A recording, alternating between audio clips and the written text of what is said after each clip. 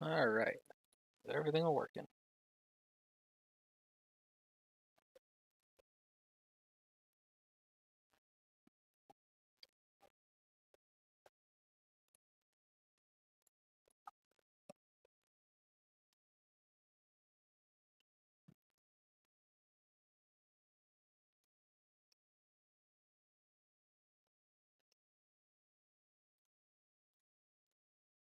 Everything seems good. Okay, cool.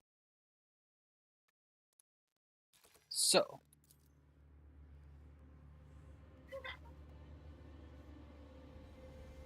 back to it. Last time on this, got a job from the Lord Inquisitor. Go over to Eufrantes II and take back that place.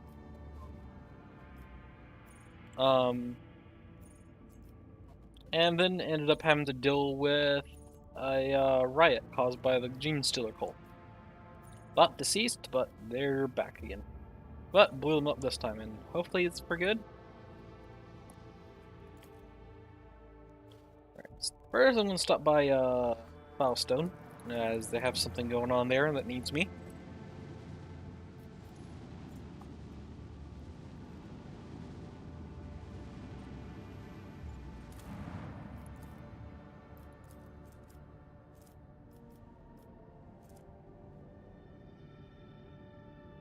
Racist priests. Metallic priests are the synchronous. Includes Ark has taken an interest in the possible Foundation Office found the Synctum on. There, armed with scalpels and diagnosers, healers will cure diseases, for instance, civil augmentations, and keep a vigilant eye for genetic anomalies among the colonists. Oh, nice. Take provisions, chemicals. I got plenty of both. Per rank of the user's conviction, Iconoclast removes all injuries. Moves toxin, burning, bleeding, fatigued, disturbed, perplexed, blinded, staggered, slowed, side dampening, stunned, immobilized, cannot attack, psychosomatic trauma, and prone negative effects. God dang.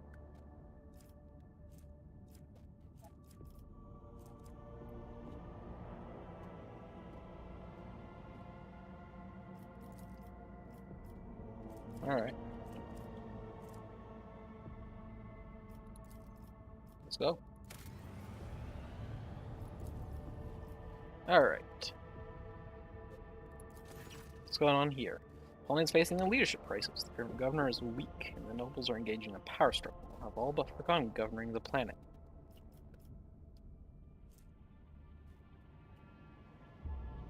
So, appoint whoever gives the most lavish gifts, gain profit factor, lose that stuff, publicly execute the most enthusiastic schemers.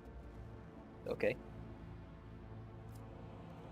Radical, entertain yourself by discreetly fanning the flames of intrigue.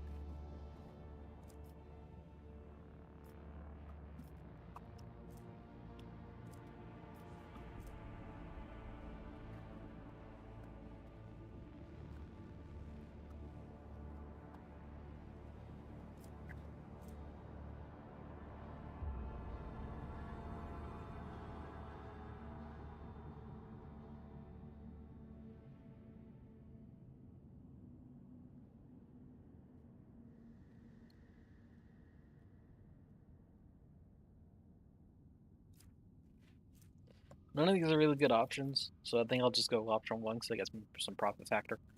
Pretty starting to have enough efficiency, complacency, and security to just eat the cost and still be at 10 in all categories. So, most lavish gifts, I guess. Make some money off of this. Vying for the rogue trader's favor, the nobility neglect its duties for us still. The victor of their coffers depleted has assumed the long coveted governor's throne.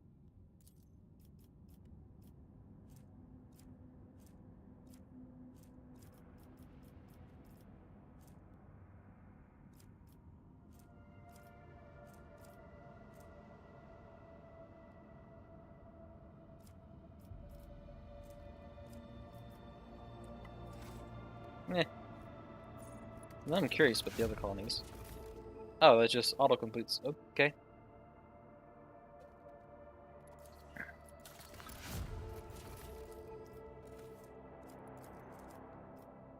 The Lost. Vance is burning, testing all of those void pipes. They're ready to pay an exotic xenobeast for such things like air or fissions. Need more of the Fellowship of the Void.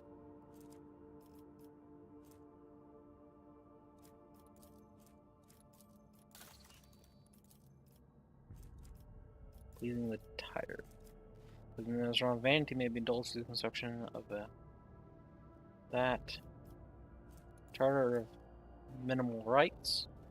Adoption of the Charter, a document that grants certain rights to commoners, is a scandalous decision. The step will allow a small group of elected commoners to rule the Dargonis alongside their aristocrats. Lose efficiency and security, gain a lot of complacency. More iconoclast. Rogue Trader gains 3 times iconoclast rank fellowship. That's like 15 fellowship. I mean, I don't use fellowship for anything, but that's still a lot of fellowship. Sure. Ooh, efficiency's gonna hit a rough spot. But I'm sure it'll be fine. You have a gamma. Need holding ammunition to complete, which requires more with the Drusians. Earthbreaker needs more phlogiston.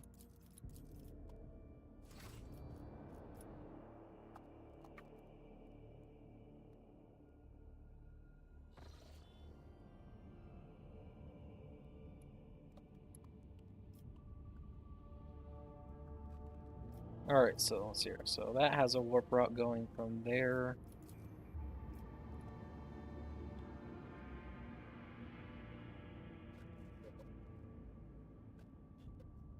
To there?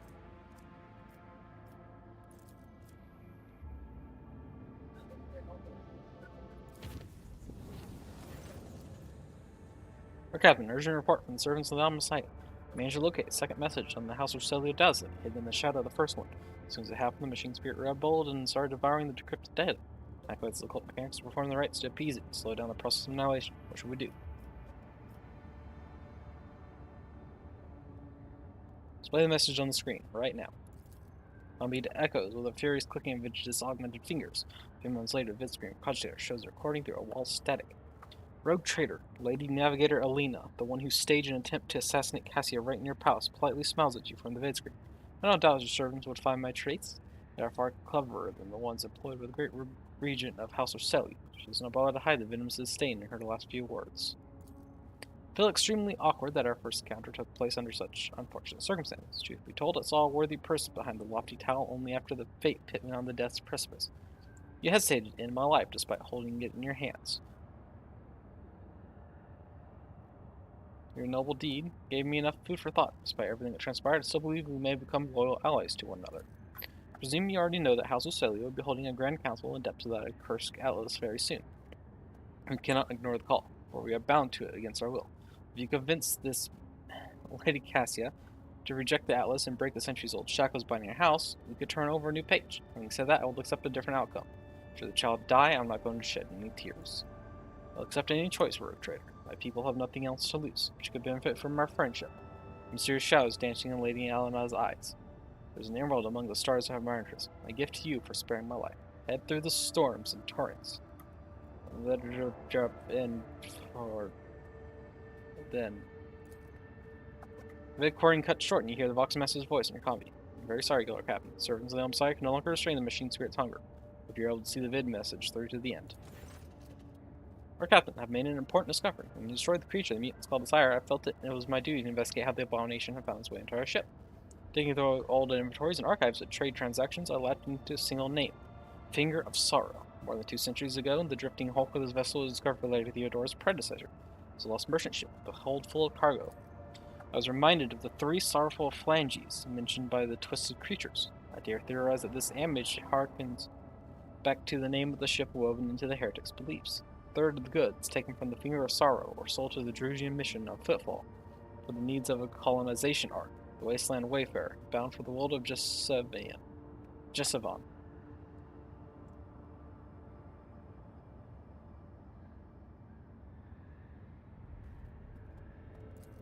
III was taken to Hive Siphoning 84249, Dargonis, where a mutiny broke out later. The final third was left on the flagship, so you can see where I'm going with this. Centuries later, a cult of mutants emerged in every single location the shipments were delivered to.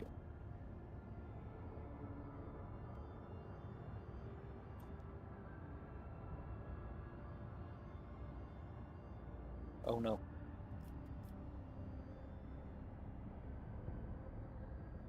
Where did this finger of sorrow come from? Rather than expanse from somewhere in the cultists sector. More precise information be contained in the dead vessel's logs, but I do not have it in my possession.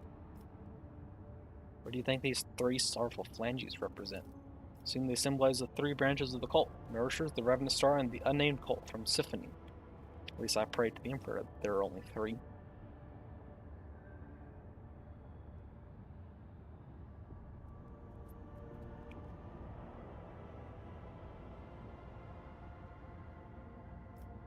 Wait, so are you saying those mutants that we fought back on Fall were in that one region that was completely cut off at the beginning of the game?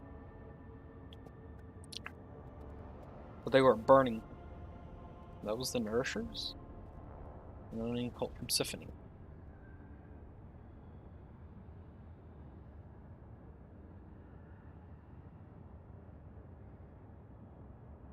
Oh, yeah, that's right. Siphoning 84249 on Dargonis. Yeah, that's where that cult was. Because I figured out those were gene stealers as well from certain things. Tell me that Von Blintz's dynasty has been transforming genetic aberrations across the expanse? Purely out of ignorance, the creatures probably lurked in the cargo and no one discovered them. Or perhaps, we know these things can take over minds, could have dominated anyone who stumbled upon their nests. We should locate the wreck and investigate it. Coordinates have already been entered in the logbook of your ship.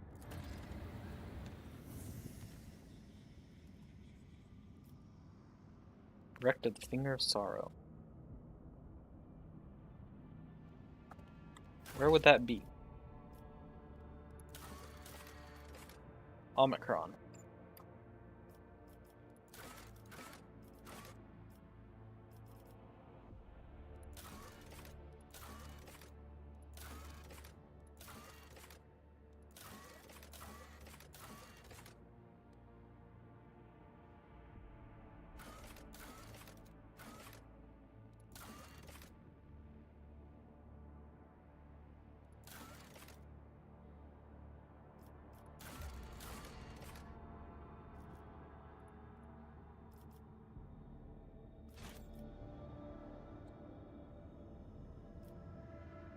So where's Omicron?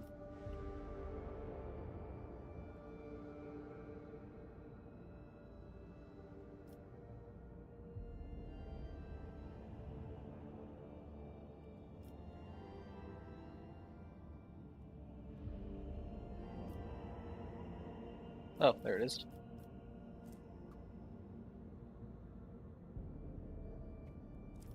I'll come back there later.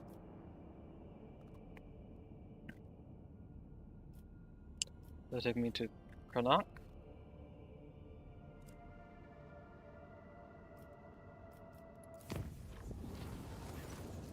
Permission report, Lord Captain. Starwick's voice is resonant. Mistress Cabela has been apprehended by enforcers at the scene of the crime. Eyewitnesses saw her assault and kill the esteemed Sharagan Majoris. She has confessed to the murder. God dang it, Cabela.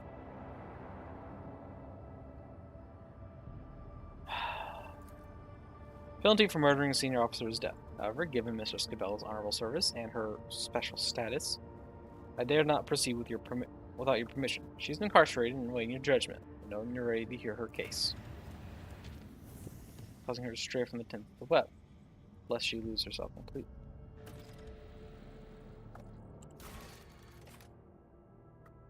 Belle is tormented by spiritual affliction, causing her to stray from the tenth of the web, lest she lose herself completely. Delman must walk the path of fear and doubt toward death itself. Belle is murdered an officer, Mr. Armstrong expects chosen sentence her in person.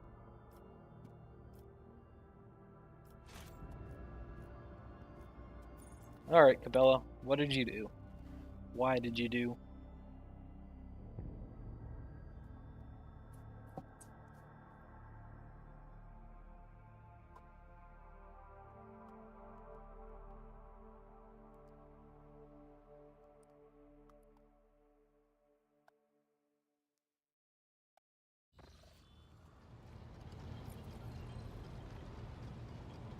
Yep, dude's gone.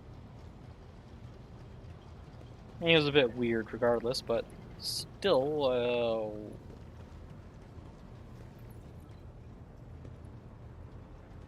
yeah. So it brings up the question though, why?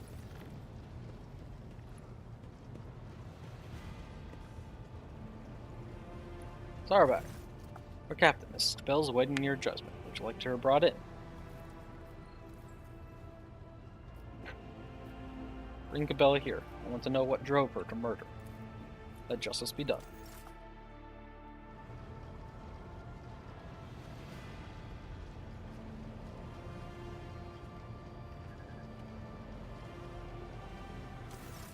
Captain, murder has been committed in the ship. Victim is one letter to Flores, charge in majoris. The perpetrator was apprehended at the scene of the crime, admitted her guilt, and did not resist arrest. The others appeared cold and apathetic. Unblinking eyes stare vacantly, her expression odd. The Furious clan invoked a ship's tradition and summoned a requisitator to testify on behalf of the deceased. Requiescator, whatever. Late Letard the Furious, the masked man bows, stiffly and decorously. Requestricator, explain.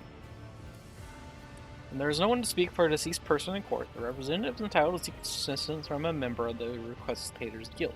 Duty is to know and remember each and every person in the ship so that they can defend the interests of the deceased and represent them in court. Study the victim's entire life history to gain the most detailed impression of their personality, deeds, and aspirations. The guild was founded by one of your distant ancestors, and to my knowledge, the Requestators only exist in our glorious flagship.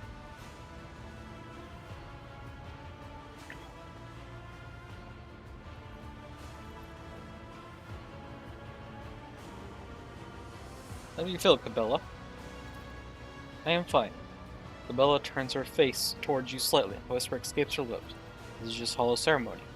Pointless. See how well he knows his thesis. Tell me, Requisitor, what did Forrest like and dislike about his work?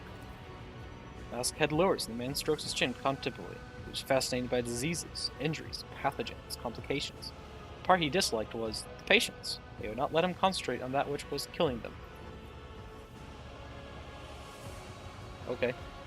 As a respirator speaking for the late Florius, does the man not have a family? The clan to which the deceased belonged are wary of bringing accusations against the Lord Captain's companion, and the esteemed Letad never made any courageous friends in his life, having always referred his work to the company of others.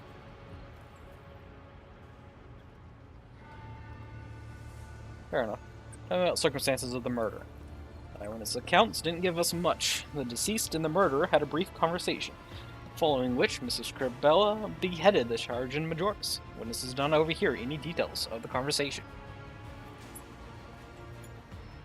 Is it true you killed him, Cabela? Yes. Either the charge and death or her own impending punishment seemed to trouble Cabela. Her pensive, dark gaze wanders around the bridge. It was me. Why did you do it? The heartless man took on a burden that was not his to bear. His duty was to heal, but instead he sent people to the undying one. His time had not yet come. He was cruel, and had no intention of ever stopping. Her influences make Cabela more compassionate.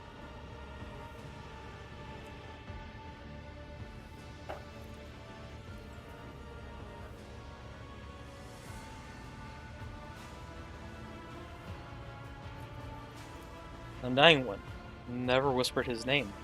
I myself decided to sever his thread. I told you it would end like this. Why should anyone listen to little old Jai? She shakes her head sullenly. Jai! Ah, dang it. The colors have changed. The scarlet and the gold are drowning in the rage of muddled crimson, the misty blues of sorrow and the impenetrable greens of doubt. The shades are all in conflict, and together in a frantic tapestry. You walked a narrow, dark path across a yawning abyss. It's small wonder that you stumbled. This soul, already mangled by bloody and frightening service, is fractured further still. Can it still be saved? Your lip falls silent, leaving your own questions unanswered. Let's hear from the victim's representative. Mouseman's voice is unpleasantly creaky. Esteemed Letard served this voyage of his dynasty for many years, treated the sick and gained new knowledge as his trade commanded. Saved many, but he himself was not saved. asked Mrs. Cabela. No grievance. He never offended her. He merely answered her questions regarding his work, whereupon he was attacked. So he has the right to demand a reckoning. The death of his murderer would be lawful and proportionate retribution. Heartless man did more than kill people. He maimed them too, tortured them, killed them slowly, unobserved. He treated the sick, and he gained knowledge. The masked head jerks up tauntingly. The boots of those who walk the path of wisdom leave bloodied footprints. It is a rule that existed long before the esteemed Latara did. Whom specifically did Furius torture? Unimportant people, common people, doomed people. Our Crusader shakes drops of imaginary blood from his hand with disgust. This was the esteemed Latard's way of thinking. Does a doomed leper care whether the disease or the knife is causing them pain? It's a formula for a medicine that would cure distinguished officers not worth the lives of a few dozen commoners turned test subjects. With the knowledge he gained, he invented a multitude of bombs, antidotes, and treatment methods that went on to save thousands of lives.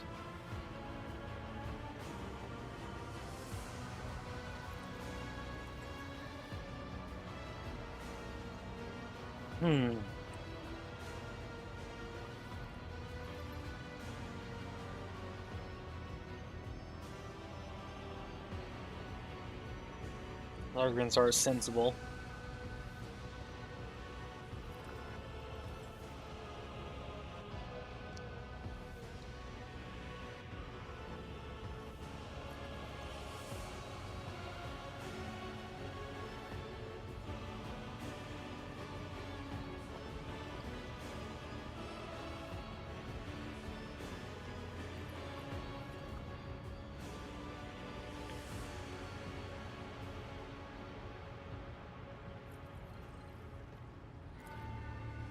Latar would be grateful for his judgment. He was a man of logic and practicality.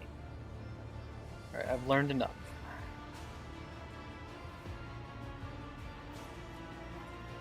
Only wait your verdict, Lord Captain.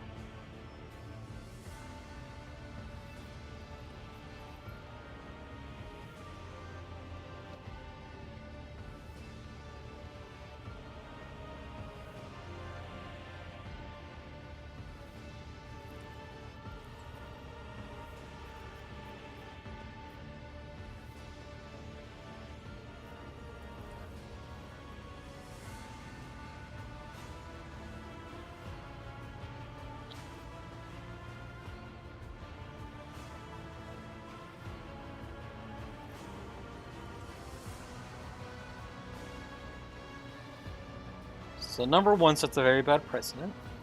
Number two doesn't really work because she was not serving the Emperor through death. She stated that it was her own choice to kill a person, not the Emperor's choice. Reward the Furious clan.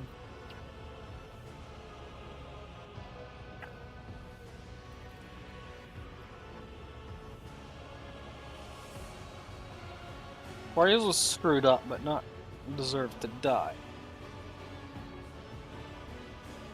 He saved lives by ending lives. So, twisted, yes.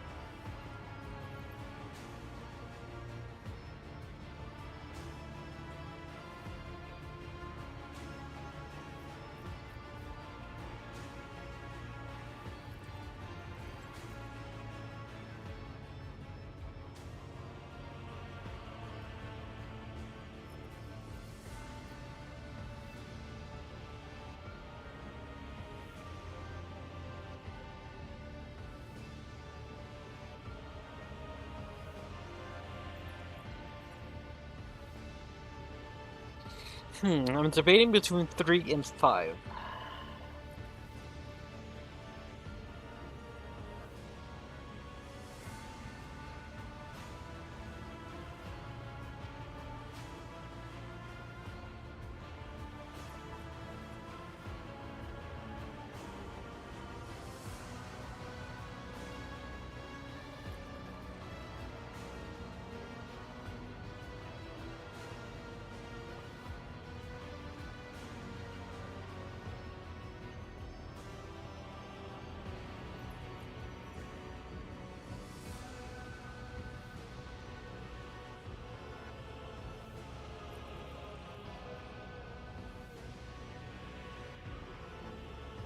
I think I'm going with 5.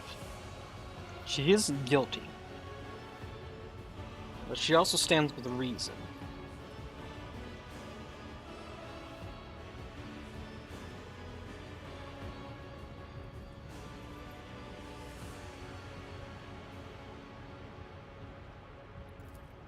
Not be put on trial. Belle's words are barely louder than a whisper, but everyone hears them. She raises her head, face deathly pale, as if she is asleep with her eyes open. None have the right to judge a spinner of death. She points at the masked man and smiles rarely. Her grim whisper is chilling. I am going to kill you too. No contradicting Lord Captain, convict Horser lays a firm hand on Bella's shoulder. I will be your end. Do not touch me. Her hissing whisper turned into a ferocious cry. Out of nowhere, a dagger appears in her grasp and flashes across the enforcer's hand. Bloodied fingers fall to the ground, to the floor. Honestly, that's on the enforcer. He's the one who decided to, take action against a spinner of death who's clearly unhinged.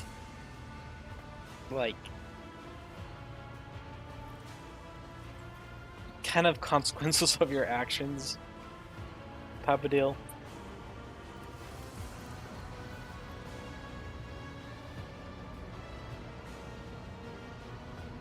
Hello, who are you? Oh, Vizier. Oh, that's his mustache and beard. It looked like a mask. The bridge is suddenly filled with a furious clamor until an old man's whisper cuts through the noise. Enough, my daughter.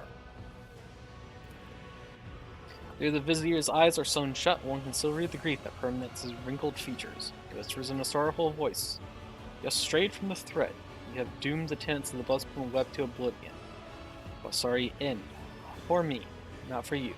For I am compelled to usher my purchaser's soul to the other side, for it is my own time to go.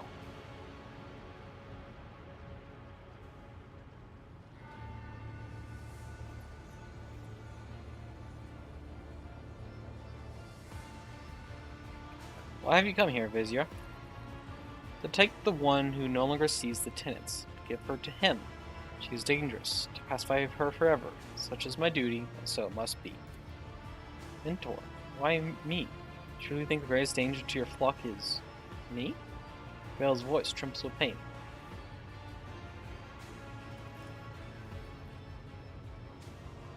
What is happening to her? She is not herself.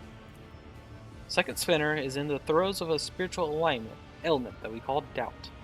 This most terrible element, though harmless and delayful, is deadly to us. For a doubtful spinner will stray from their destined thread and into bloodthirsty madness. Doubt brings them to the undying one before their time. Our service is demanding. It requires clarity and sense of purpose that she no longer possesses. Long have I sensed the seeds of anxiety in her, but hoped her reason would prove stronger and prevail. Alas, I now see the mark of despondence on her. Alas, I know that I am not mistaken.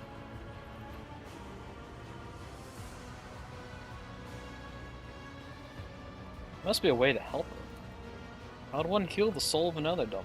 She is fighting a losing battle inside her mind, when she has all but lost. Can I enter her mind, and not reach out a hand to her? Although, you could. Thread binds the Domin and his shadow together. A rare thread, a shared thread. Will that connection be enough for your souls to enter into harmony?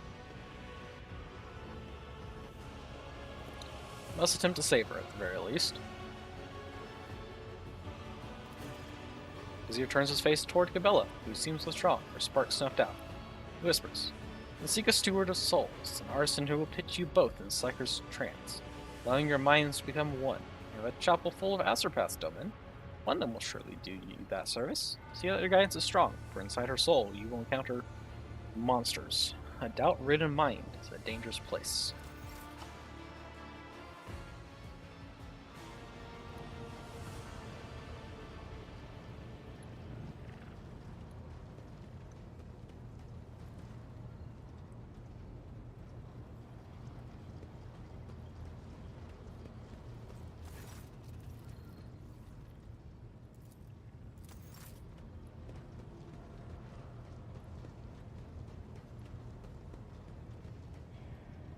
Now Dublin. Right. I must first clear my mind.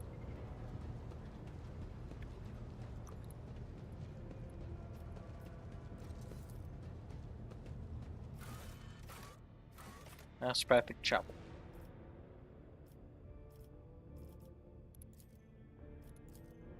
Take a Bella.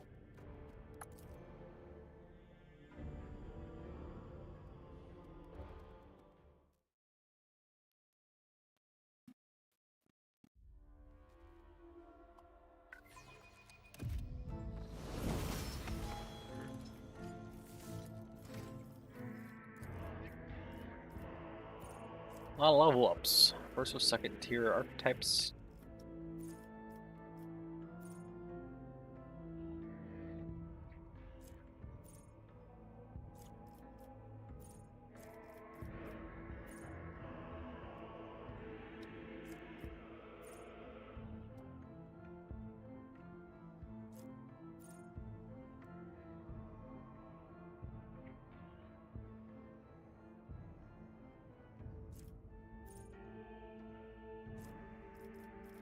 Formidable Distraction.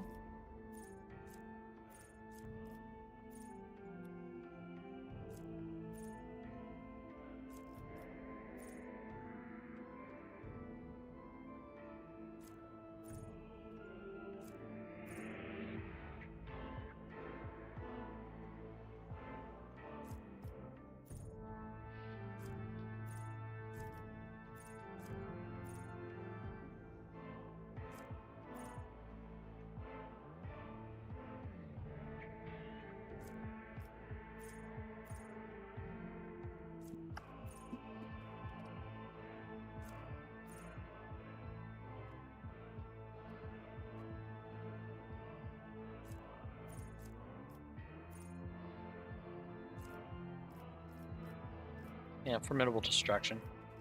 Common Talent. Base skill and advanced skill athletics. Could go for cruise.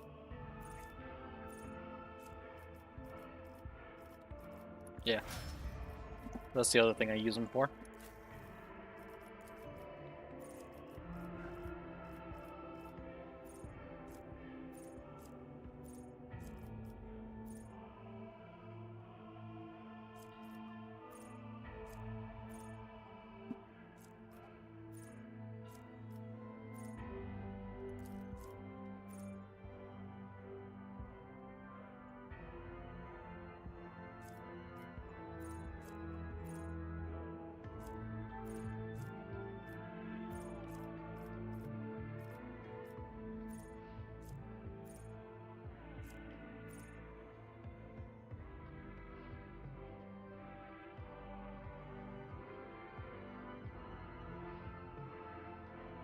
Hey, Accustomed to Glory.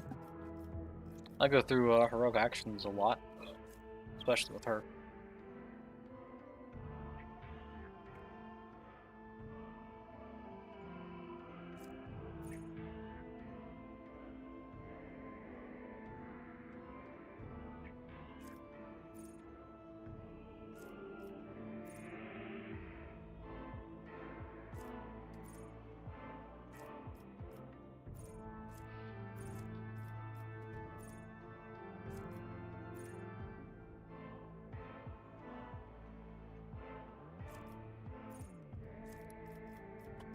Alright, common talent. Says demolition's already maxed out. Bolt weapon expert.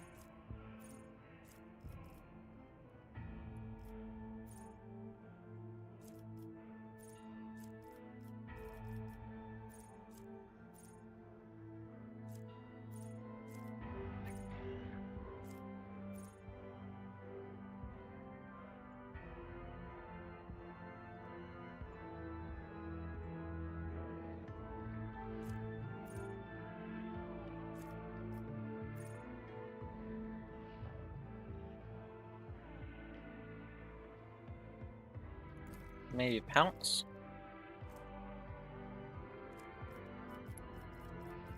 Common talent, which is advanced skill awareness.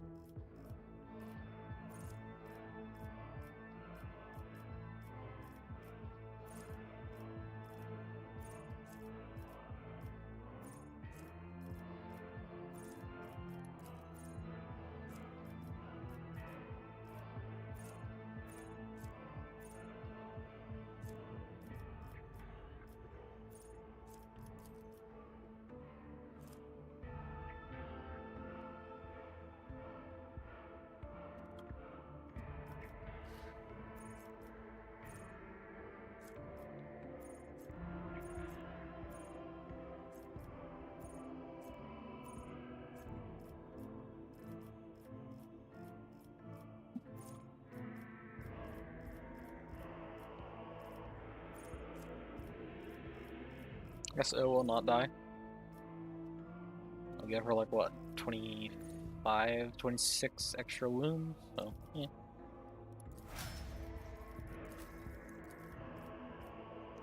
Die.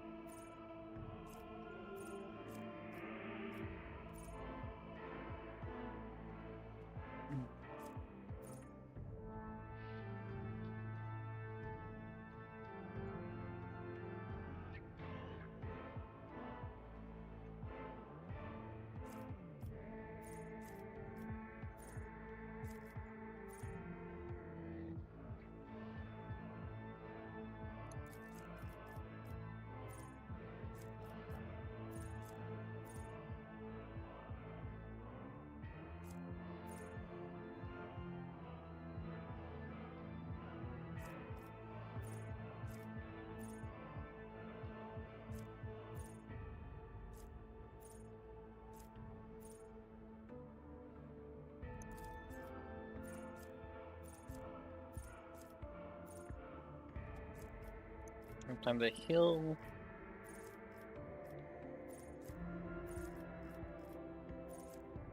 Just go persuasion, advanced skill coercion.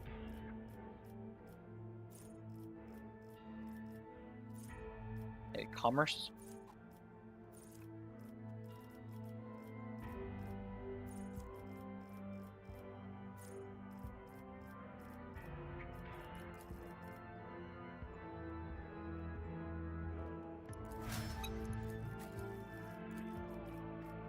Alright, first and second tier.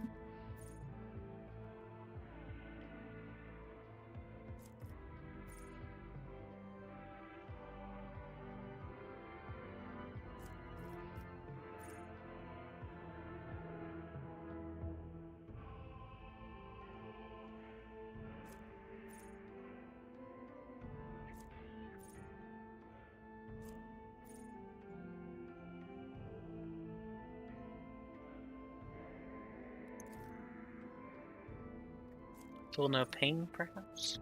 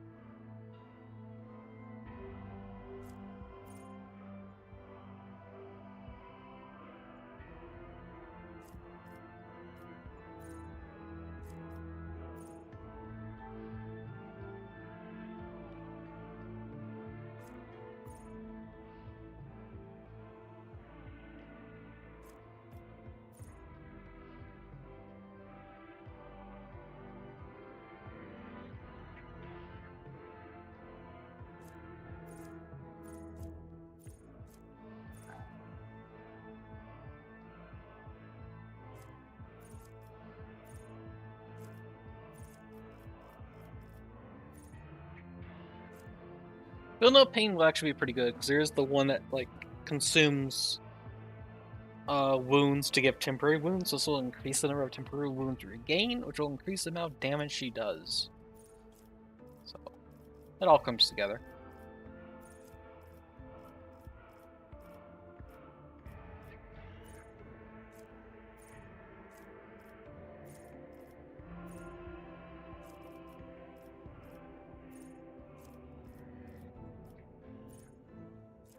Something in it will not die.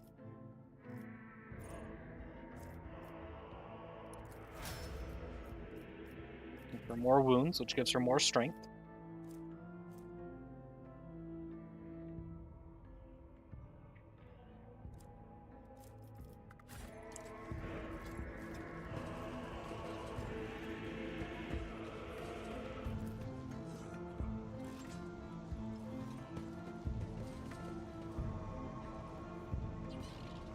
Hello there.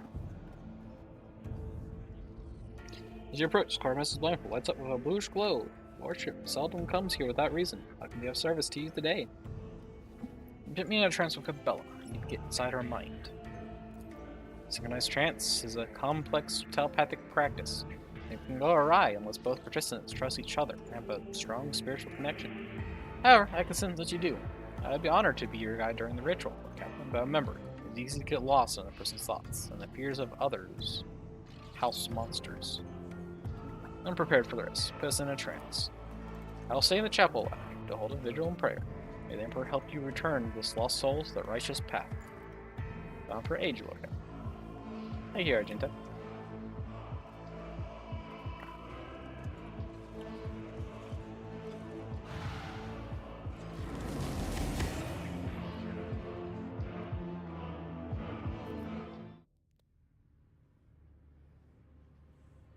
Alright. Section Prince Expanse on the Book of the Dead, the Holy Scripture of the Cult, the Bloodspun Web. Author unknown. A shackled mind cannot comprehend the wisdom contained herein. Therefore, repeat, he is death. Release your breath at each word. Cleanse your thoughts, he is death. Truth lies in death. Free your soul from the bias cage. Become nothing, he is death. Now your heartbeat is a perfect line, and your vision is shrouded in dusk. You have almost reached a state of purity and balance. Heed. No human will see death before their time. That is the delusion of the living. Heed. To which we say, a strong spirit can travel there and make the journey back. Heed the tale of the great Dublin Lash, who descended into the kingdom of the dead to retrieve his shadow. He is death. Both and death are one. We are snatched from a place of warmth and sent blood-covered into an unfamiliar world. Dying is the same. Dublin, too, learned this as he opened his eyes and found himself in the lower decks, lying in a cold coffin.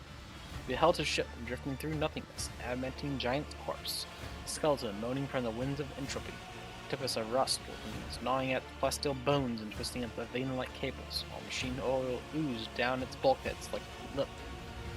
Had the Doman been alone, he would have lost his way inside the ship's mingled bowels, but a guide reached out a hand to him. The spirit of old Veni Zachary had loyally followed the Doman to the other side. In the 11th of the hereafter, the piercing gaze of Veni Zachary, discerning the thorny path to the hells of death. While the servant sword to protect his lord. Together, the Doman and the Vinny made their way up through the malformed frame of the ship. From the cold catacombs of the lower decks, they traveled up into the fires of the ship's crematorium. Tongues of flame licked at them, yet they did not burn. The dead marched toward them to be turned to ash in the fire. The Doman and the Vinny toward the dead in turn. The great gate of the crematorium, the path was blocked by the executioner. A sentinel made of metal spikes and coiling blades, with roaring flame and pale bleeding body is writhing within, such as a blade that's lost its strength to the tenets.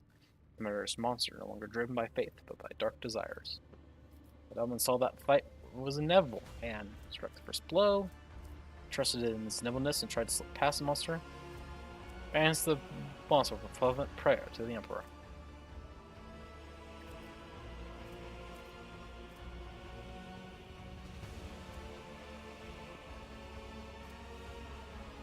Let's banish the monster.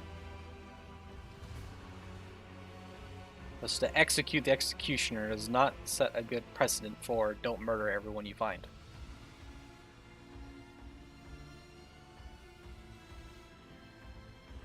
Alright. Or Imperium. Beast prostrated itself and began to tear its own body apart. but words of true faith pacify even the worst of evils with a sense of shame and self-loathing.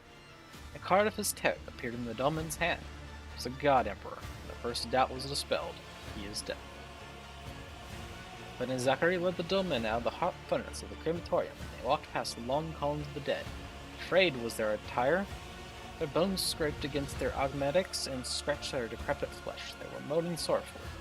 And the sound made memory fade away. Domin saw that the dead were carrying an ark. Inside the ark was a thing. A lost child cocooned in silk. Shedding crimson tears for the unknown, the unliving carried her as servants would carry their lady, and loudly lamented their fate, such as a blade mired in broodings over a lost past, a helpless child paralyzed by regret. Lest he sink into the soft rot of their wails and perish, the Domin, sternly ordered the operation to vanish, pressed onward, pushing the dead away with his strong arms, spoke gently to the lost child. God, my fellowship is 65. Holy crap. Spoke gently to the lost child.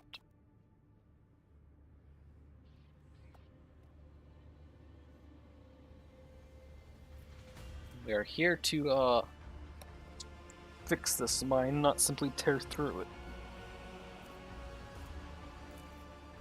And the lost child's tears were dried. With a meek sigh, she returned to nothingness. For mercy, too, can be the blade that brings peace. The card of his terror appeared in the Domin's hand. It was a star. The second doubt was dispelled. He is dead. The old Veni led the Domin to the upper decks, and the Domin entered into the officers' chambers. A web of veins stored in the walls, entangling the precious trophies and statues.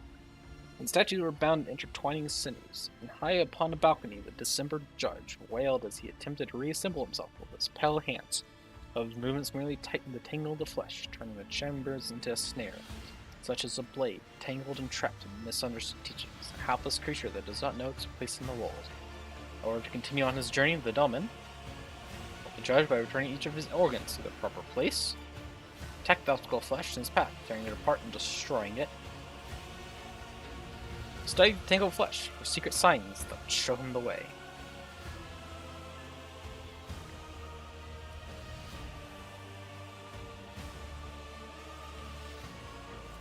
So can help, attack, or study. Let's help.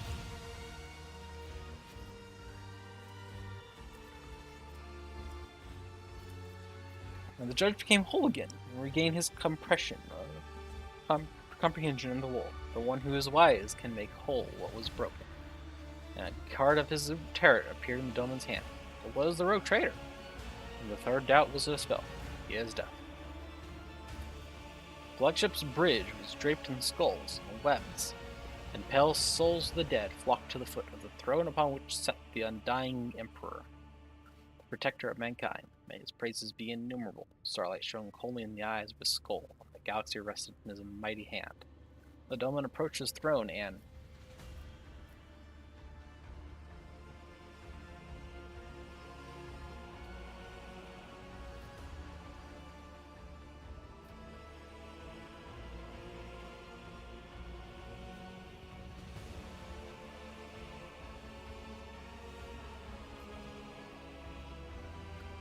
so crazy, we demanding that he vacate the throne.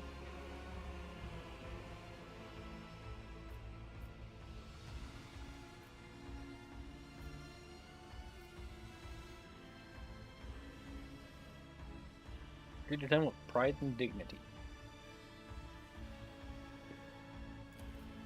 The Emperor grinned a bony grin and cast a glance at the Domin. At that moment, something died forever inside the Domin. The price of arrogant pride in the face of death is always heavy, but worth its weight. Then the Undying One spoke, and these words are to preserve in your heart as the greatest of prayers, for they spring from a source that was and is the holiest of all things. I know you, Domin. I know your heart, and the softness that dwells within it. Many who are due to pass on to me remained alive as your heart willed. But I am not angered, for they will pass on to me in the end. The dying Emperor, may his praises be innumerable, said no more, as the Domin's turn to speak. And to speak the Domin did, saying that he had come to fend his shadow and rescue her. His skeletal fingers stirred, and the Domin's shadow loomed out of the darkness beside his throne. She was bound in black chains and asleep. The Dying One was silent. Now was the time to offer a payment. His death will not give nothing away without payment in return. And Delmas promised the Undying One. God dang!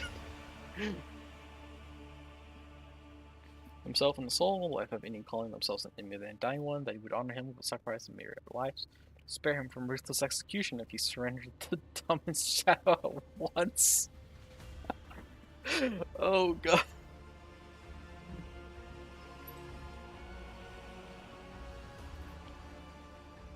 Iconoclast!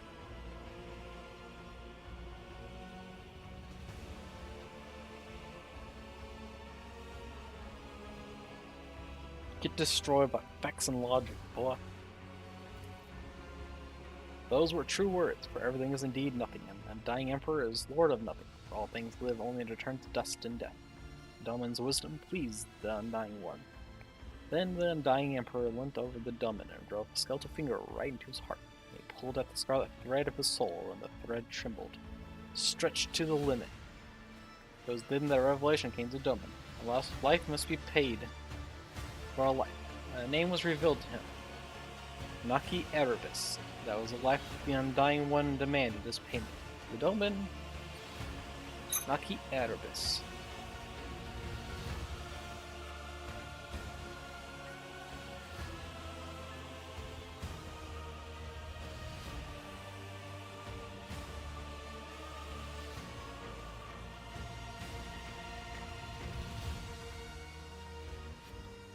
Agreed to the price. Now that the blood was sworn, and chains fell from the Domin's shadow, she remained silent and motionless, for she saw no sense in leaving the halls of death, to which the Domin told her.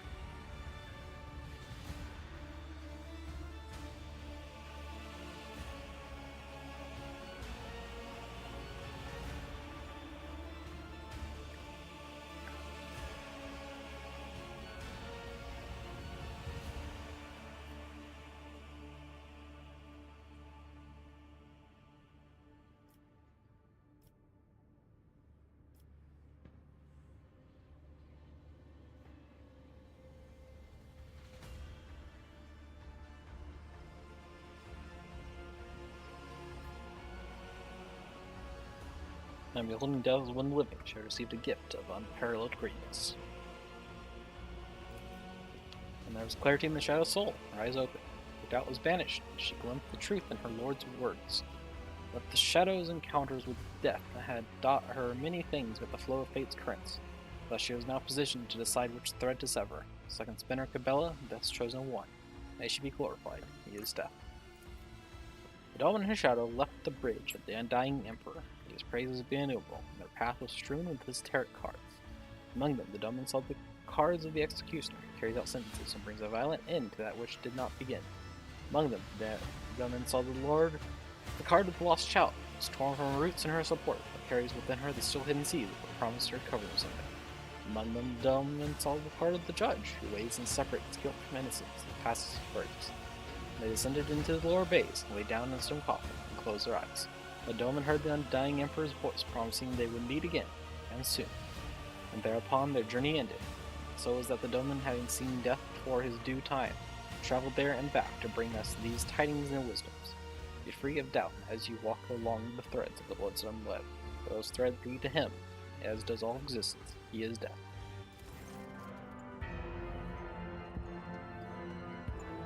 The shock of another mind's jumbled thoughts stops constricting the throat. You find yourself staring at Cabela's pale face, settled into a strange expression. Domin, what?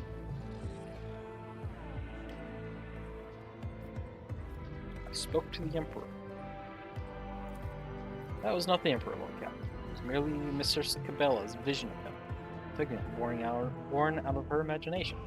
Alas, none among my fellows are powerful enough to bring you the voice of the protector of mankind. Dark. Look at the choirmaster. Even heavily, the choirmaster covers his face and whispers, "It is over, Lord Captain. We are in the world of flesh again." Are you well, Cabela? Do you remember what happened when we met death? I remember stumbling. I remember my doubt and the truth of the attendants throwing me off my feet. I remember deciding to kill, not because I had heard his whisper, but because I deemed it to be right. Death whispered my name, for a spinner without thread is like a sky without stars.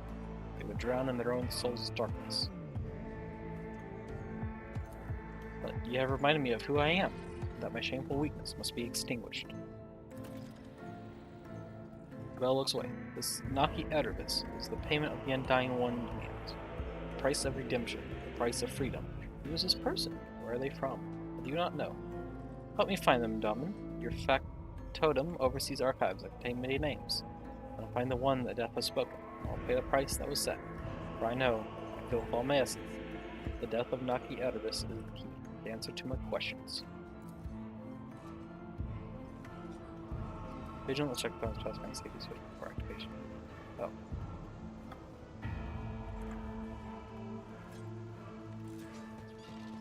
Always keep your eye on the price. Alright, so back to the bridge.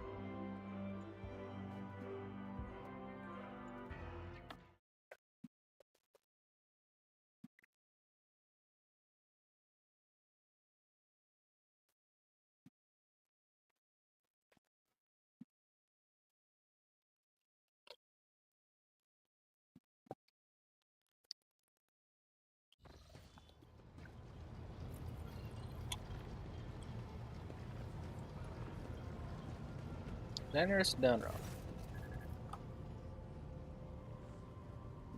Maybe assistance. Need to find someone. You must locate someone named Naki Erebus. Find whatever information you can. Erebus. Clan name's familiar. May I ask your lordship to give me a little time. Flagship archives being as fast as they are, I will spare no effort in finding Naki Erebus as soon as possible. 15 minutes.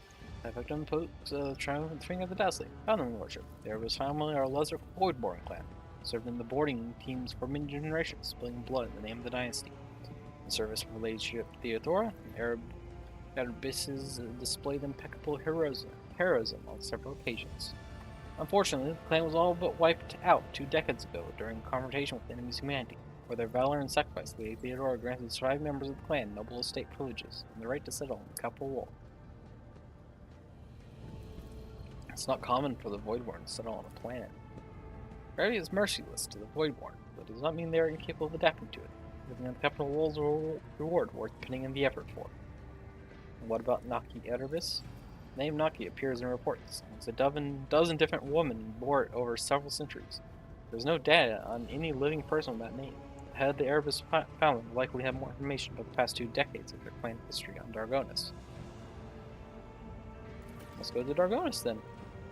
Send the dynasty's representative in the capital world and instructions from the Erebus family to the palace. Alright. Actually, I want to do some trading with the Drusians.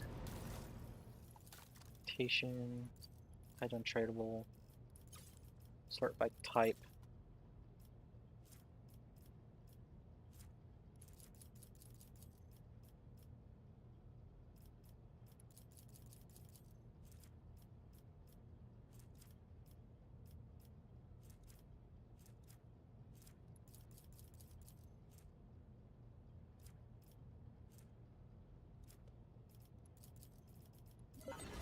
There we go. And that should give me enough to get the next thing I need. Carapace. Warhammer's critical hit chance of melee coming increased by 40%, plus dodge against enemies. It's all the enemies adjacent to whoever can stagger. 1 round.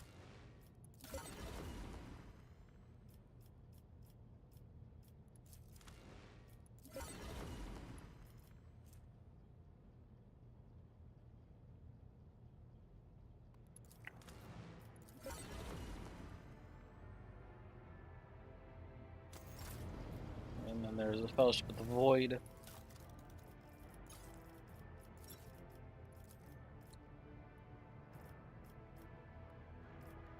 They want heretic trophies and Xeno artifacts.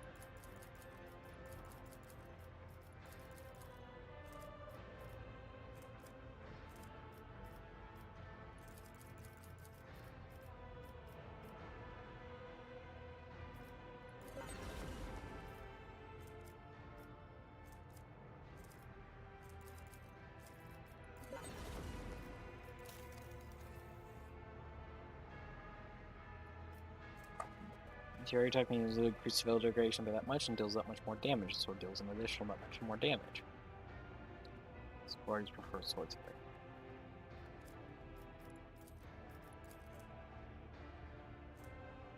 Creation times Sirating.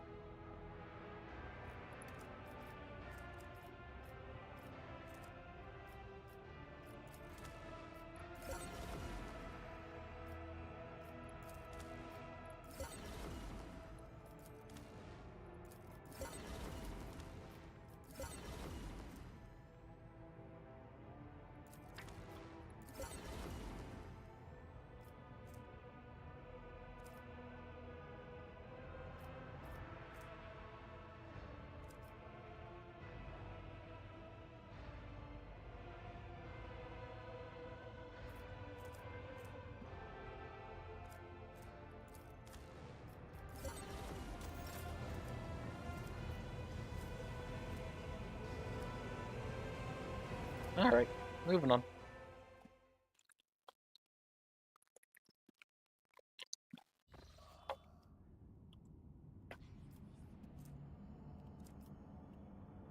Right, want to go over here for Emperor's Palm.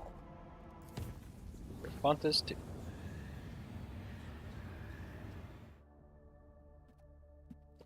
Okay, straight to the bridge.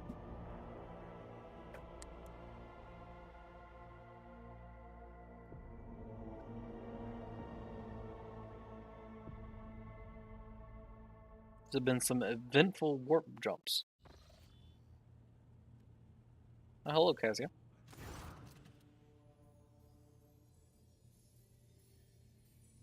Ah, wonderful it is that I found you here. Control anxiety washes over your body, causing you to lose your breath. Cassia knows this, closes her eyes, and you're released from the grip of emotions that are not your own. Please forgive me. My powers are sometimes too insistent in their attempts to break free from my control. You made great strides in learning how to keep them at bay. Mend your perseverance. Came to deliver good tidings. I've spoken with the House's navigators through the Atlas. Of late, I can feel with increasing clarity how our connection is growing stronger. Despite the descent in its midst, House Roselia has been able to keep a precarious equilibrium. Thanks in part to your unexpected arrival in Europe 5 and the resolution of the conflict that is your bonus reception. Nor Celioses concur with your decisions, but none can deny the impact that you and no one else have had on the House's present state of affairs. Cassia nods gratefully, lowers her gaze and clasps her hands together. There is more I wish to tell you. It is about the visions I have come to experience at an increasing rate during warp jumps. The same visions come to me again and again and again. It is as if I'm going mad. For you see, these visions are about me, the Atlas, and Tisiphone Arcelio, House's previous novator. I have seen Tisiphone's experiments, the ones that involved the navigators from the Sethala branch, she was rumored to have destroyed for disobedience. The visions told me an altogether different story, one where the Sethalas helped Tisiphone create the Atlas, and they vanished immediately after the experiments are done with. Perhaps I can... No, I can find the way to the Palace of the Atlas if I recreate Tisiphone's journey from my visions. The real palace, not the psychophysical illusion to which the Arcelio navigators can reach out. I've always had a feeling that it truly exists in our world. Now, however, I know with absolute certainty.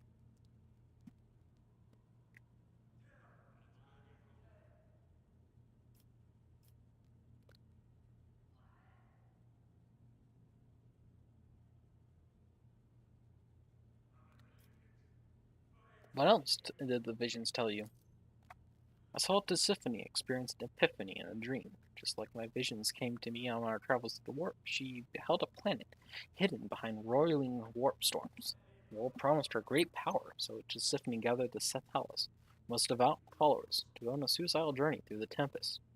I know not the details of what happened on that planet, but it was there that the Sethalas sacrificed themselves for an experiment of some kind. It was there that House of Celio obtained its staraway Atlas. The first time ever, I have an opportunity to find answers to the question my mentor has so deftly avoided. Why did Tisiphone choose me? What is the Atlas? Is it true that House of Celio's past is drenched in blood? Please, Lash, do not snap this tautly drawn string of destiny, my destiny. Journey with me into Tisiphone's wake to the distant stars.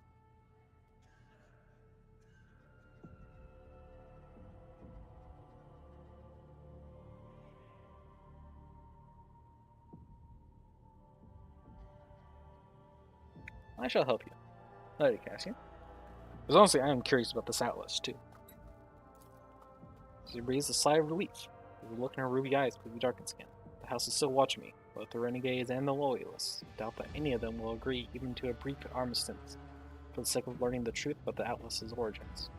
And I do not wish to see House of Celia lose even one more life to another fratricidal skirmish. No, I shall go after the answers about our own past on my own.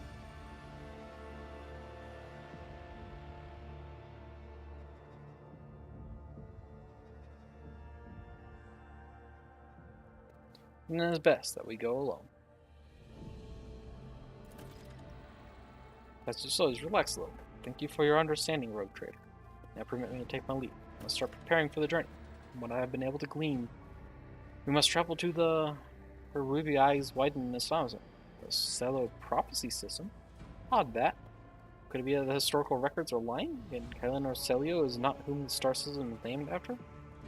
Either way, that was the system from which the Symphony embarked on her journey, and we are going to follow in her long-forgotten footsteps. Interesting. Alright. I had a feeling about Celio's prophecy being something big. There was shockingly little there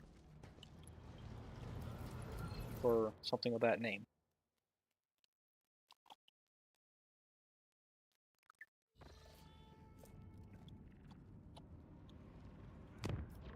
Wait, Marginus Mundus. What? Celio prophecy. Huh. Okay. I'll have to make my way over there at some point. Anyways, Eufrantes II.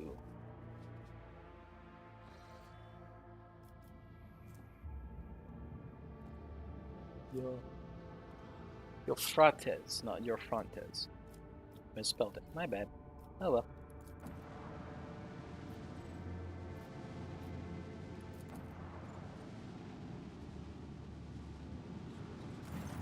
Our captain, United Corps of the Explorators and the militia forces ready to attack the heretics. Took over the Eufrates II.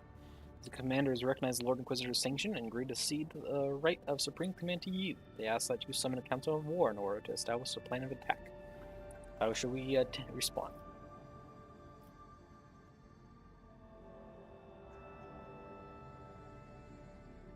Summon them to the bridge, and we will hold a council. Consider it done, your lordship. I will notify the commanders that you are ready to meet with them.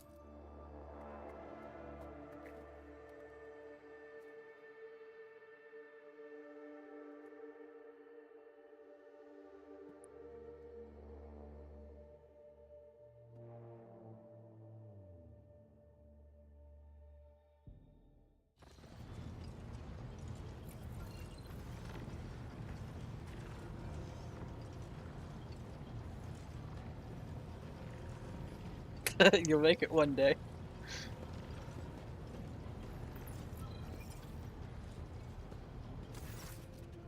Opticon! How you doing? Haven't talked to you in a while. Leader of the Explorator Warriors appears on the bridge, and the deck trembles beneath his metal gate. He has acquired a new set of fearsome armor since the two of you last met. His mech dinner is now fitted with more formidable weapons of destruction. Unit Opticon 22, initiating identification with a grading procedure, unlocking the option of strategic data exchange. The Emperor's Angel, who follows in his wake, is clad in armor, the color of a tempestuous ocean. You hear his voice, throaty and brimming with untamed boldness and strength.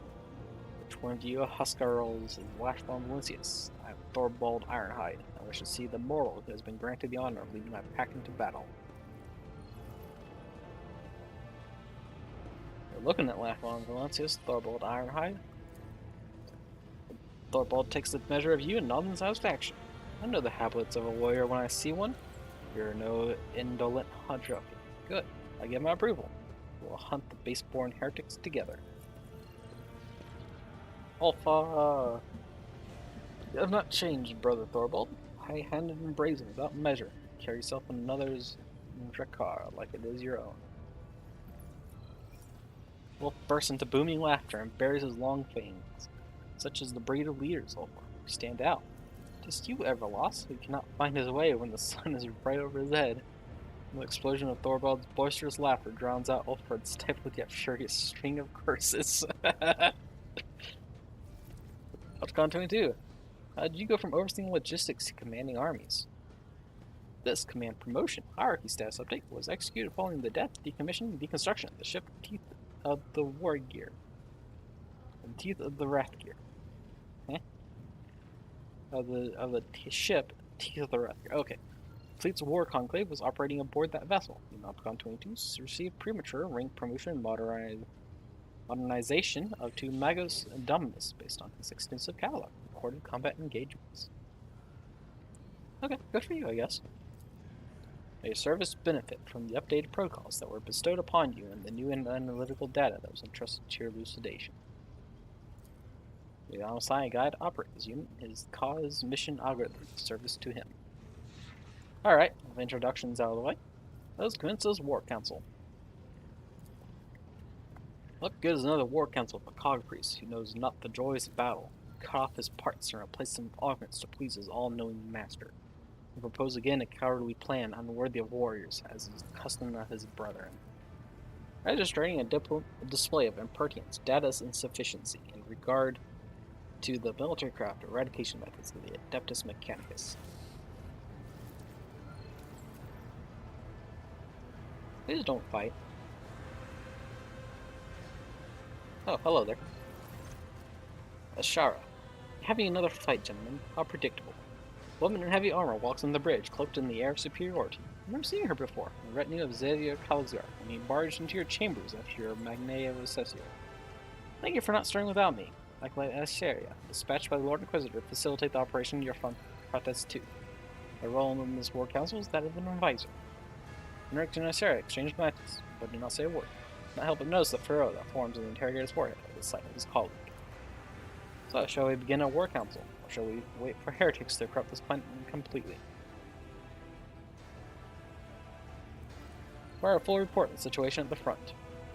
Eufrantes II is a forge world. Manufactorums and extractorums take up most of the surface. Upon corrupting them / disrupting their production algorithm, the heretics enhance their ranks with possessed mechanisms and false effective traitor Scutari, whose protocols were disfigured with indoctrinating scrap code. Our forces have secured minor footholds on the surface, but are now delivering an effective blow to the headquarters operations center of the profaners in the Machine Cathedral, at the Heart Manufactorum Sigma S13. According to the available data, it is the current location of the arch-heretic termination target, the Dark Apostle Eurolon the Cruel. Why is Dark Apostle spelled different? May outnumber the enemy, but ours is a poor war band. All it has is still cows of the Omniscient, and scantily trained serfs from across the expanse, while our foes are detestable but nevertheless deadly putrid target traitors from the ranks of the word bearers, and their vessels protect the Machine Cathedral from orbit.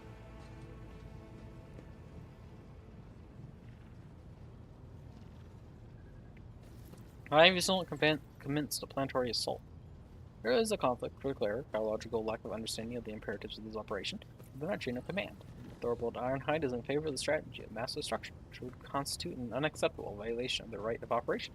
Every square meter of the manufactorum is sacred, high productivity value. Which is why the Cog Priest is so intent on hindering and sabotaging our assault by refusing his forces and landing Dracaris. Thorvald Ironhide won't fight on the terms of priests. If battle plans rejected, the Omniscient servants can retake the planet themselves. Maybe they think their lives mean nothing compared to their precious cathedrals, but Wolf knows what his life is worth.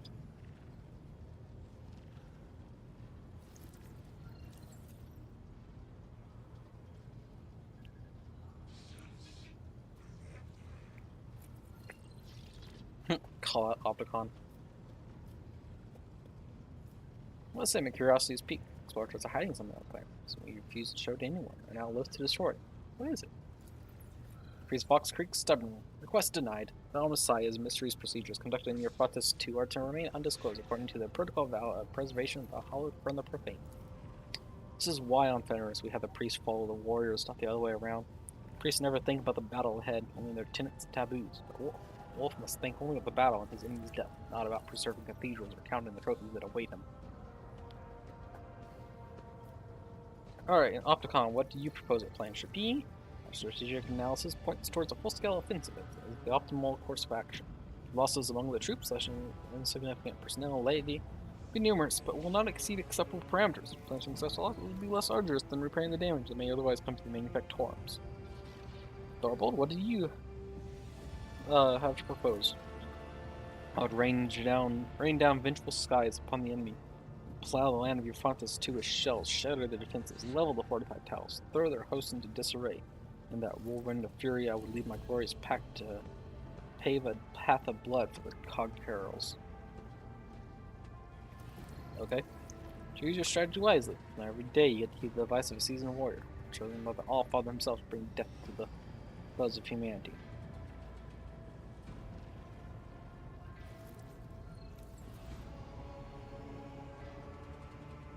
Sure, why are you here? The Inquisitor entrusted me with the task of forging an alliance between the assembled fleet and the forces of the Cognatius fleet. Once this task is complete, I am to act as an observer and a special operative. What are your responsibilities as a special operative? I'm afraid the Inquisitor did not give me the authority to elaborate on this matter. There is no surprise in my heart. The Inquisition is, as always, too ashamed of dark deeds to reveal it to honorable fighters. Thorvald makes a show, spitting on the floor. Why was you people dirty my floor? Cobell bleeds over it. This is gonna be like a different safety hazard.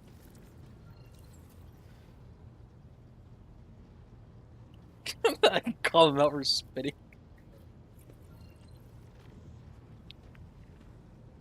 Why did Kalxar choose you? I happen to have some experience with large-scale bloodshed. Traitor, that, and I never failed to deliver results.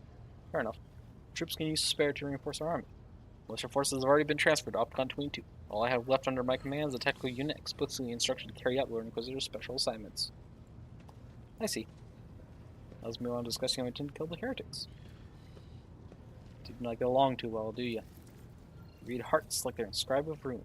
Thorvald lets out a mocky chuckle. Tis true. My brothers and I grow tired of this cog priest and his naysaying. For whatever reason, he thinks himself our lord. I concur with this statement. Given that the military action, sacred purgative crusade, eradication procedure has taken place on a world devoted to the machine god, and Opticon 22 insists on his privileged status in the matter of strategy selection. For Imperium Rising, Ms. Thorvald. If Opticon 22 were to come defend us and start ordering a new round, what would you do?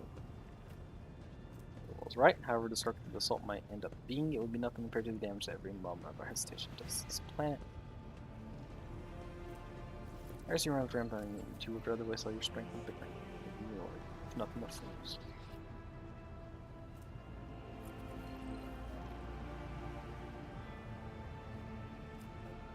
I'm gonna call out Thorvald. Opticon 22 would come defenders and start ordering you around. What would you do? Space Wolf bells with unpleasant laughter. I'd like to see him try. Fine, I hear you. No one will accuse Thorvald Ironheart of disrespecting the masters of the house where he arrived as a guest. You hear no more argument from me, only silence. I will kill the heretics in the manner chosen by the esteemed cog priest. I shall now present to you the plan of our assault on Eufrantes II. Your step is obvious. Eliminate the machine cathedral's orbital support. What planetary assault strategy will you choose following the destruction of the enemy void fleet?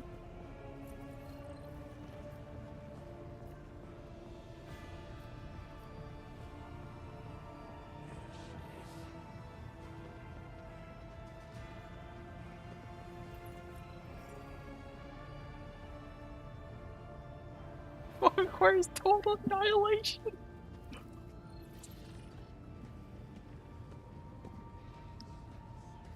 We'll begin by bombarding the enemy positions at advanced costs. We must conserve our troops.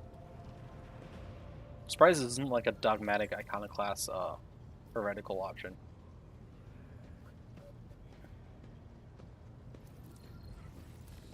Plan bores me.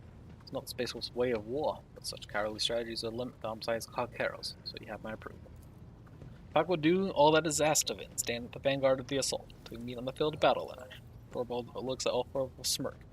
Say the same to you, Ulfar Everlost. It is a pity your pack will not share in the glorious victory with us. Ulfar lets out a bestial grumble and says to you, that boastful Grizzoff, talks too much about my pack. He knows where my brothers are. I can smell it. Before we dive into carnage, summon him to your ship and let me question him. I wish to hear what he knows, while he still has not lost his blathering tongue to the heretics. Strategy confirmed was optimal, updating the Skitarii tactical programs, transmitting his units general blessing authorization for offensive action.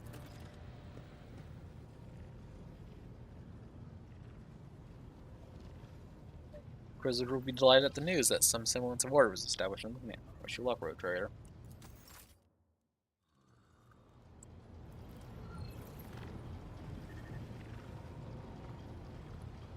All four are standing around down here, right? Yep. Let us raise our cups at Fator, in honor of deeds accomplished and in expectation of those yet to come.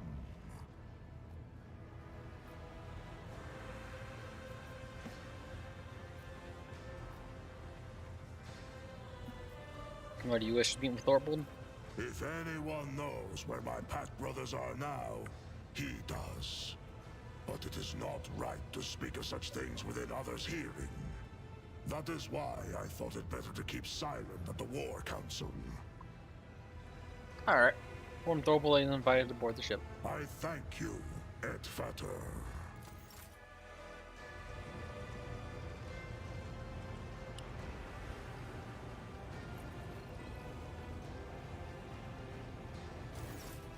Poor Vigdis. She is completely outclassed by everyone else.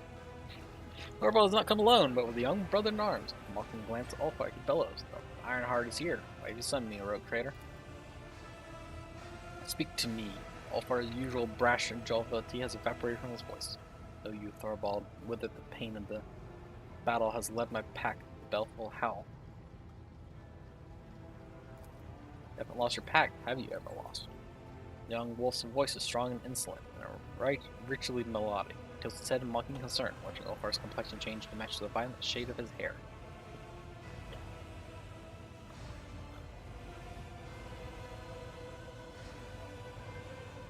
What do you call Ulfar Everlost? Do not know, not surprised. Brother Ulfar does not care for the moniker. He has had it since his early years in the chapter. When Ulfar underwent his trial of the Cup of Wolfin, it took so much longer than the others that the Rune Priest gave him up for lost. Later, he received grievous wounds and raids that sent him into stasis sleep for a long time. Anytime we would pay a visit to the Baleful Howl, we would ask, "Where's Brother Ulfar?" And he was always resting. Recently, he went missing altogether, lost after an attack on Xenos. But grins mockingly, long fangs glinting. Forget not to tell of the dire curse that of yore was laid upon the mighty Ulfar. No good death for him is fated, only to one day be lost, bereft of glory and honor. Halberant declaims the line so sonorous and powerful that the bulkheads beginning to vibrate. Any who cross his paths, let him regale him gladly. That proud warrior Halberant and Blatherskite, singer of rumors and fine teller of tall tales, for he has glimpsed no worthy deeds in his short life. Oof. I didn't have a chance to talk privately with the council. I wanted to meet you. Of course you do. You would miss the chance to strike up a friendship with the illustrious leader of the equally illustrious Stormfighters. Go on, Halbert, recite the saga of my exploits, and make sure to include the landing in the Void Kraken's mouth. The Halbert, the brave, the most sonorous voice in my pack. Well knows a tall wolf who seems to radiate the proud vigor of a warrior. I think you meant to say Halbert the Braggart. No? His verses often weave together the truth of his own flights of fancy. Her smiles vindictively, the viciousness utterly unbecoming of an angel of the emperor. That was how Prince turned to point. Rod chuckles. Thank you for the correcting there, Bloss. Reckon we can do without the saga. Are all wolves so hostile towards one another, or is it something personal, the two of you? It was only friendly nipping. If there was hatred between us, the walls of this glorious hall would have long since been painted with blood. Such is the warrior's nature, the wolf's true nature. When we meet with strength, we test our teeth on it. Wolf huffs a laugh in response, but there is a personal side to it as well. The Stormbiters have always tried to best the Baleful Howl and the glory of their exploits. Tried and failed, but my pack was and remains superior. You know where Ulfar's pack is now? Feasting with the Allfather in the Hall of Heroes, I reckon. And the joy in filling their horns to the brim as valor and loyalty did fill their hearts. Lies. Did you see their bodies? Which of the brothers will avow the truth of these words? Ironhide never lies. The young wolf's arm cuts through the air like an axe, and he angrily points at Ulfar. And you, Everlost, watch your tongue unless you want my dagger to deliver a penance of eternal silence upon you. Now, we did not see their bodies, but we heard their ranting and raving, which will only lead to the jaws of Mordecai. I'd like to know the details. In the battle in which you, Everlost, Arnwolf, and Skadadi were captured by the Xenos, the Belval took prisoners of their own. Under torture, the captive Xenos gave up the starting coordinates of where they were to go next. Some important meaning, it seems. The place was far away, deep in the uncharted regions where the servants of the Father have never ventured. And your brothers decided to go there. No navigator would dare lead them to those dark places, so your brothers seized a trading boat and voyaged there without a helmsman.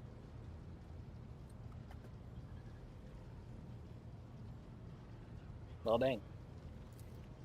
So we abandon there to their grueling march. His voice drops to menacing rasp. Oh, your hackles. I urge them not to throw away their lives in vain. Nothing but death could await them among those malevolent stars. We all came here to serve the All-Father and repair a blood debt, not to die for naught. Have you forgotten that, Everlost? Ulfar, what will we do with this knowledge? We'll not test our friendship yet, better. I know that if I call upon you to go with me and search my pack, I will be taking you away from important battles and the saving of your home. So I will go alone to seek my brothers. But I will not abandon you in your hour of need. I owe you. When we have defeated your enemies, I will leave you and follow the trail. The trail's bloody, has long since gone cold, Brother Ulfar. There's no need to add another body to its tally. So leave the Stormbuyers, I'll call you to our pack. Be a brother to us now. Ulfar gives a piece of belief, smiling with a penetrating look, his face darkening and his voice dropping low to a bestial snarl. It's a bot, he says.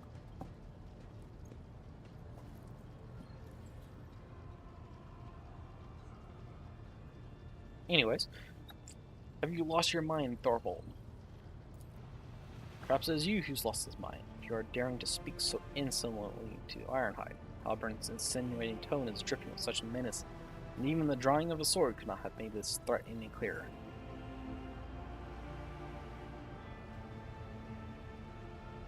Thorvald, your associate too often speaks when no one has addressed him. Makes us so certain they are dead. The baleful Hell was setting off. We exchanged gifts, our pack runes. Every 10th watch, the priest cast the runes and saw what fate they revealed. 50 watches after the baleful Hall left, the runes showed calamity. 60 watches after they left, death. Since then, the runes have been voiceless, and their patterns hold no meaning.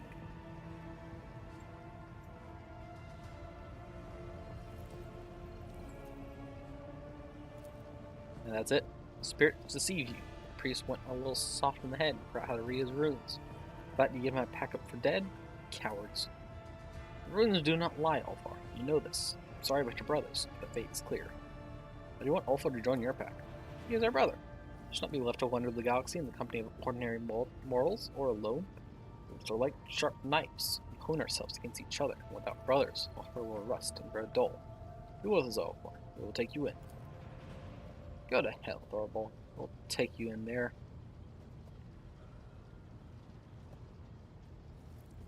Ulfar is right. He is loyal to his brothers. Stay out of Wolf business, rogue trader. I'll not reveal the coordinates of the place to which your brothers traveled. Respect your alpha, Ulfar. That is an order. You're too quick to call yourself my leader, Thorvald. Go and bark commands at your pups. You're calling a pup, Everlost. Unless your pathetic pack leave. Unlike your pathetic pack, we will soon go into battle and accomplish great deeds. But you, coward that you are, want to shirk your duty. Whereas in Halbrand's roars merged into a single word. Duel.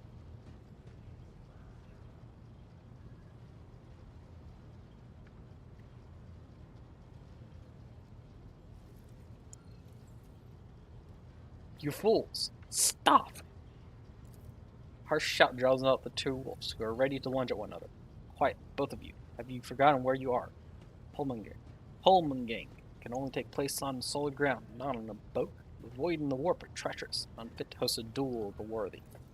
Secondly, I am your superior, Ulfar, so I'm not asking but ordering you to back up your chest beating with deeds. The Baleful Howl pack is alive as you say. Let it march with the Stormbuyers and the assault on Eufrantes II. Let it display the valor of the stories tell of. Stand alone for all your brothers, or have you gone soft? Wolf Leader's tone may be threatening, but you notice a slight glint in his eyes. Ulfar, on the other hand, is growling furiously, no matching twinkle in his eyes. We'll see about that. I'll prove that storm batters will never be a match for the baleful Howl. Apater must be at your side when you depart for this old. I promise that you will grant me this honor.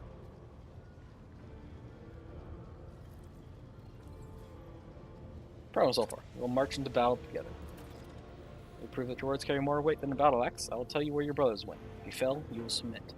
Orbol's lips curve into a superior smirk.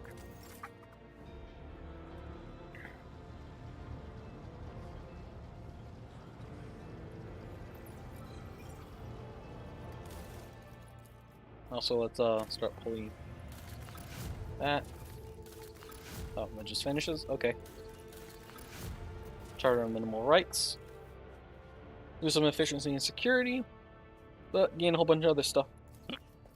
So efficiency is down a bit, and that reduces resources.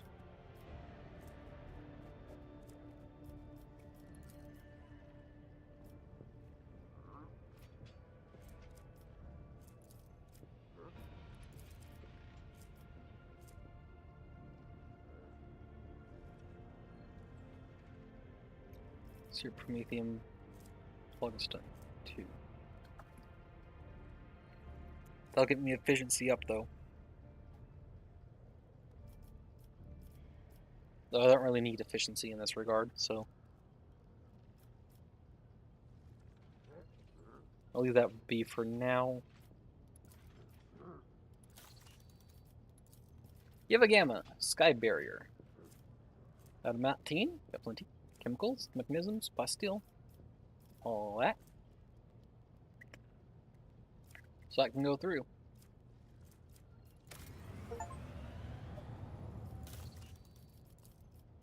Six, Earthbreaker, and more Phlogiston. That gives me plasteel and adamantine, of which I don't need either, so let's go back to Dargonus and pleasing with tired.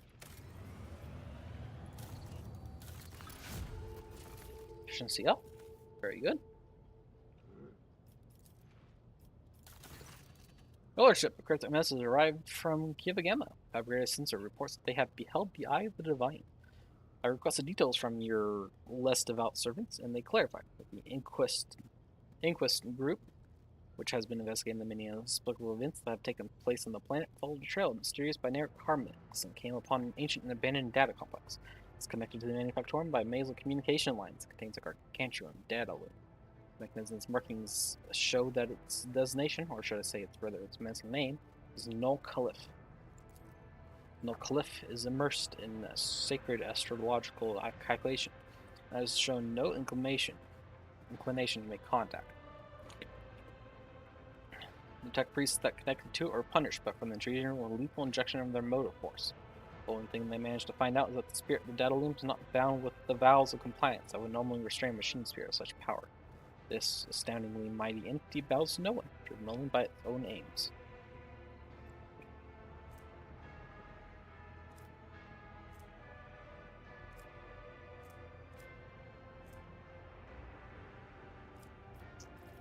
What is this abandoned complex? It is an ancient production facility, far older than the colony itself. Some assembly lines bear the marks of the Carnaceous fleet. Perhaps the first explorers who came to the Cronus Expanse set up a station on the yet uninhabited planet. The station was then consumed by the developing industrial colony and eventually forgotten. It's possible that whatever plans they had for it were so clandestine that its creator's death ended up casting it into oblivion. Catalog contains no data to support this hypothesis. It does, however, contain the designation Null Caliph. The Null Caliph initiative is a project of the fabled Archmagos Opticon 107, whose function was the initial exploration of the Cronus Expanse. All information on this project was removed from the catalog as per the Fleet Conclave's decree following permissibility hearing 16. By that same decree, Archmagos Opticon 107 was stripped of his title as the Conclave's Prolocutor Supremus.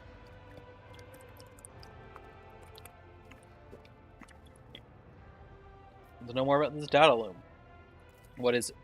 Sacred computational mechanism and great power. Its body is vast, and the wisdom and metal of its machine spirit would befit an imperial titan. Dang. Machines of such might and splendor are kept carefully hidden from the eyes of the laity and worshipped on certain planets as great logis oracles. sacred angels of the Almasiah, or demigods. No Calyp's structure includes remarkable pieces of archaeotech, parts of it extending far throughout Kiva Gamma, like a void-cracking spindles. We now know where the warp transmitter modified by Cuba's Delphine came from. It must have been part of this mechanism. The data angels that we encountered earlier were born of its cognitional might. Full of vigor, they soar around its computational aura, which radiates into the noosphere. Their response to our presence has been favorable thus far. Because your servants have been monitoring the execution of Procedure 0C, they rather boldly believe that they have gained some insight into certain patterns of its supercalculation. They claim that they could help achieve an understanding with Caliph, or defeat it in battle. Do you have any idea at all what might be calculating? All you have is a hypothesis, according to which Null Caliph can see into the warp, similar to a navigator. Any interaction between technology and the warp is, as you are well aware, kept under the careful supervision of the Adeptus Mechanicus. You can imagine just how unique this mechanism is. According to the Magi, it can calculate routes through the material without rest or fear of corruption, given the fact that it has no human soul. Claim that its power is comparable to that of a navigator house. Apparently, Procedure 0C was initiated by this mechanism to integrate Magi with high psychic potential in order to expand its own computational capacity. Currently, its calculations, operating at full capacity, are approaching completion. We assume the perfect execution of Procedure 0C contributed to this. We tried communicating with it. The great calculator seems indifferent to mortals, and has expressed a lack of desire to interact with us or destroy us. The priest reached out to Null Caliph once more using certain excerpts from the dictates of Procedure 0C, and the machine's reaction was benign, showed no hostility. What do my advisors make of this? Great machine spirit that identifies itself as an Caliph bears potential as a valuable ally, one that could replace the need for navigators comprised of fallible flesh. Those can make contact with this holy entity, or for to do so is the honor of the Almasiah's tenets. If the tech priests had the audacity to disturb the Caliph, or deprived of their motive force, is a testament to the might of that of was. All the knowledge to create a mediator that could interface with the fearsome machine spirit and ease the burden of its revelations on unprepared minds. If there isn't the warp, then it's vulnerable to attacks from the warp. Never thought I'd ever suggest something like this, but if we want to make that machine obey us, we should assault it through the immaterial. Navigator Daedalus. This abomination makes a mockery of every Navigator house's legacy. The very fact of its existence is profoundly sickening and vile. Well, Caliph must be destroyed post-haste. Let me send word to the other Navigator houses. We waste no time dispatching their forces to destroy this monstrosity.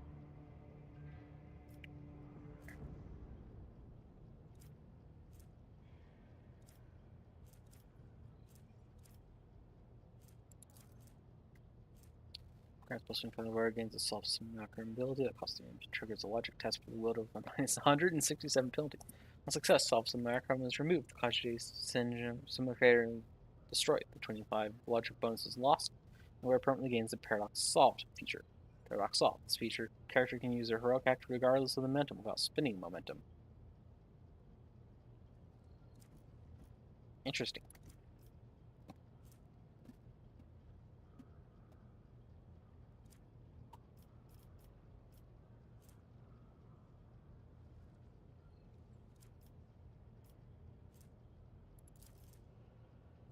It's a run free or the wires. May the luck of their eye be forever clear. Means almost time be cast down. Plus 5 torpedoes be hot down.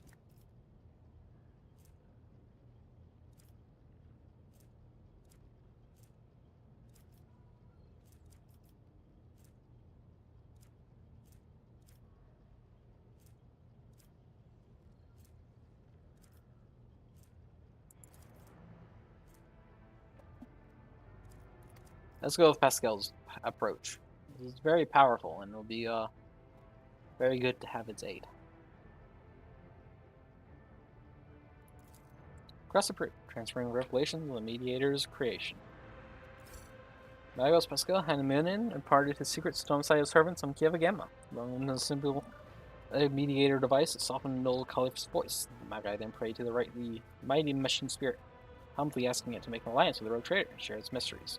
And Null Caliph answered, halting its secret calculation. It bestowed its favor upon its supplicants, with its tireless, unblinking eye observing the warp currents, and the traveler having saved from peril. Nice.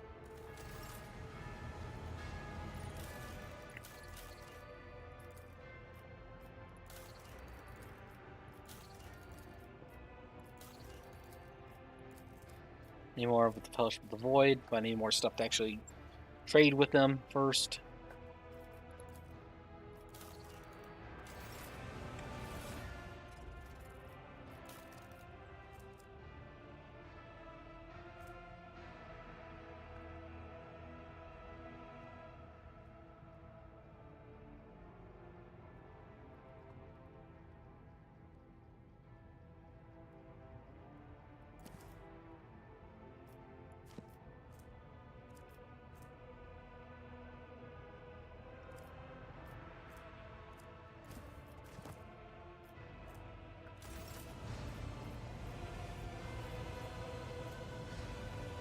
My gut tells me it's a bad idea.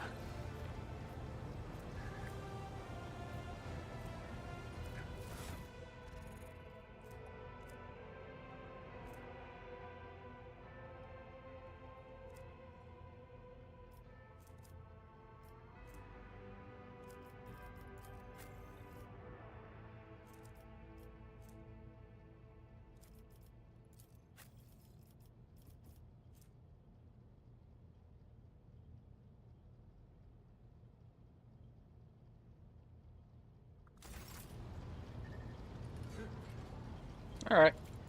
Well, I'll figure that out.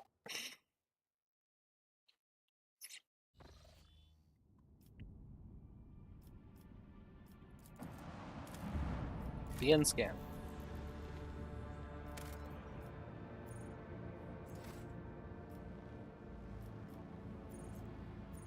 Destroy the fleet covering the machine cathedral. Orbital battle.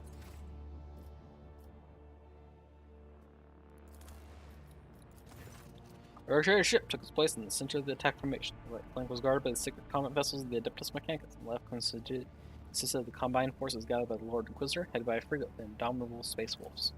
They even deployed their ships in wide arc in an attempt to surround the squadron, but the Heretic's plan was not meant to be. Lord Bolden and Opticon 22 sent their detachments forward, tying up the enemy in combat and presenting Lord Captain with a chance to deliver a blow to the very heart of the enemy position. The flagships of those traitors to humanity awaited their final hour.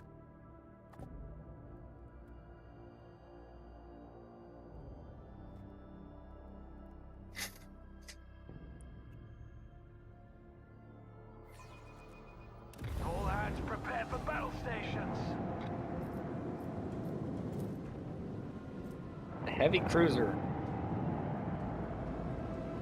Starflyer lands, Hecator plasma batteries, Swift Death fighters, and Warp Rift.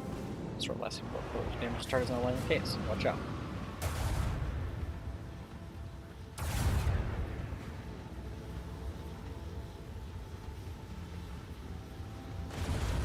An opening! Our gun batteries await your command!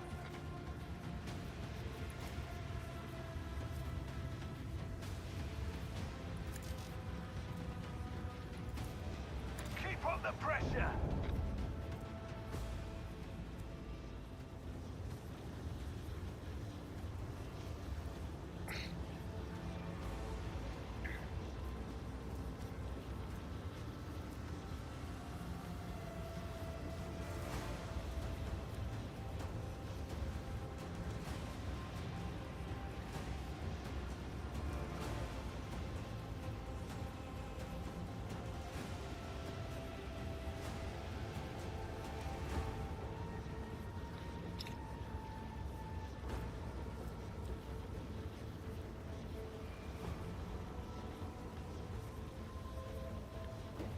Two, three, four, five.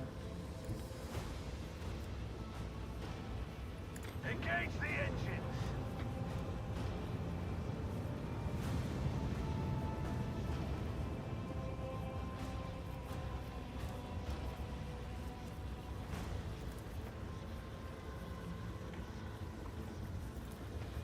Fire at will.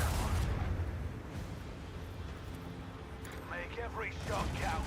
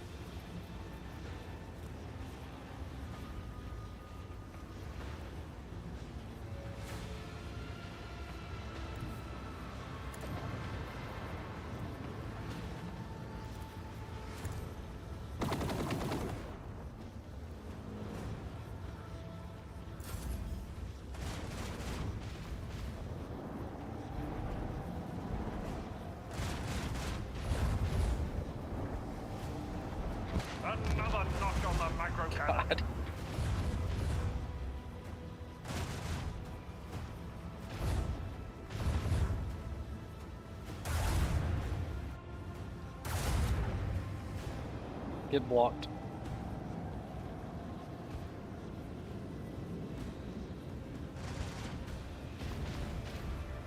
Get missed. Pathetic.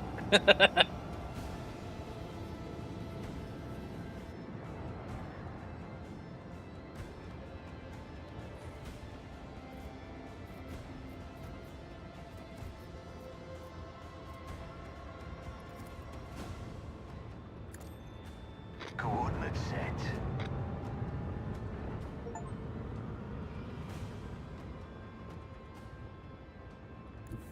All hands prepare for acceleration.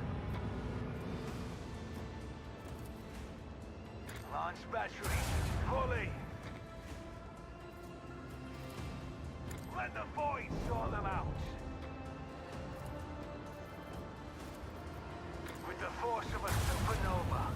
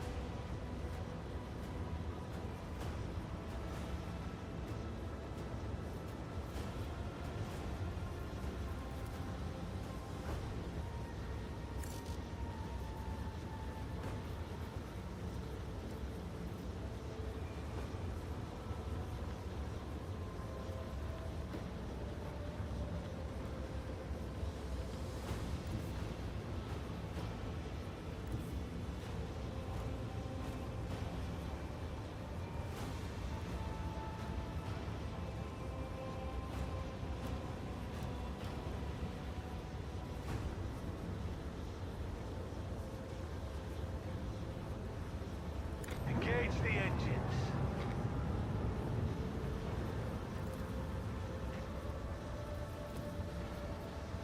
Let them taste our fury.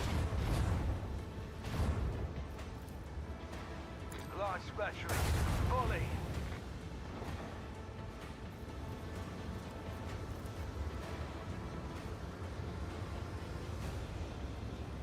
With the force of a supernova. Breach in our enemy's defenses. Make every shot count.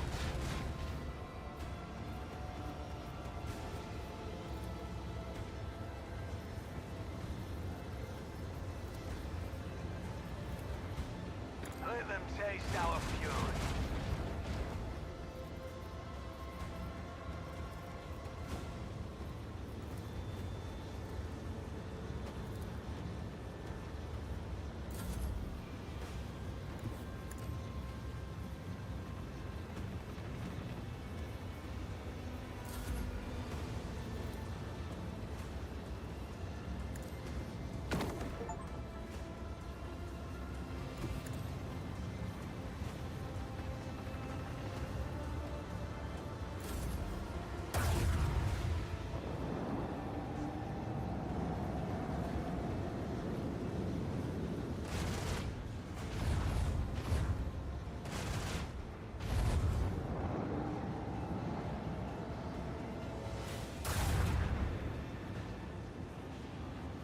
Get blocked.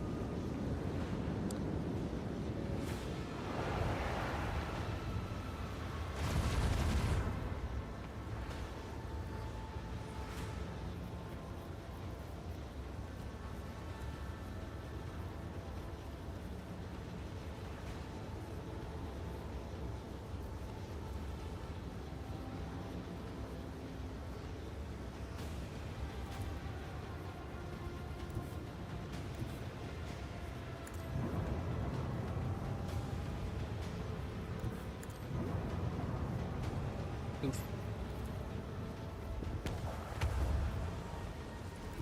All hands prepare for acceleration.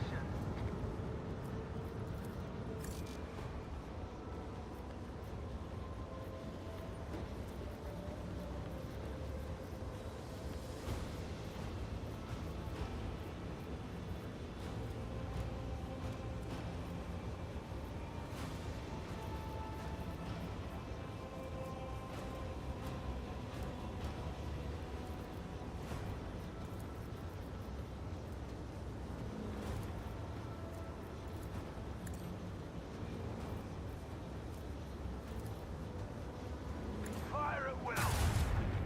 For the glory of the Imperium. Salvo!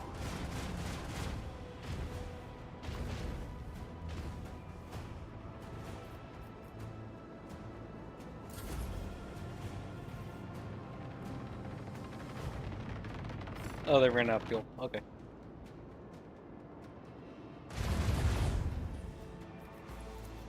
Lance Basher! Volley! With the force of a supernova.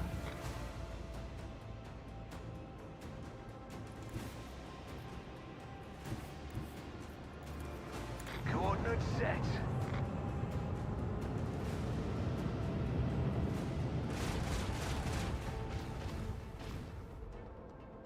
Another battle won. On to the next Victory! one.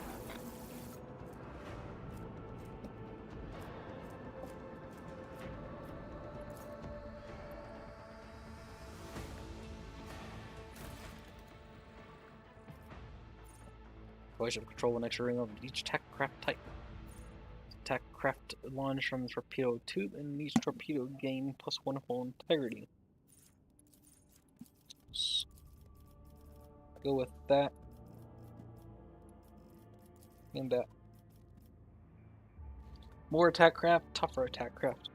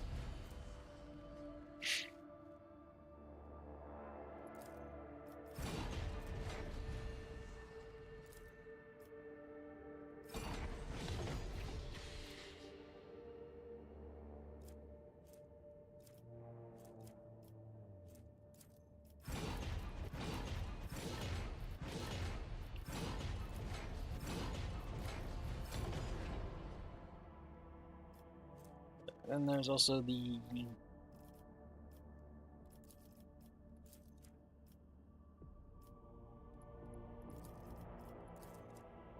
Triumphant Fury. Serpent of embossed line coils around the barrels of these holy weapons. Complete chronicle of exploration systems column. Base walls by the Serpent of the Messiah.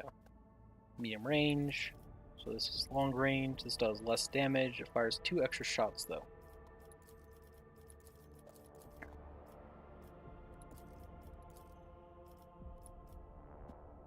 Hectors are pretty good.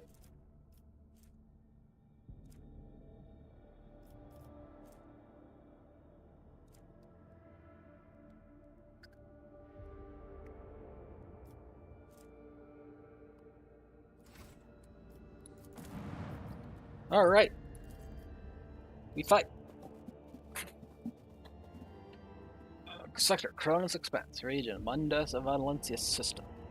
Location, Dargonis, Palace of the Great Lord General Militant. Material, extract from the memoirs, Expanse burned. Author, Cleven Lazarus, Lord General Militant of the Dargonis Planetary Defense Garrison. The General once said that all wars are fundamentally the same. You've seen one, you've seen them all. Crockshit. The general didn't witness the events in Eufrantes II. Eufrantes II. Rogue Trader, last von Valencius, was the supreme commander in that battle. A man of iron willed, unfaltering, unshakable. Served as personal enforcer guard back then. He's not a cocky kid who thought he was an expert soldier. The Emperor was gracious to me. He gave me a chance to realize just how wrong I was.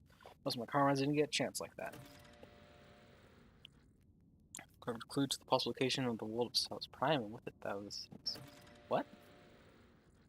Before Argent to approach with news. Shells would have blocked out the sun if you could have seen it through the smoke of the manufactorum city of Sigma S-13. At its heart stood the machine cathedral, our primary objective. Our captain showed us mercy by having the landing zone bombarded from orbit. All shuttles carrying troops and, more importantly, precious vehicles reached their destination. Daunted by our numbers, the enemy withdrew. That was the perfect moment for decisive attack. With an armored vehicle force of this size, we had the upper hand. Upon descending from orbit, the sergeant inspired the troops with the very first notes of her prayer, singing the Emperor's voice commanding us to fight without any regard for our own lives. After rousing the soldiers to launch a daring raid, she quickly captured one of the heretics' commanders. That was when we heard a starkly different voice come from the sister of battle. Trembling with fury, she personally interrogated the miscreant, pulling one poisoned confession after another out of him. Once she was done, the world was purged of his impure breath, and she was the one wielding the flamer. Inside that heretic breathing of flames was imprinted upon our memories, shining a light in the cruel darkness of our immediate future, just like a brilliant beacon. In the command center, the Lord Captain ordered his generals to deliver a tactical report to the officers, against a rapid tank assault in accordance with the military doctrine armored wave devised by Lord Milton Justice Quinn. Proceed with caution with the support comprehensive area of reconnaissance. Advance while utilizing surviving planetary populace as human shields. Generals to deliver tactical reports to the officers. Best breakthrough point in the manufactorum Sigma 13 was receiving dock in Mu 514, one of the oldest parts of the city whose fortifications and defense systems were starting to show their age. Every approach to it was covered in traps, atomic mines, mechanical and mechanical mayhem cowlers, skin-rending arch of viruses. And we were ready to advance, taking sector after sector, even meant throwing our bodies at whatever the enemy had in store for us. Proceed with caution. Support comprehensive area of reconnaissance. It was going to be good if they have that sort of crap down. Command to prepare Auspex and commence an assault. We consign our lives to small green vid screens that machine spirits. Whenever we avoided another one of the enemy's traps and ambushes, we would then vox cast their coordinates to artillery gunners. While comrades rained thunder and lightning upon the heads of those sculling Horsons, we gave the Emperor's peace to the rest, making slow but steady progress towards the city walls. Pushing through the ruins of sacred workshops, we looked with awe upon machines that up till that point had remained forbidden to the eyes of the laity. Those were palaces of incredibly and frightening technology, void ship assembly halls, alchemical atriums, sacred arsenals, generators producing invisible fields, and settling to the mind, and scriptoriums containing knowledge of horrors best left undiscovered.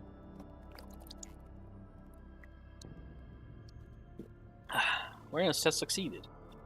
In one of the chemical chapels, we came upon a shipment of cisterns containing hallucinogenic gas. The tech priest protested the substance was not designed for warfare, that it was created for higher rituals, but the officers wasted no time pumping our artillery shells full of that gas.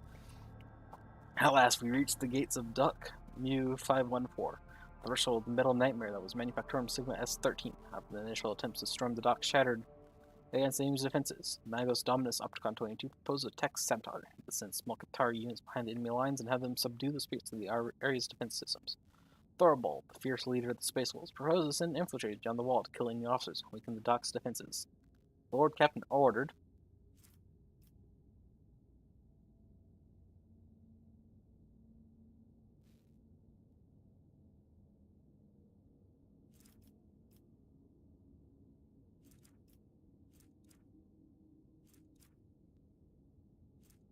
the shelling of the enemies with gas munitions procured on the surface. Radical fanatic, oh god. The vanguard regiment stood a tale of reasons the first assault failed. Influence of the ruinous powers had corrupted and twisted Dock Mu 514 beyond recognition. Many potential approaches were blocked by walls of flesh fused with metal. Anomalies of bent reality around them. Hundreds of possessed machines assembled near Eufrantes II rose against us. The enemy was expecting us to strike, and we needed to disrupt their defense before our attack.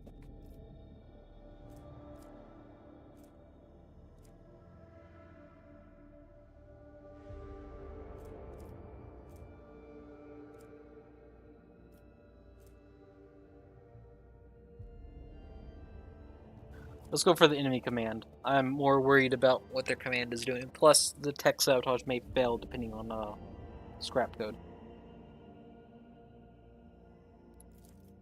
Faithful was in the city undetected and reaped a bloody harvest there. None could hide from those fierce and cunning warriors.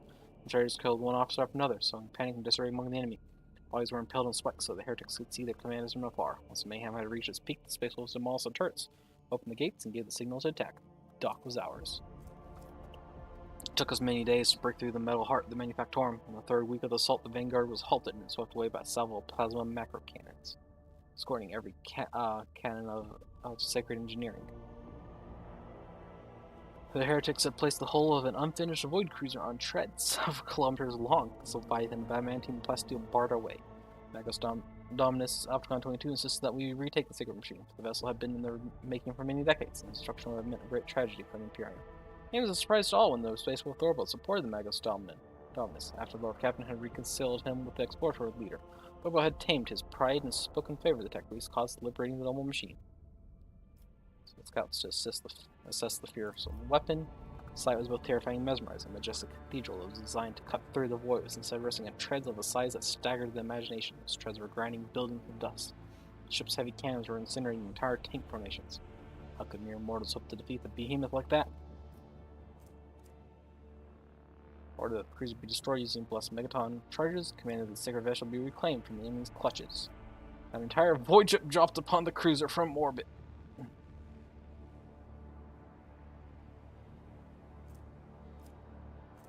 Command the sacred vessel be reclaimed from the enemy's clutches. Succeeded. Having the sacred machine on our side could have given our offensive a sizable edge. Orders were to get landing force to the cruiser's bridge and escort the engineers to the main caution area. So I was using the turret's blind spot to deploy elite troops on board the cruiser. While they were engaged with the shrieking heretics, engineers reasoned with the machine spirits of the main caution area and initiated the blessed purgation protocol on the inner decks. It took us 3 days to drag every last cultist corpse out of the compartments. Slipping on pools of blood mixed with sacred unguents, we made it to the machine cathedral, a gargantuan hall breathing with the flames of 1,000 furnaces, the last bastion of the enemy's army. I was where I first faced the war-bearers, betrayers of humanity, and unworthy sons of the Emperor. What could we, mere humans, possibly do to match their unholy, bestial rage?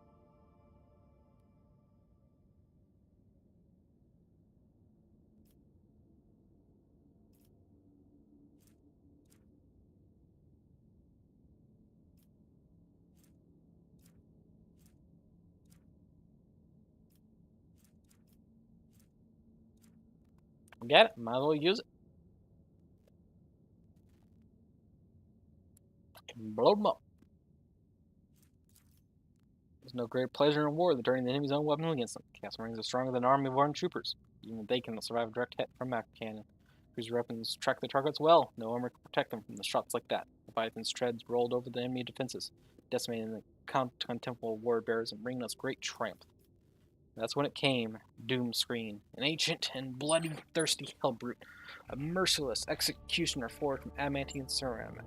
A single foe was repelling our assaults one after the other, turning hundreds of soldiers into a bloody pulp. As long as that abomination lived, we had no hope of reaching the heart of the enemy citadel. Dire-eyed Thorbolt volunteered to track down and destroy the vile spawn, but fate had other things in store for him and his brothers. Saesu's pact was to be the first to storm the Machine Cathedral, and thus Magos Dominus Opticon 22 assembled a cohort of elite Scutari and said that he would locate and eliminate Doomscreen. The soldiers were whispering that he was willing to activate the so-called Guaranteed Annihilation Program. Terrible and ominous rite that is as lethal to the enemies of the Messiah as it is to its faithful servants. Upon arriving at the front lines, Lord Captain questioned the survivors, who had witnessed the ruin that Doomscreen had wrought. Those lucky enough to have escaped with their lives had little to tell us. They remembered a terrible howl hanging in the air and a death machine impossibly quick for its size, dismembering people and crumbling tanks with horrific manipulators. The enemy was ancient, devious, and utterly mad. The heretic's mind was clouded by rage and hatred, and his body was bound within a prison of metal and mutated flesh. Let us retinue to hunt down this ancient killing machine himself. We go! And we succeed. He's heretical follower. Aww. Successful hit with this weapon randomly Applies one of the following negative effects: bleeding, toxin, burning, perplexed, staggered, blinded, fatigued, and immobilized. I believe they require a radical follower. That'd be hilarious for our agenda.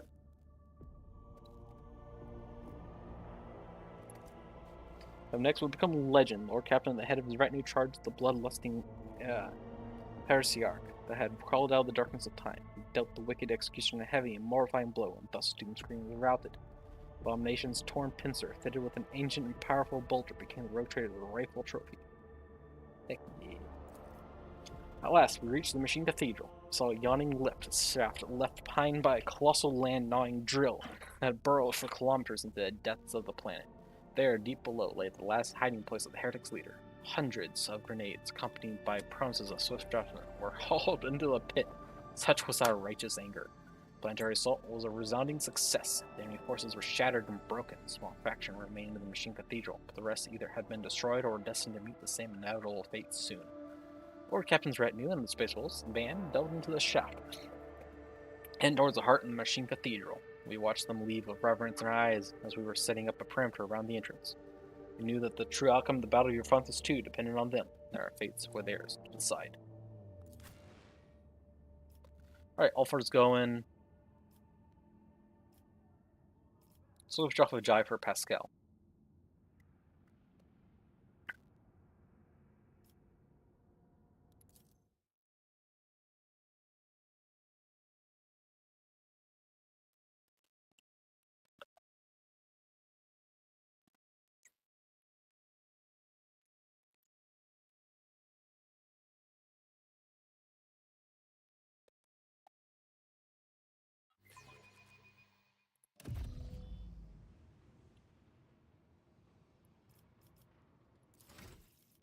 Don't know why I started off pause, but I'll take this as an opportunity to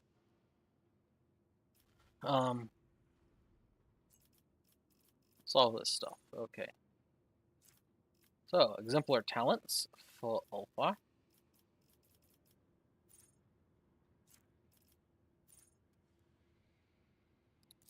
Toughest still. Austere archetype.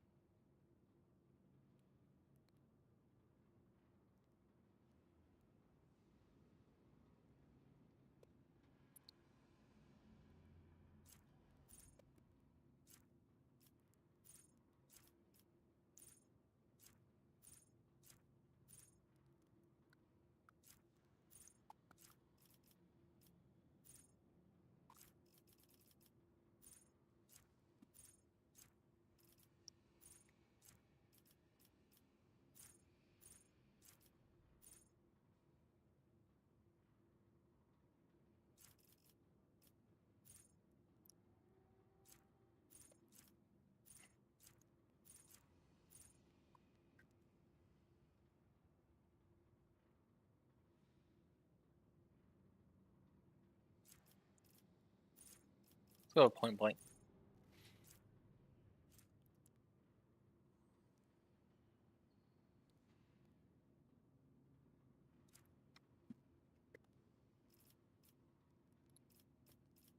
Second tier archetype.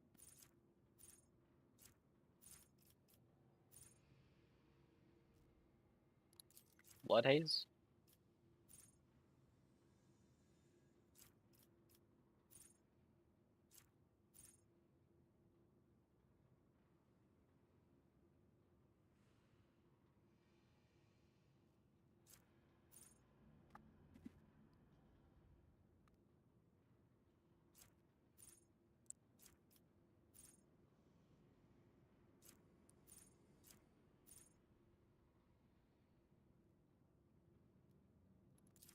Maybe Ingenious.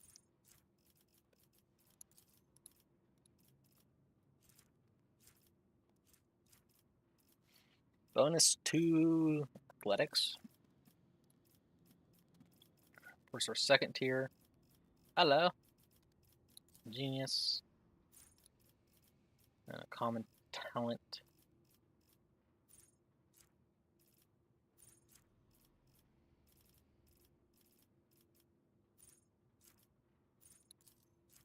nimble.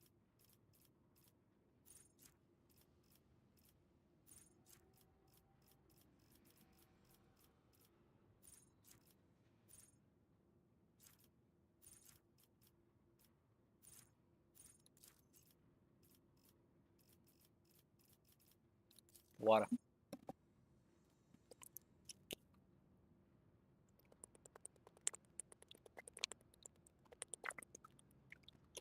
Yeah. Alright. Level up, Pascal. Yes, yeah, welcome to stream. You're Eufrantes II. So far, let's see here. What things happened?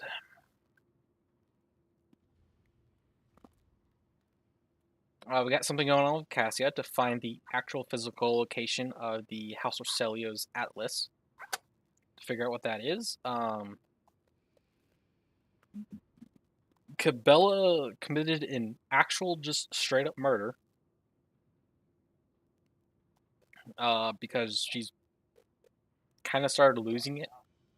Got her snapped out of it, and now she needs to go kill someone.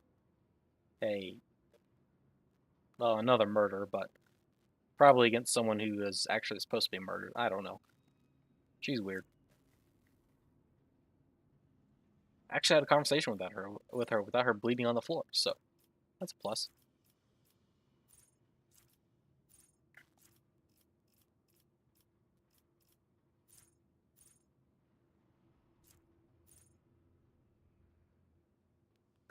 Final attacks.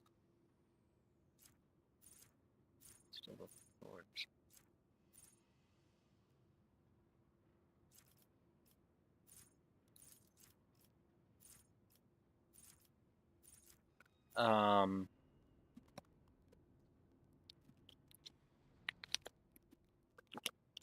Other things happened. Did a bunch of other stuff. I don't really remember the full list of things. Like every single warp jump had something happen. Got your Eufrantes II set up with them to doing an attack on the planet to destroy some heretics. Kick their butt in space, kick their butt in ground, and now I'm going into their actual main thing to find their leaders and kick their butts as well.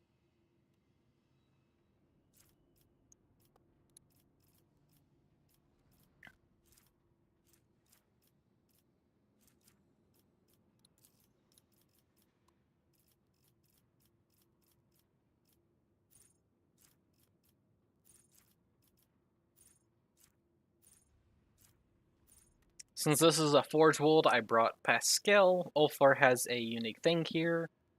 Abelard, Argenta, and Urlet, because they're all great.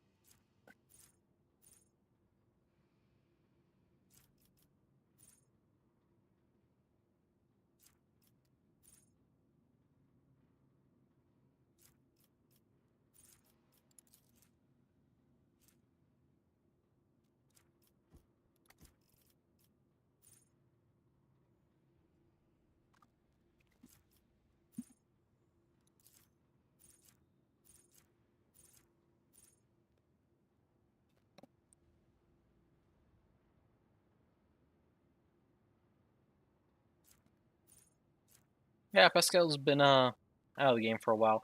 The problem is that everything I built up my main character for doing is also what Pascal does for the most part. So it's kind of just a redundancy to have him around for the most part. I felt like this is a good opportunity to have him.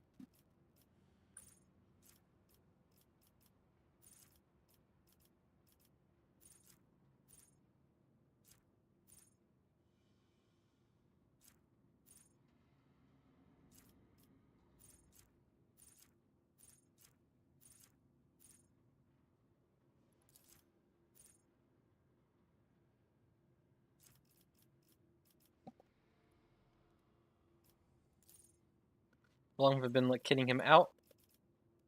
Not too long this stream. Mostly just clicking through these level ups.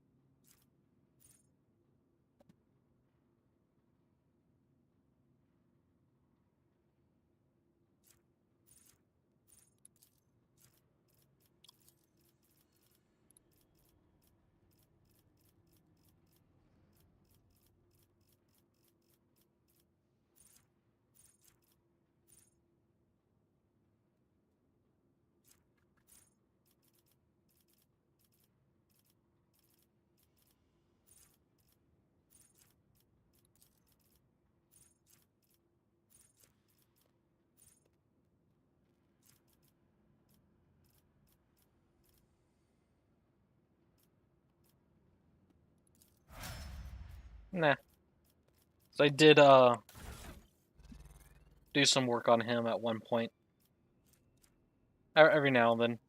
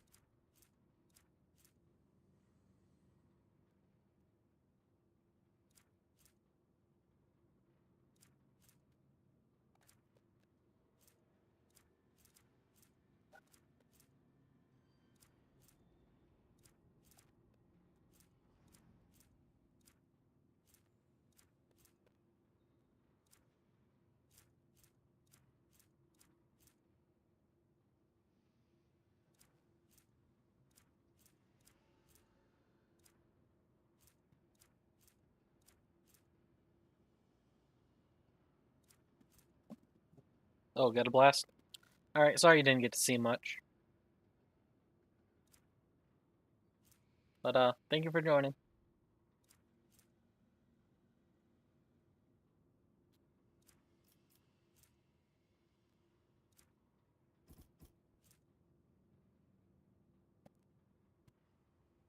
So going in like half an hour? I might still be. Depends on how long this place takes.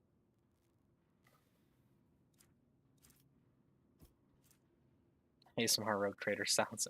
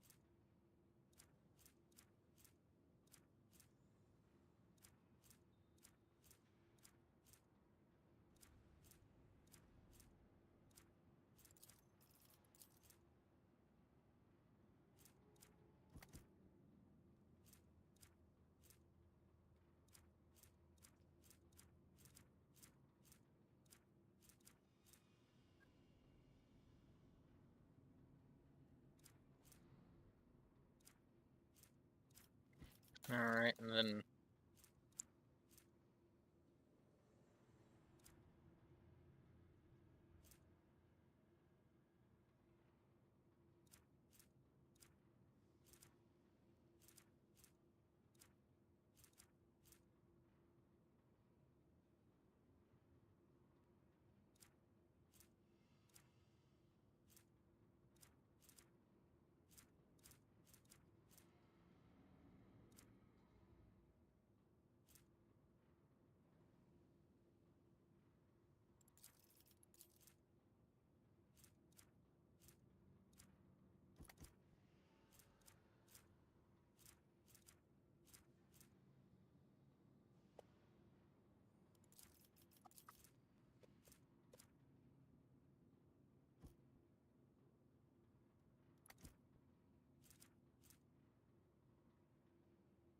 There we go.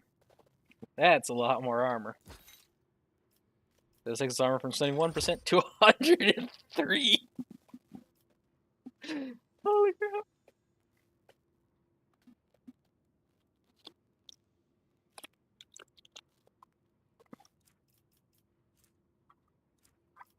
Wait, I can get that higher.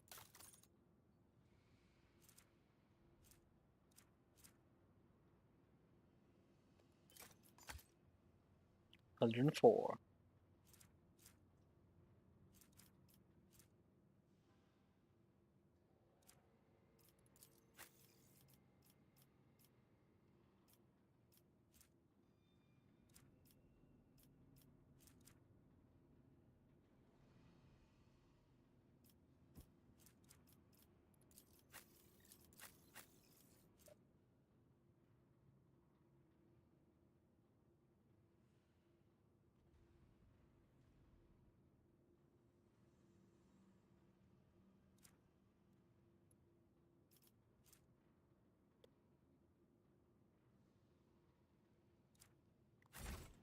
Alright, we go.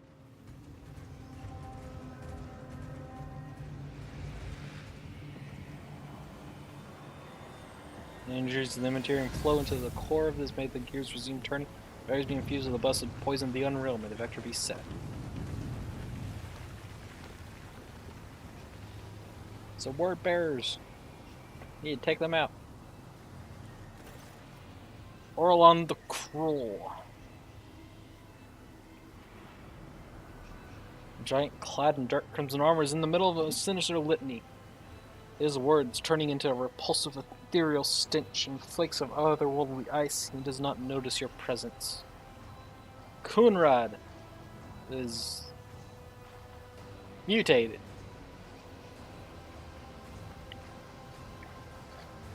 Same that cannot be said about Kunrad Varder, who stands at his side. His completely mutated turquoise eyes flash upon seeing you. He flinches, but remains silent, hesitant to interrupt the ritual.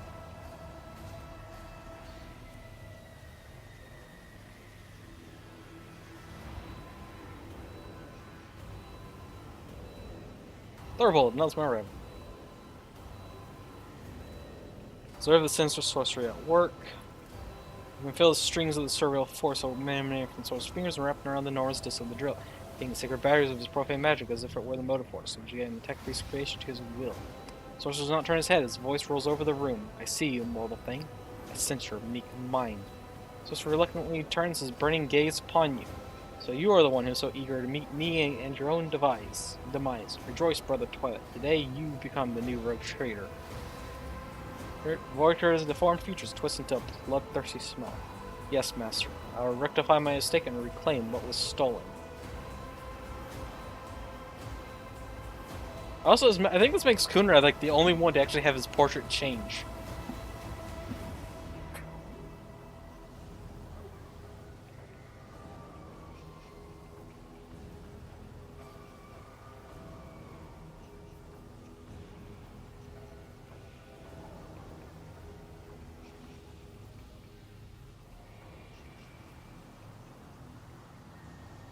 With him in the machine. The platform beneath the sorcerer's feet is a drilling machine, massive tunneling shield. This mechanism can gnaw through underground rock, bunker bulkheads, reinforced adamantine, or anything else that may lurk in the planet's depths. Corrupt servants of the Deus Mechanicus scuttle around the heretic, muttering twisted prayers of ignition and attempts to persuade the Omnissiah's majestic beast to awaken and rend the world's flesh. Dress Sorker, do you have a name, or shall I simply refer to you as the Heretic? You know my name well. I'm Uriel the Cruel, breaker of misbelievers, true speaker, triumpher of faith, dark apostle of the blessed word bearers, legion. Kneel and offer a prayer of gratitude, for your death could not bear a worthier name. Okay.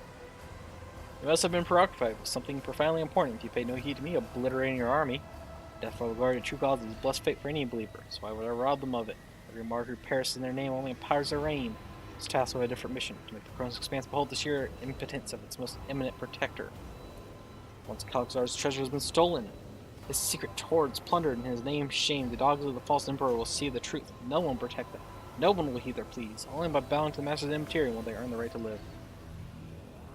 What is this treasure you covet so terribly? I'll keep this from you, so that you may perish in the darkness of ignorance. Pathetic, your master didn't even tell you the reason why he sent you to face your death. Neither will I make this poisoned cup any easier to drink.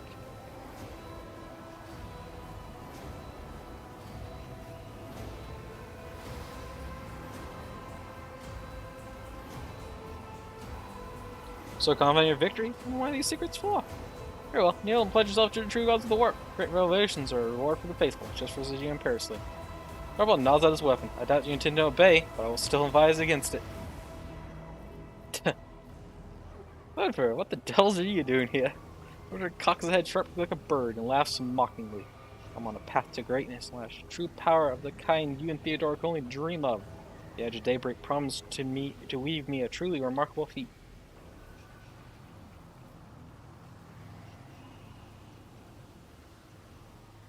You're on a path to your own death, nothing more. You have almost reached the end. Empty threat. I have the upper hand this time. Your next prayer to the Dark Gods I will thank them for letting me destroy another rogue traitor of the Von Valencius line. If only you knew what powerful weapon awaits us down below. With it, we will make the entire expanse. Enough, Brother Twilight. Your lips will not speak a word more than is the heathen's place to hear. Ignorance is their cloister. Let them remain trapped there. Boo. You're boring, Eurolon. I'm gonna kick your butt now. No more words, Thorvald. We must stop him.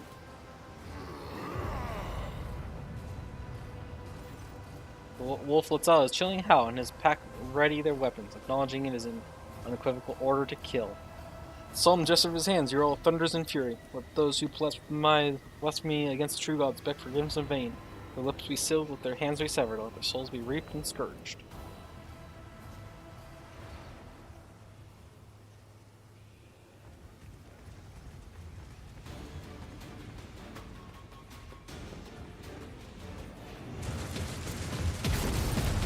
Battle Wolves, do not allow the Malefic any response. Fight bombs, find cover before you lose your head.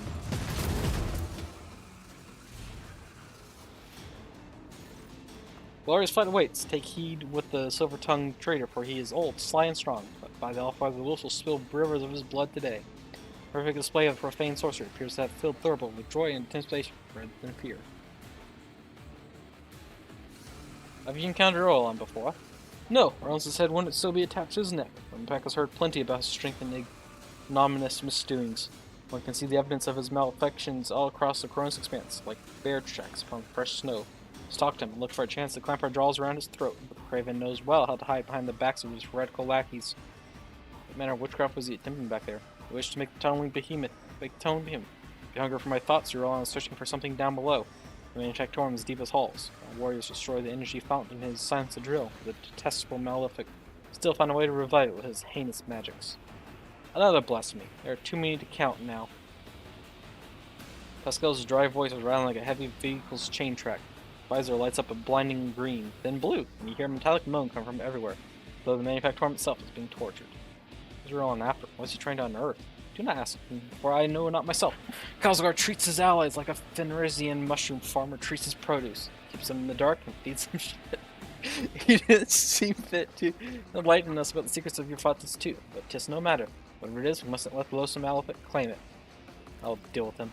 You're a brave one, and not easily deterred. Good. Find a way to reach the tunneling platform while we get the Manji sorcerer something to worry about. We'll exchange a glance of his warriors, and you could swear they all smile in anticipation inside their helmets. Halbert, stick to the original plan. Take 2 brothers and go after Doomscreen.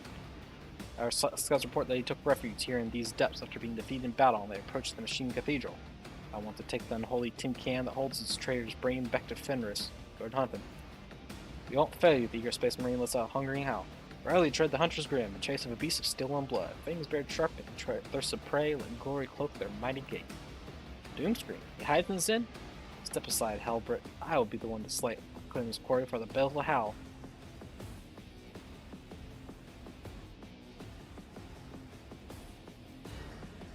Wolfhard kills Doomscream. Will that prove that the baleful howl lives? Comes to pass, I will be the first to raise a cup to the proud name of that ferocious pack. First, set out to hunt the beast. Seek to best me in hunting, Ulfar Everlast? None are faster or deadlier than the storm biters. We will see, young wolf. We will see. Luck be with you, warriors. And no other rush, Flash.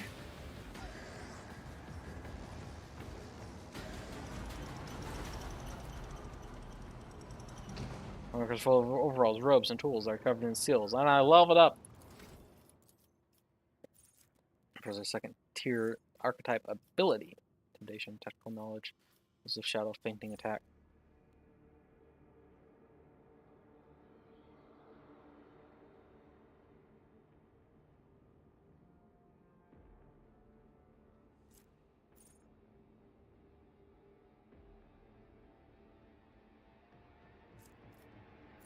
Tactical knowledge, I guess.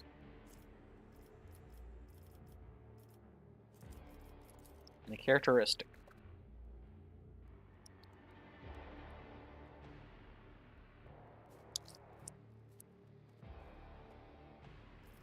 What's up, intelligence? I rely on it too much. I mean, just look at how many things are int in this skill list.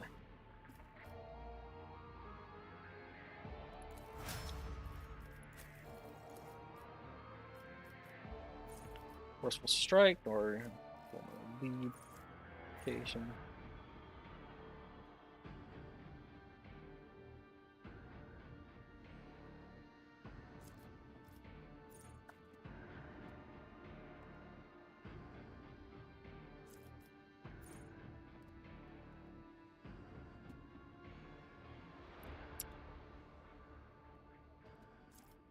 Hunting Scream. And we will up his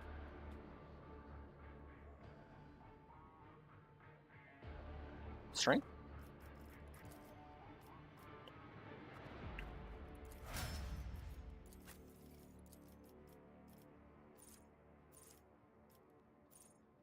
Okay.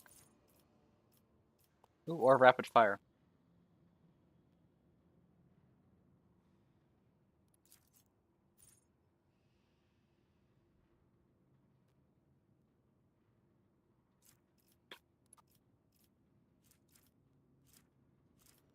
And I will buff her.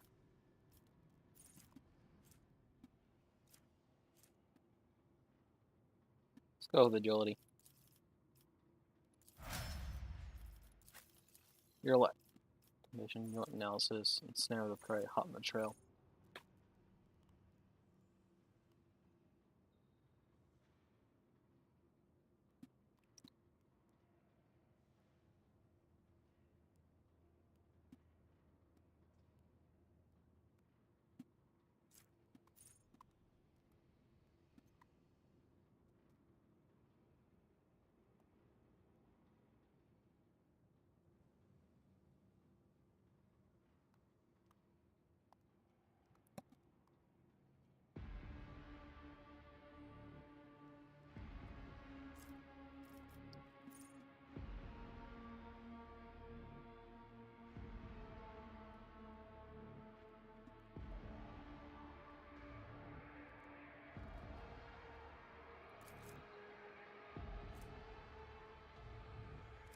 Let's go with this to reduce damage of enemies. And let's up her, stealth perception. No, agility. Alpha. Thinking reckless rush. And then up his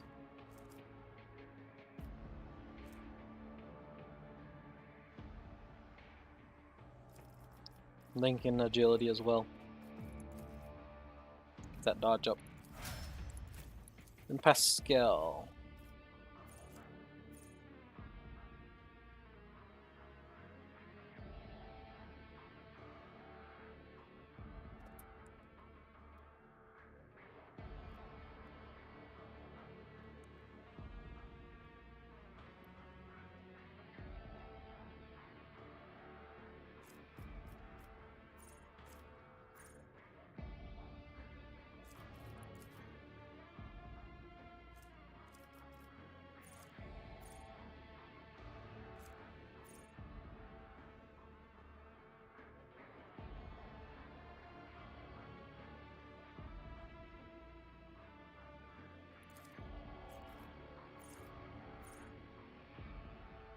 Oh, perfect spot. It'll probably never matter, but intelligence is already maxed, so weapon skill maybe?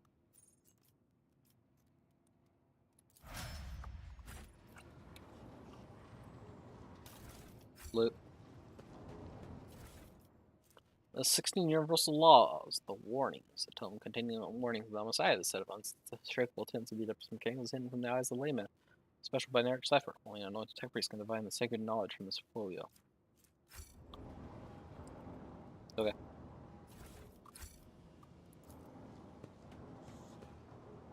This shows a shutdown diagram. There are two devices that prevent the machine from functioning.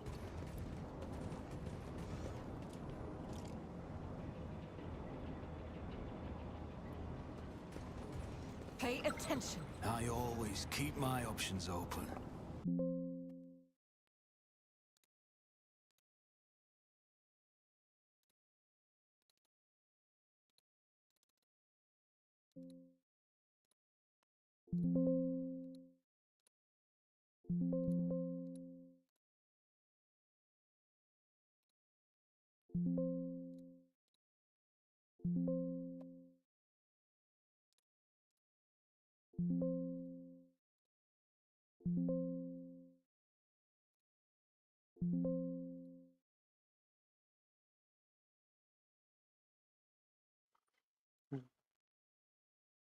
There we go.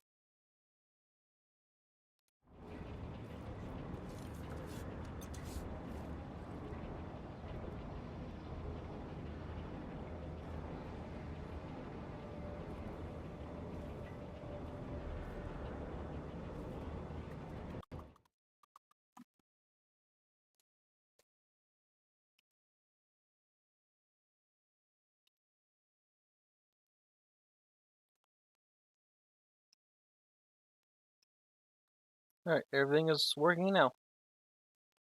Good. So anyways, we were about to go into this room.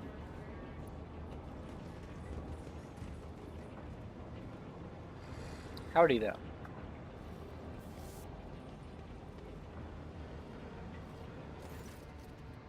Crowd of heretics fall to their knees and hold out their hands to you, pleading for mercy. Their leader, a heretic with the worm-like tentacles, stirring about in one of his eye sockets, howls plaintively out of his box. So on Valencius, conqueror a still and smiter of true flesh, we initiate the capitulation protocol. Nowhere under this chrome firmament and leaden gaze is there a cognitional array capable of designing a productive method of opposing you.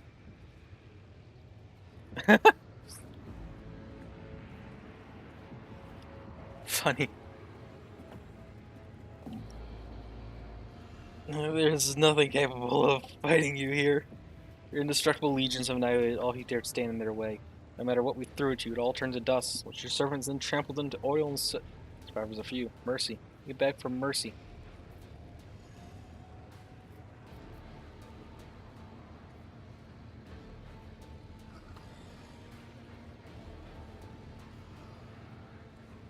Lay down your weapons and await your judgment. We'll hold the tribunal once I am done here. The heretics hand over their weapons, like a congregation bringing gifts to a terrifying god whose sterile love could pulverize them. Perhaps for them, now that they have witnessed your tactical genius and unbridled might, the image is not far from the truth.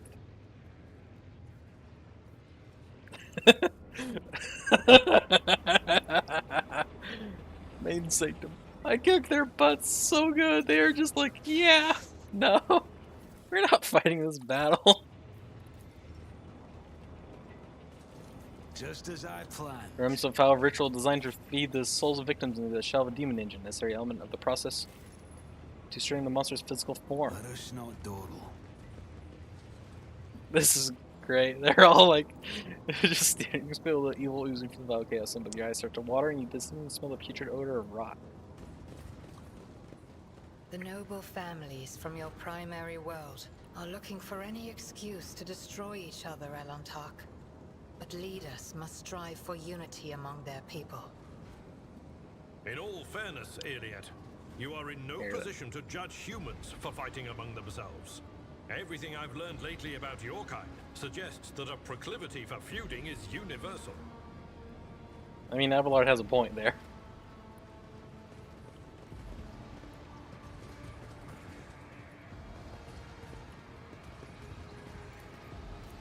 This explorator is blessed with multifunctionality. Auxiliary generator chamber. Nothing escapes my sight. I sense something nearby. I better Dang, a trap myself actually through my invaded our service. detection.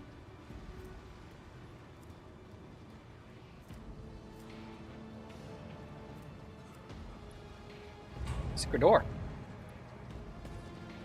Rise to the top or get left in the dust. Untainted Syncrement. Adapted to Astartes equipment. So, an Astartes chainsword. Nice. 25% less mental and warp damage. Very cool. Unfortunately, I really like Ulfar's Knife, where he can just keep going. Main generator Sanctum. Attention to detail is the key to success.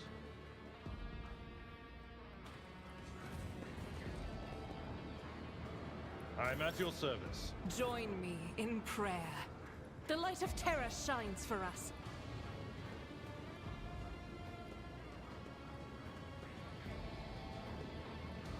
See?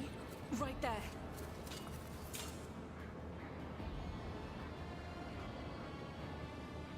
Jinta spots the secret door. Operation successful. Control Cogitator. It displays a message about the first elevator block being removed.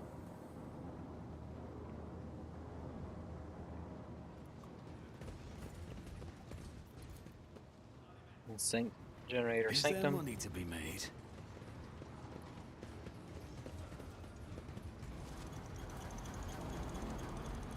Searching is my observance.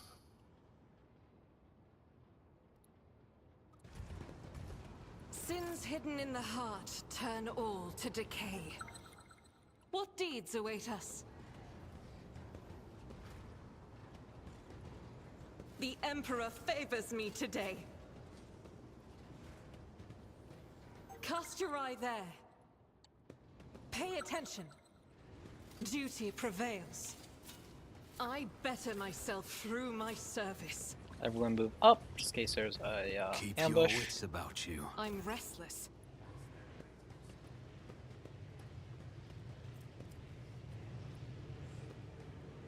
Never doubt me. Alright, good to move up.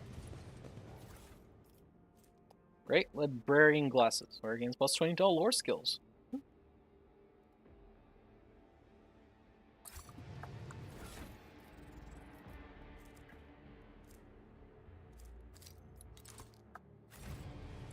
I'll take that.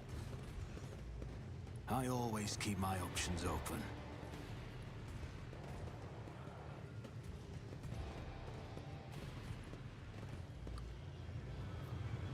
Great, clear a passage with explosives. No other way to get there.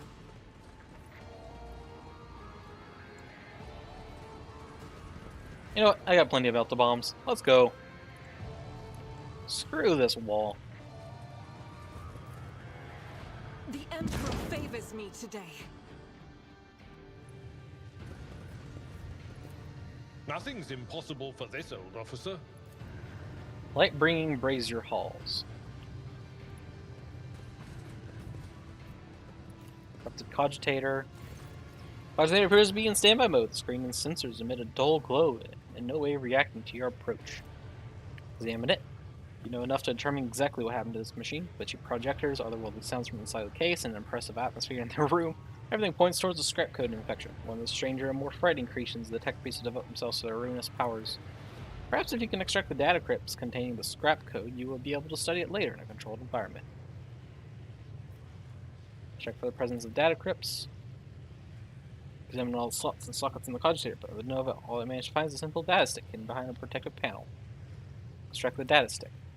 Touch the data stick and realize you cannot pull it out or pry your fingers around under the surface, as though you are being held in place by a powerful magnetic force. Strength test succeeded.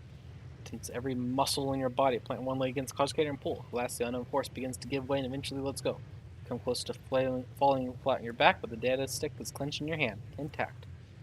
It's access to cogitator's additional reserves. Use logic key.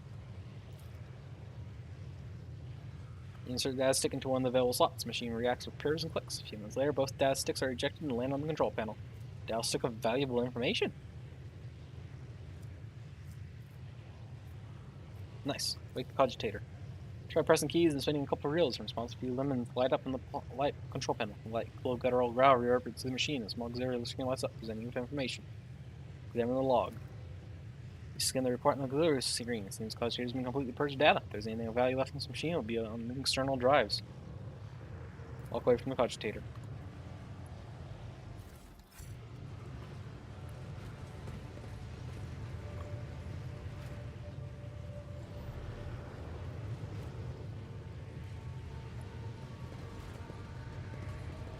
Always keep your eye on the prize.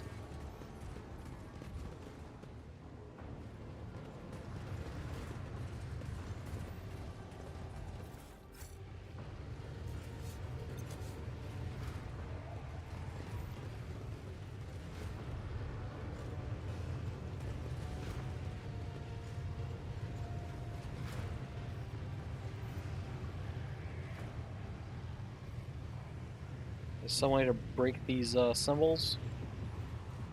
Let us not dawdle.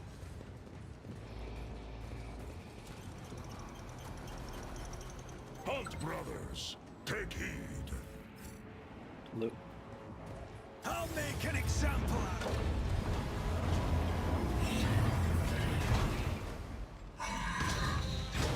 Is this Doomfiend? Doomstring? Whatever.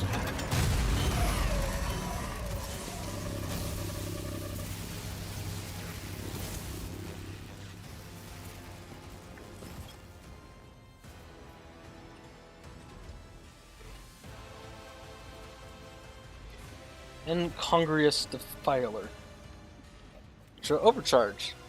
Once used power from nearby, it gains 50% armor, 50% armor protection, 10 to deflection, and plus 5 to all characteristics of each powered plasma battery. Oh, gee god.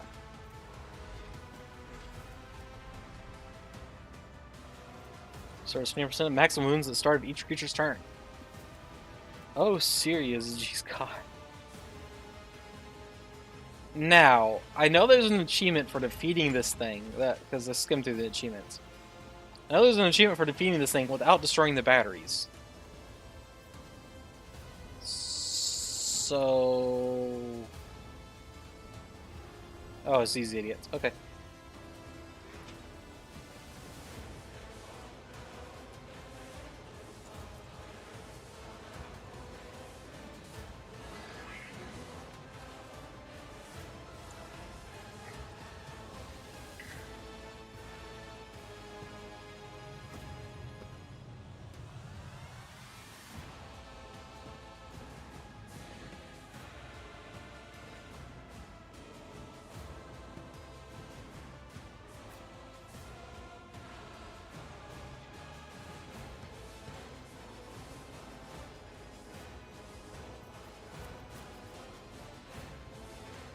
I'm curious if I can actually save the batteries and crunch this thing. It's gonna take a lot, though.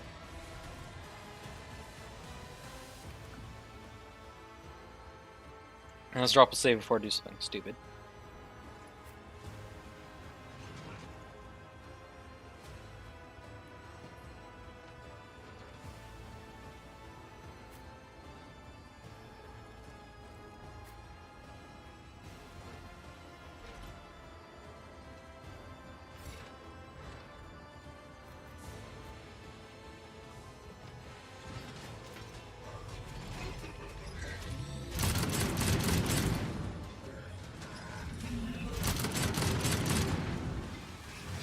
Havoc Barrage. Swell in these zones, dealing that much impact damage. Ow. Zones also remain burning until the end of combat.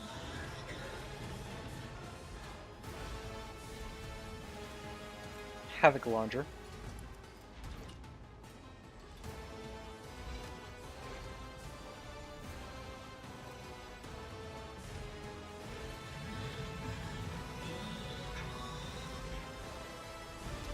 God dang.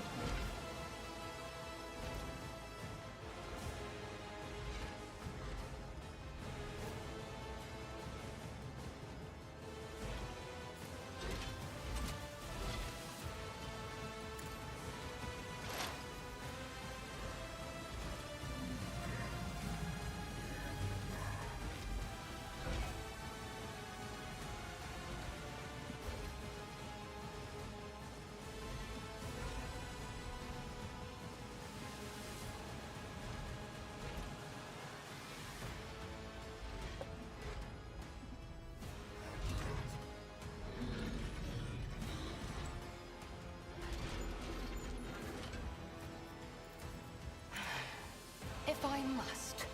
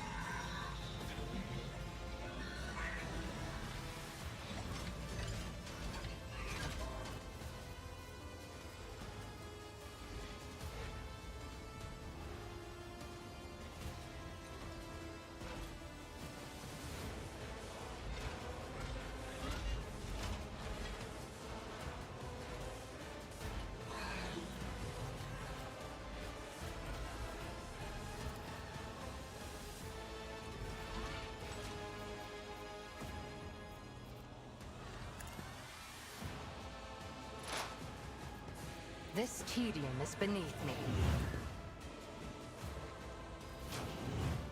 You cannot force me, Elantok. I understand your intent. No weakness is hidden from my sight.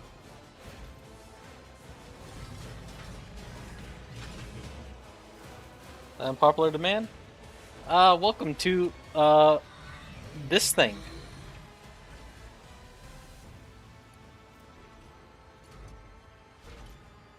And I'm going for the hard thing of trying to defeat it without using is nothing.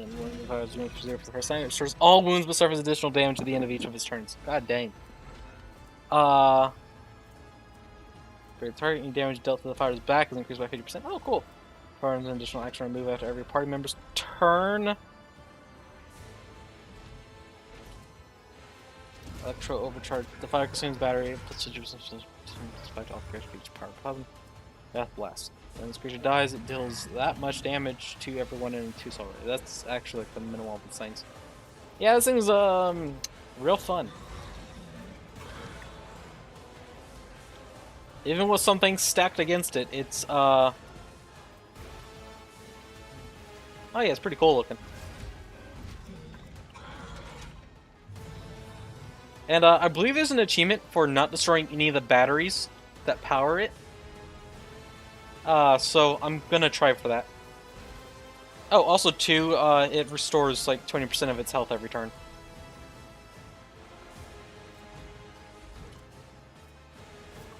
So it's gonna be real fun.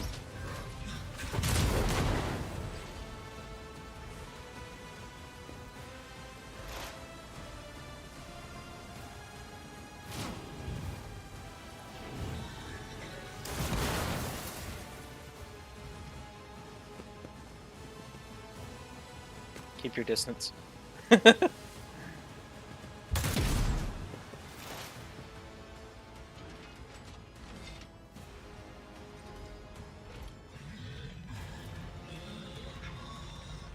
Things are just an alternative to defeat.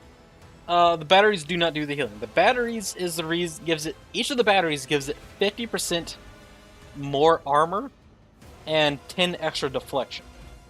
So with all 4 of them active, it has an armor rating of 200%, at least 200%, and a deflection of 40. So I am going to be stacking a lot of things on it to try to get that as low as possible.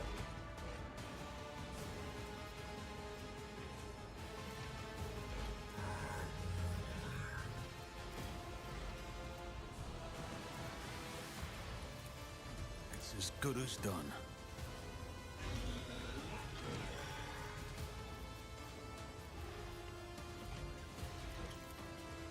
I'll see to it personally. Consider this a taste of what's to come. That may not look like much, but that hits hemorrhage on it, so now it takes a bunch of raining damage every now and then. On it. He never stood a chance. Who if not me?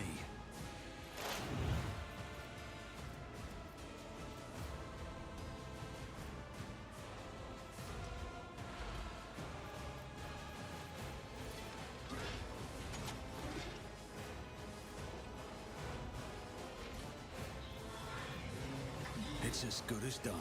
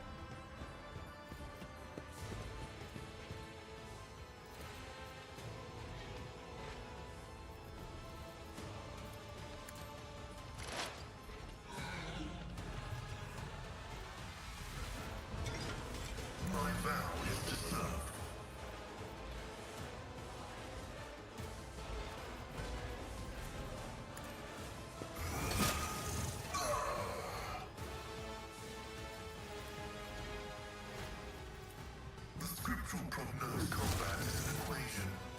Your life is a negligible variable.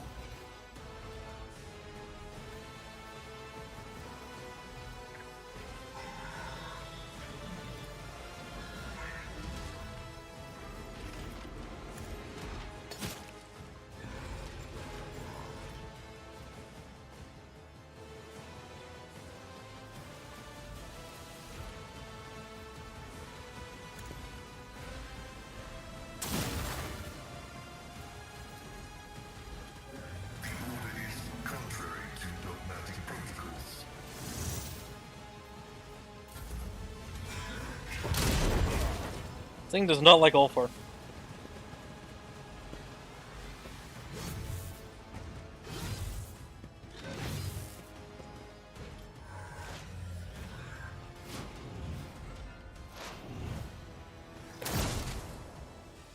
Hey, stop breaking the batteries. I'm trying to protect those.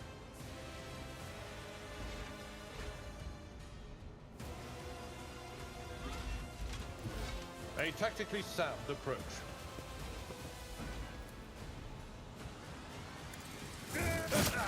Dominance achieved. A while, give or take.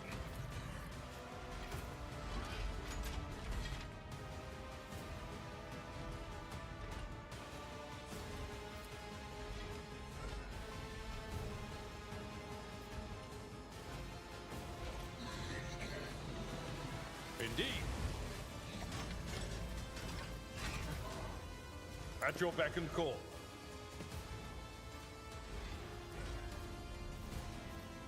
I will do my duty.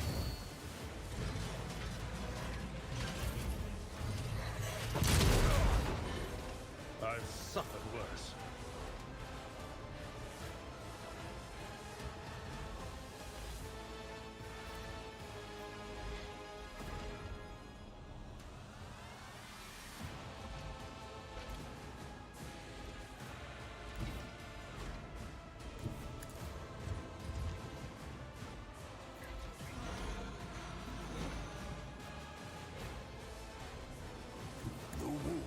is on the hunt.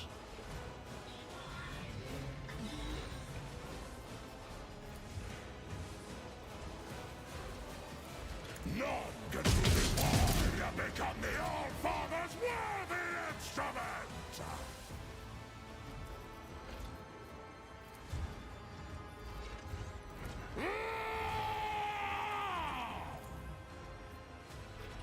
See how the...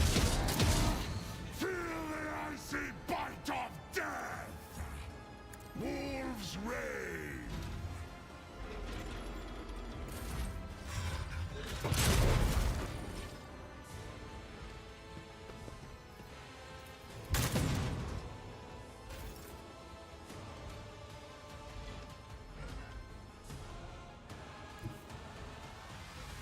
The enemies of the Emperor will be undone!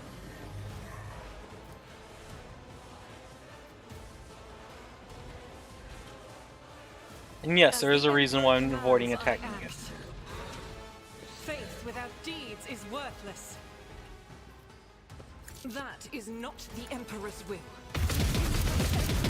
None can escape the Emperor's judgment. As the Emperor commands, I act. Doubt is for the weak. I'll do it. As the Emperor commands.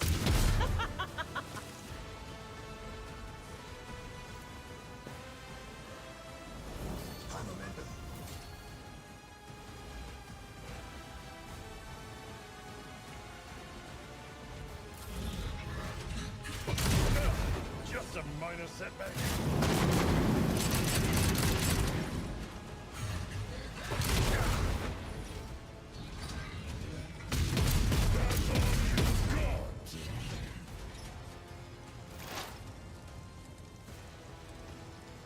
I All right, am not your back to Yerla. Xenos pet monkey.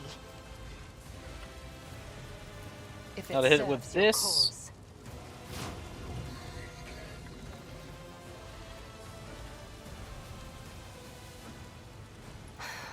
If I must.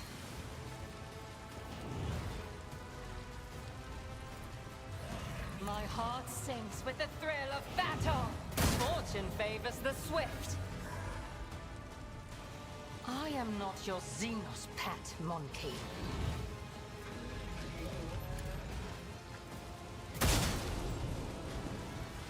I understand your intent.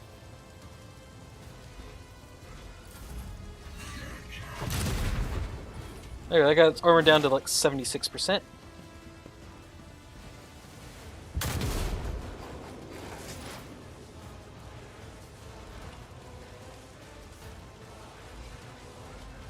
I'll make it happen.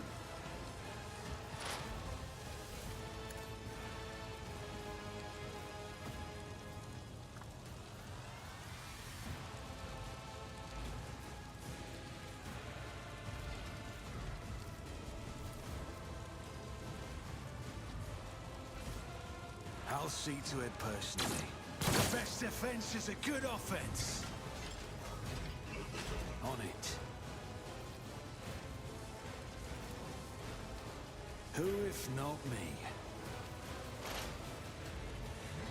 I'll see to it personally.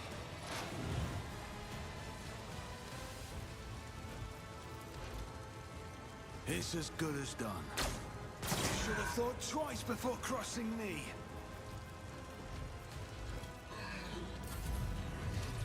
I've done worse.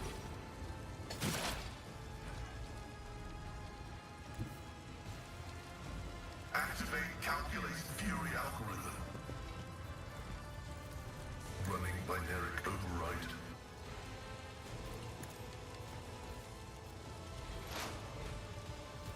Request approved.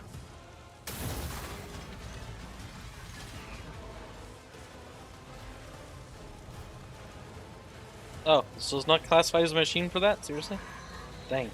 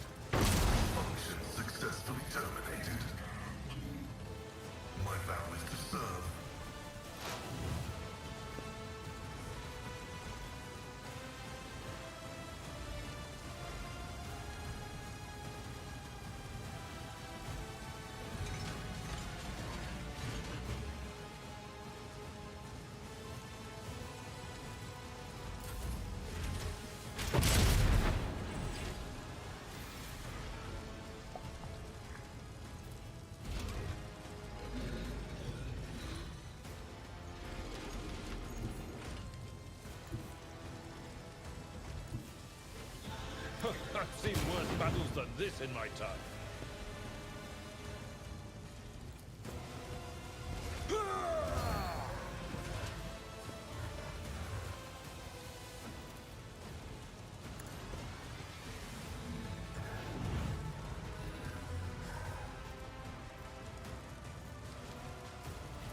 At your beck and call. It will be done. At your beck and call. Victory is imminent.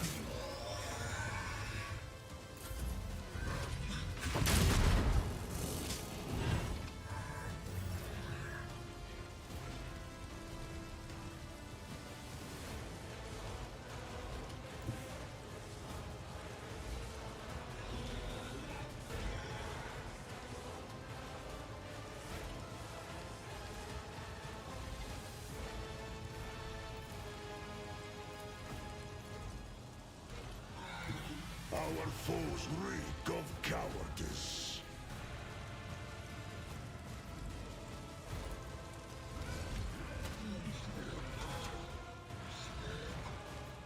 So it shall be.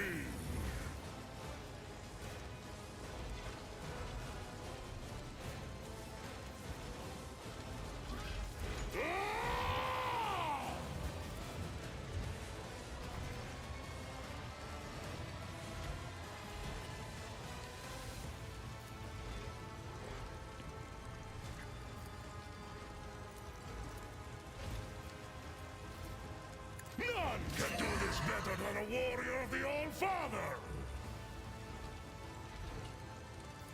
See, I have become the All-Father's worthy instrument! My hand is thunder!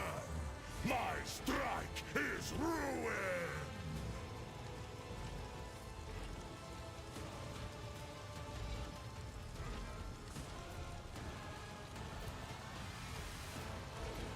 So shall you feel the icy bite of death!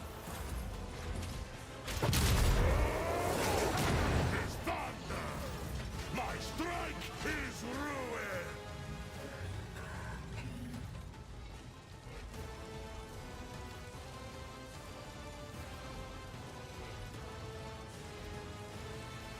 In thy light I stand, and thy light I crave.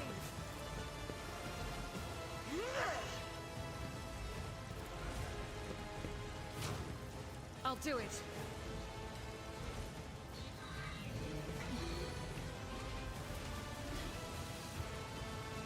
As the Emperor commands.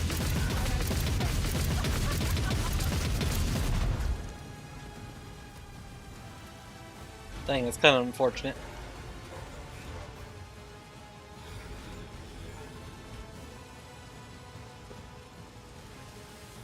How about setting on fire? Ooh, that does damage.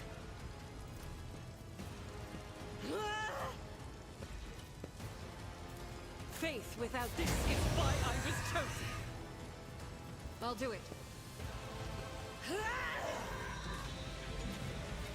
That is for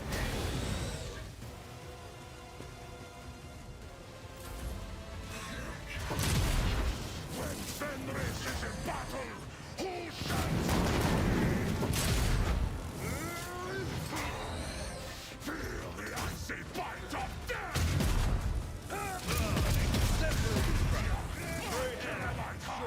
Strong.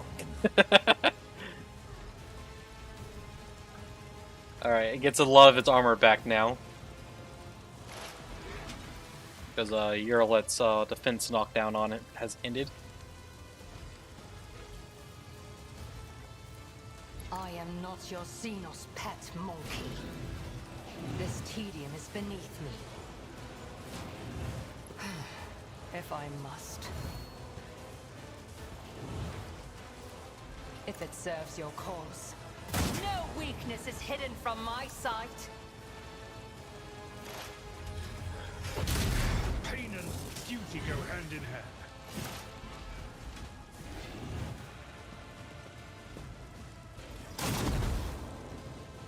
He hit himself, really?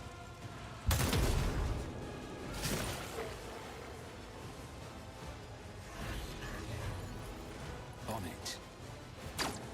Your end was inevitable. Who, if not me? I'll make it happen. I'll see to it personally. On it. I'll make it happen. Wait, I actually succeeded on that first try? God dang.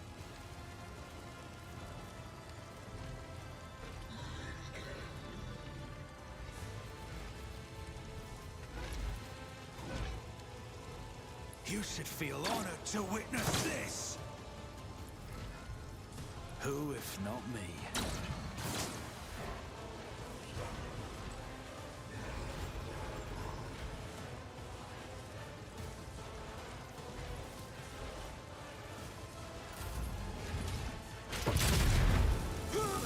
An exemplary strike.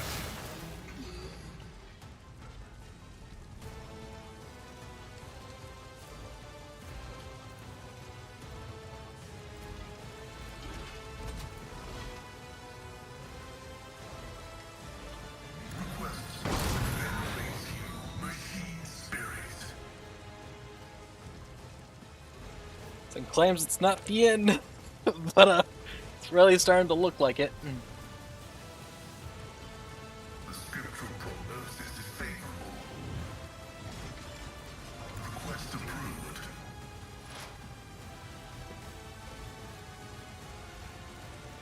The Omniscient knows all, comprehends all.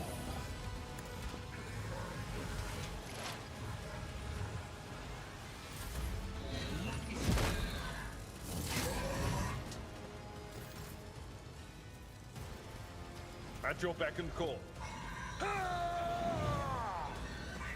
Indeed. I will do my duty. It will be done.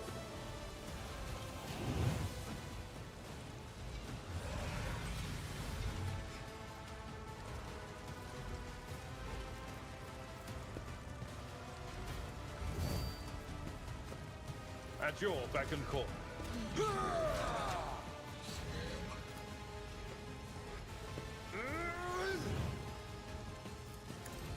Target well struck.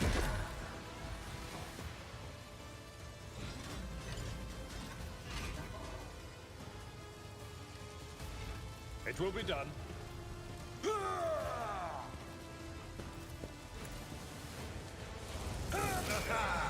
An exemplary strike.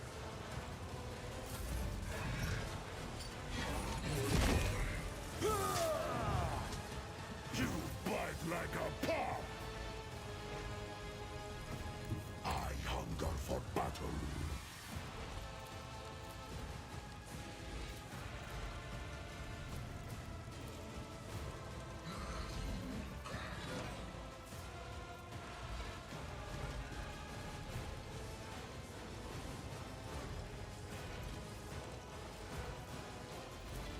Corpse play. So shall it be. Wolves reign. So it.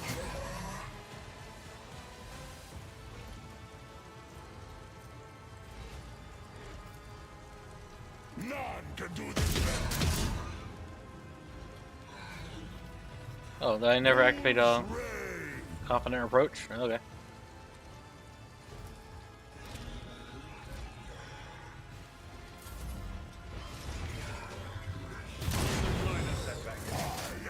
The Filer cannon and it missed. Oh no, that's a big rip.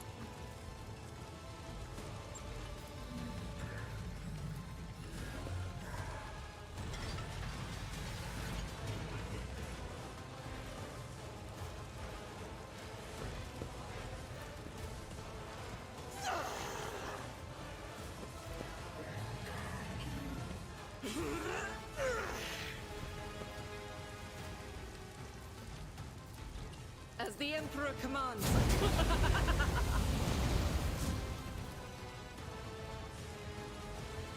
I'll do it. As the Emperor commands, I act. Doubt is for the weak.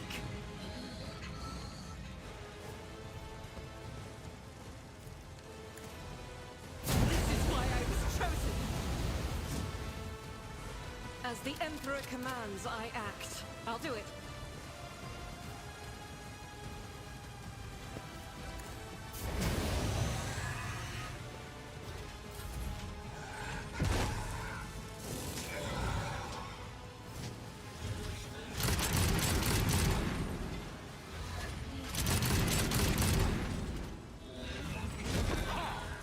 Gray hair, sure hand.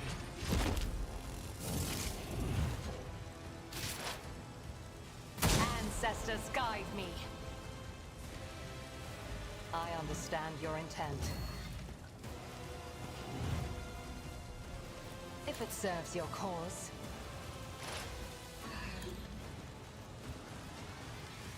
I am not your Xenos pet, monkey.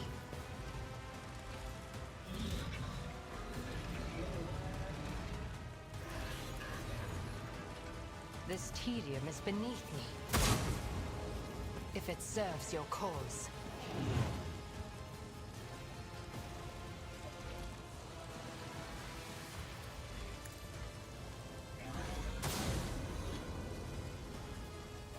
And you ready for the funny?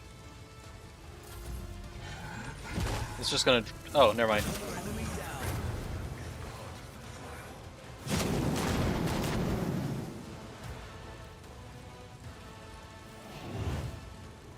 I always have a backup plan. Will perish for this affront. Oh, it's dead. Toby pattern sniper rifle. Fancy. And I got the achievement for not destroying any of the batteries. Trapper's Furs. Each time the warrior deals damage to the enemy with a ranged attack from a range of 5 cells or further, the ranger warrior becomes the highest priority target for them until the warrior's next turn. Interesting, but not really that useful.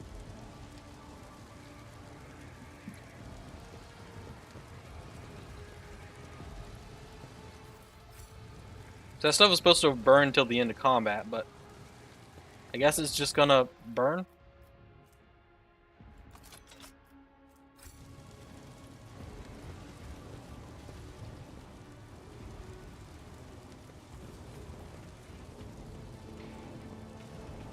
Oh, thing you did miss. Is there money to be made? These guys down here. It was real funny. Because they just, like, decided, like, Oh, it's these guys down here, actually. Well, I guess all of them. Yeah, they just looked at me and were like, yeah, you've destroyed everything we could possibly pit out to fight you. We have nothing left with which to do anything. So we just surrender. And that's what they did. They just were like, yeah, we surrender. What's going on here? Success is Injector the to fill a only powerful outcome sedative, I sensible accept. precaution that keeps the captives under complete control of their tormentors. I'm coming on Messiah. Deliver the machines from the faithless.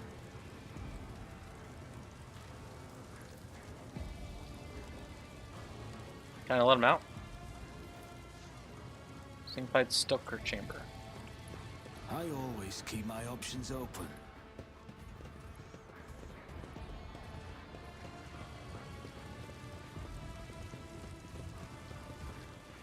Oh yeah, very reasonable thing. They're like, yeah, we surrender. Have mercy, please. I always Air get around the job cage people is done. almost ringing with sorcerer's energy. Before you are Sekers, whose power, even at rest, create disturbances in the warp.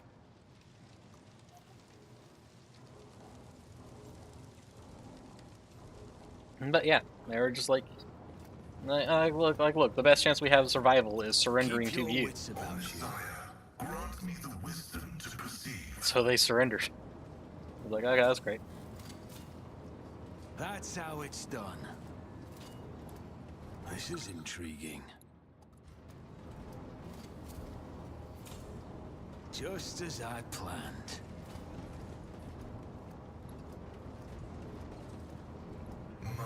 Auspex has detected something. I woke up with a feeling of wonder, as if a field of flowers was blossoming nearby. A child was saved from death. 1,000 heretics Tripped were a burning alive, trap somewhere, but begging and dodged it. sobbing and howling.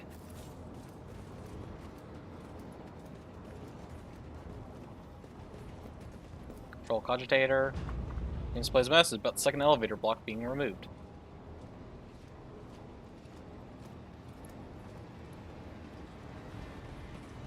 Let us not dawdle.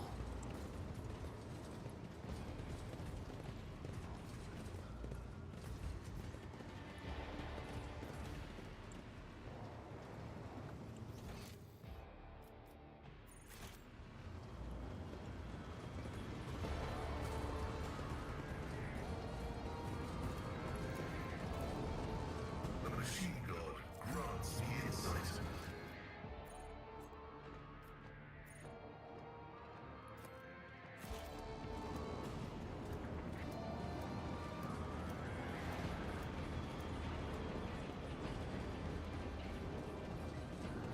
But yeah, I basically just told them to like, surrender your weapons, and at the end of this,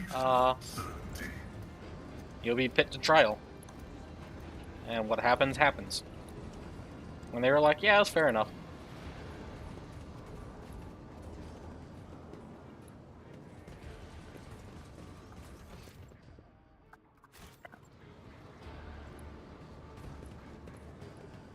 Yeah, you can walk behind these.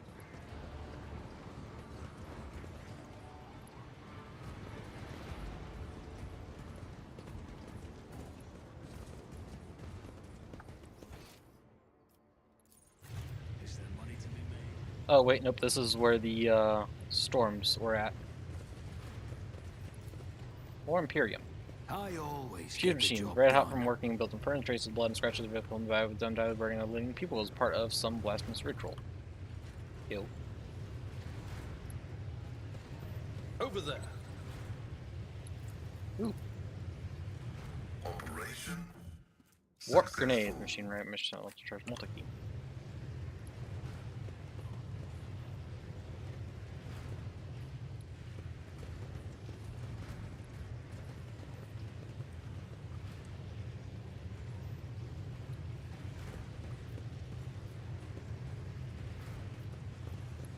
I always keep my options open. I'm listening.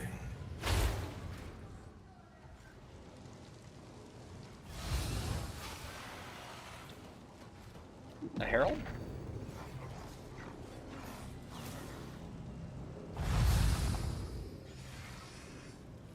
Your heresy ends here. He uses ability and gains 1,000 temporary wounds. Excuse me?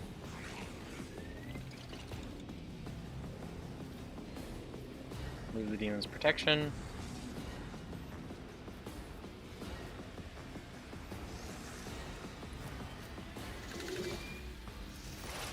Okay, so... Oh no, we're fighting a screamer and some pink horrors. Whatever shall we do?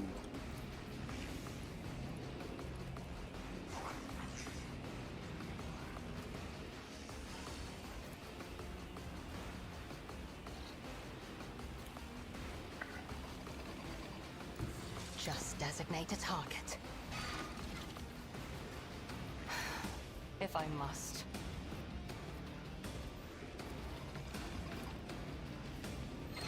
I understand your intent. I am not your Xenos pet, monkey.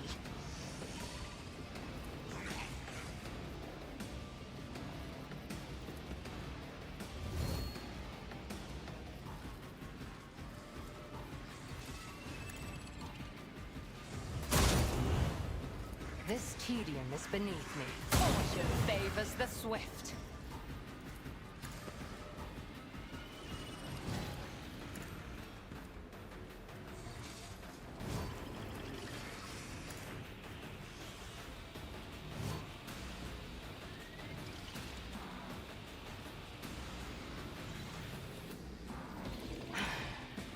if I must.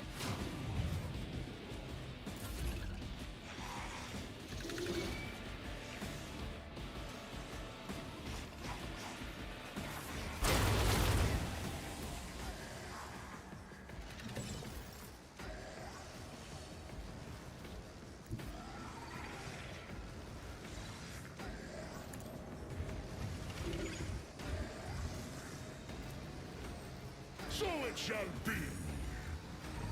See how the wolf succeeds? Wolves reign!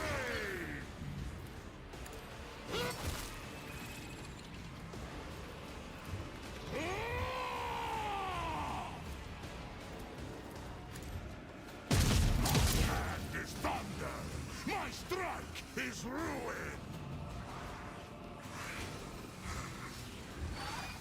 So shall I become the All-Father's worthy instrument!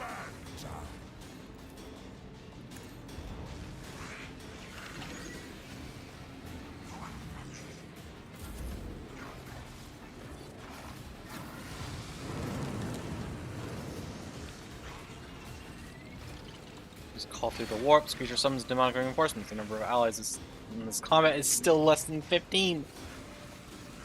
Oh god. There's more of them.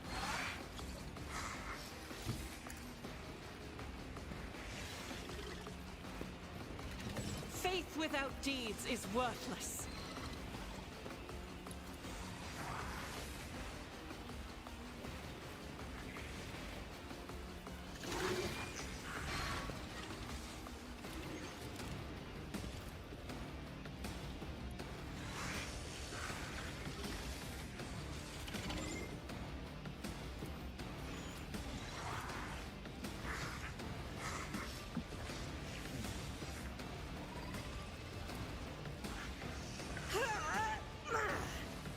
Doubt is for the weak. I'll do it.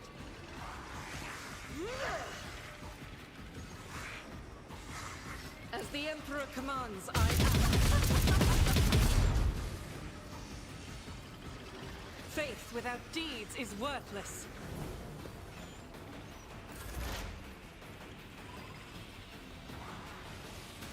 Explorers know one route. Forward.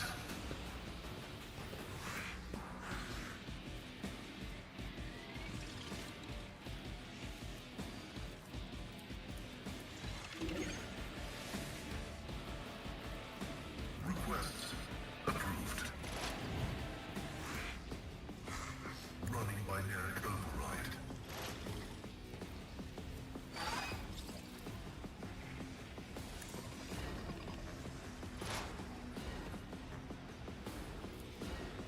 My vow is to serve. Running binary override. Did I miss?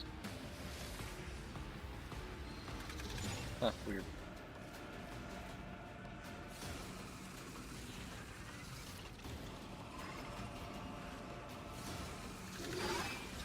The scriptural prognosis is favorable.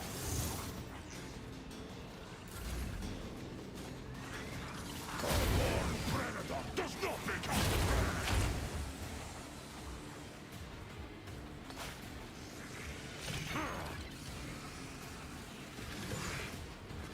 Voracious pink core. Oh. So I can't use energy damage against it. That is what these guys do, right?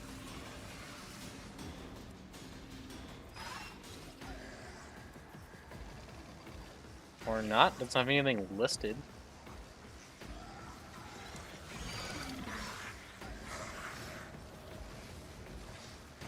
It just has cigarette flames instead of ethereal flames.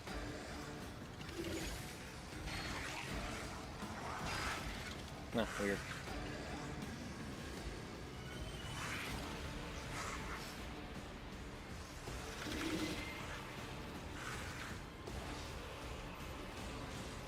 Taking calculated risk is in my second nature.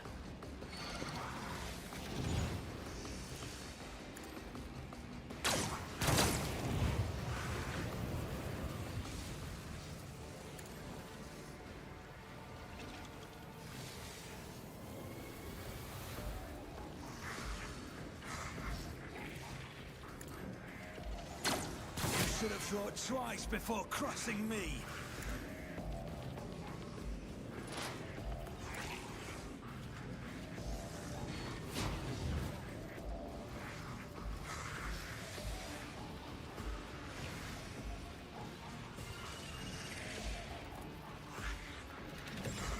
I'll make it happen.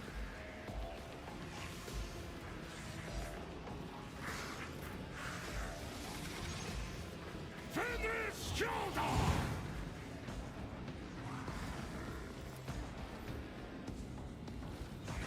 Corpse play!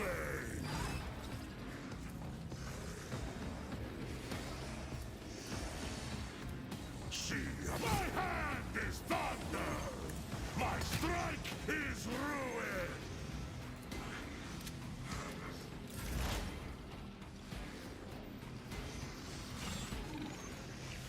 It's as good as done.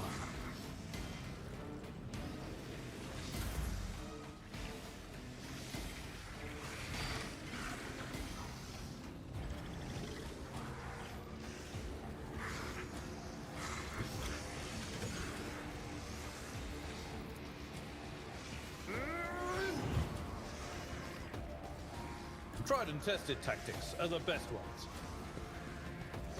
Victory is imminent. I will do my duty. At your beck and call. Indeed. Net parried 2. Scam.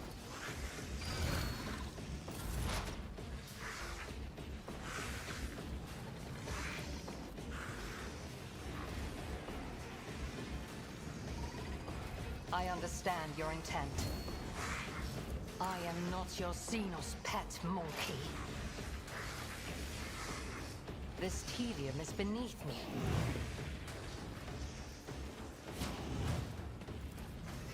I am not your Xenos pet. Ancestors guide me. I understand your intent. I deal death with my hands.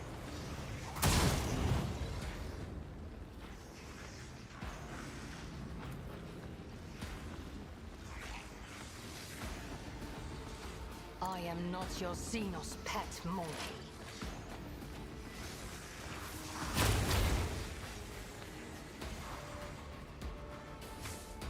Flesh is weak, yet iron knows no pain.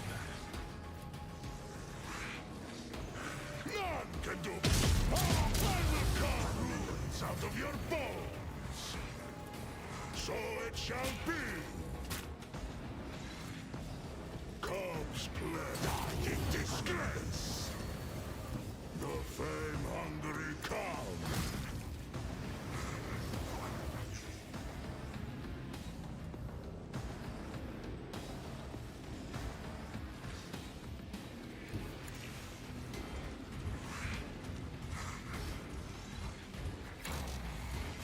I don't like that.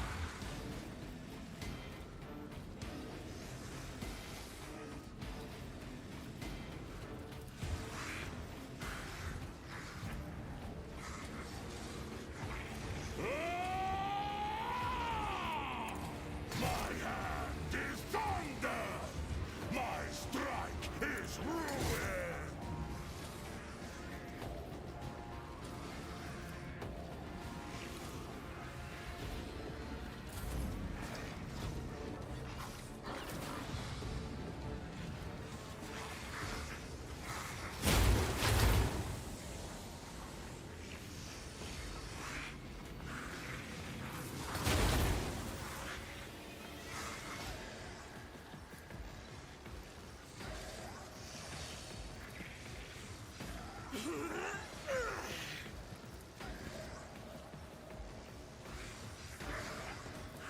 I'll do it. As the Emperor commands, I act.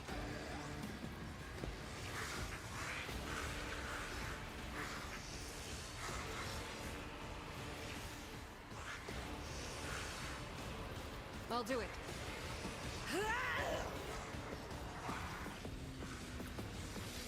As the Emperor commands, I...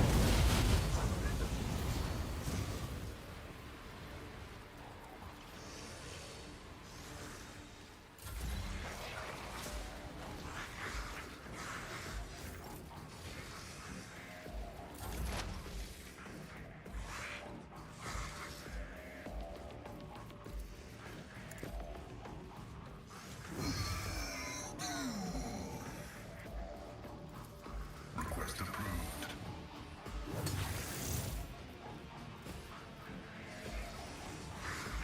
My vow is to serve.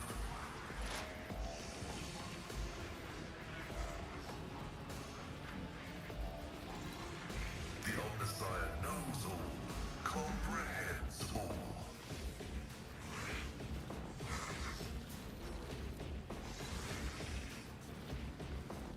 The scriptural prognosis is favorable.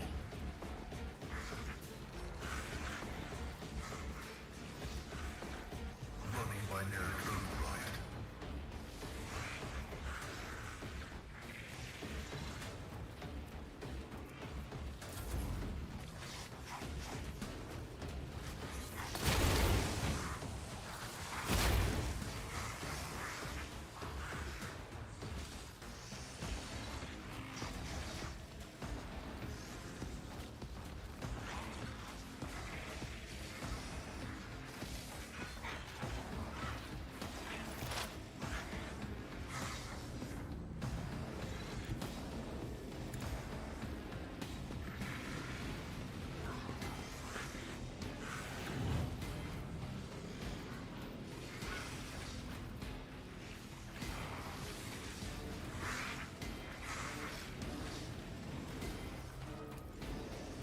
I'll see to it personally.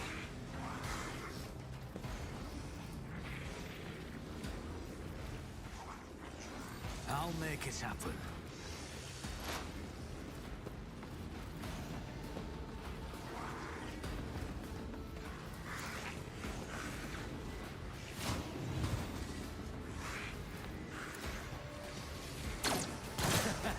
The best defense is a good offense.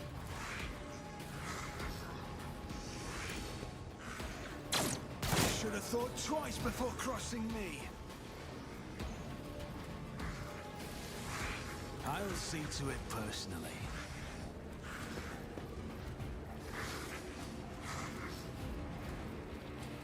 On it.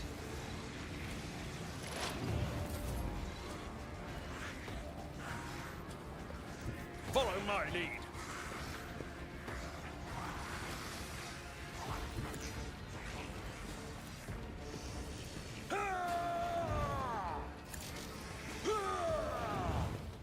At your beck and call.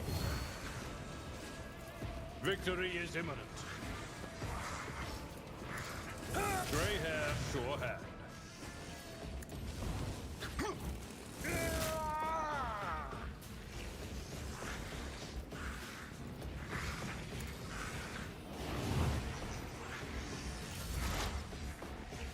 Fortune favors the swift.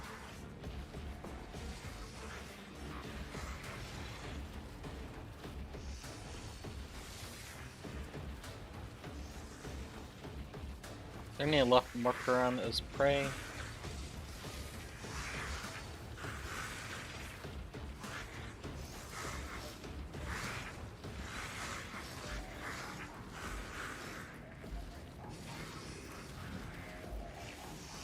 If it serves your cause.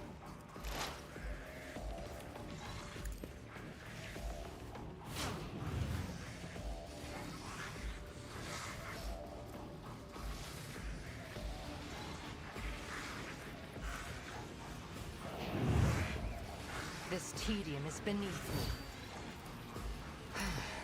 If I must. No weakness is hidden from my sight. If it serves your cause.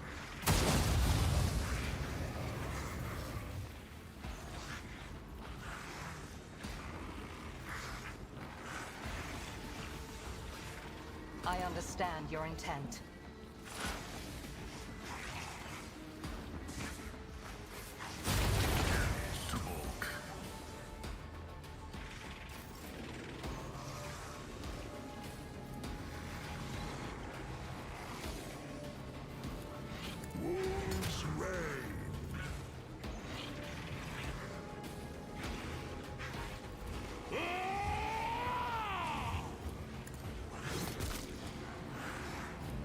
I will carve runes out of your bones. Give this task to someone less disgrace.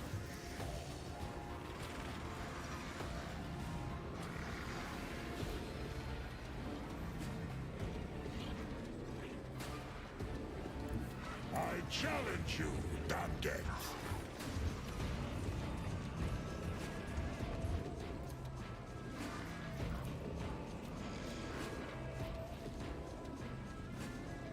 See how the wolf succeeds. So it shall be. Cubs play. Wolves play. My instincts tell me to refuse. So he actually can't move up there. Ah, dang it. The wolf That was a is waste on of the his hunt. actions. So it shall be. None can do it.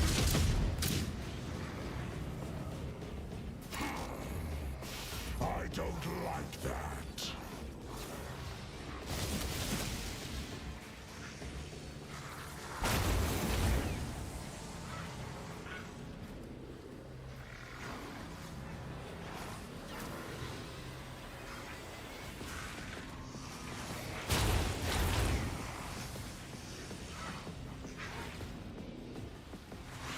My faith shields me.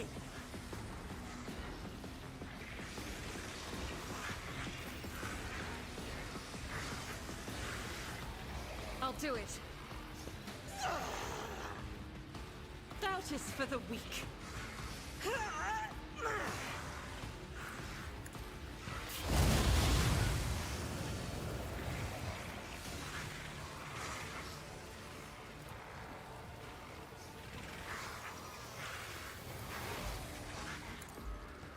Eradicated.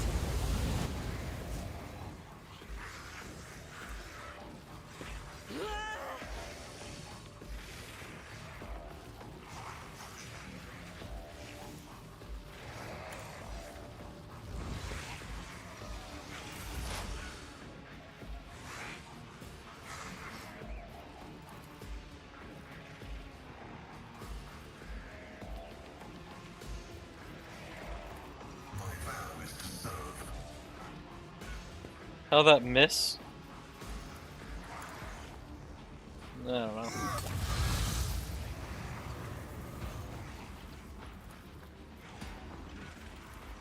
Running binaric override. Combat is an equation. Your life is a negligible variable.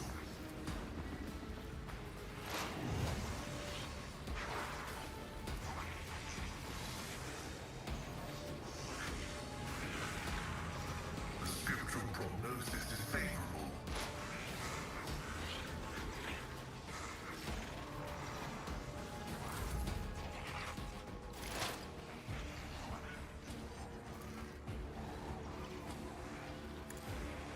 Insignificant value.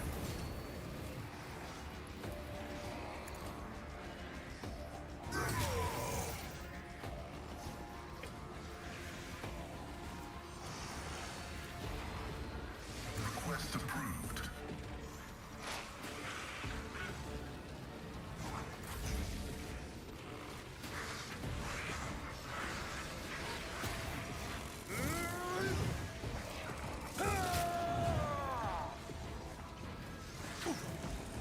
One fewer target.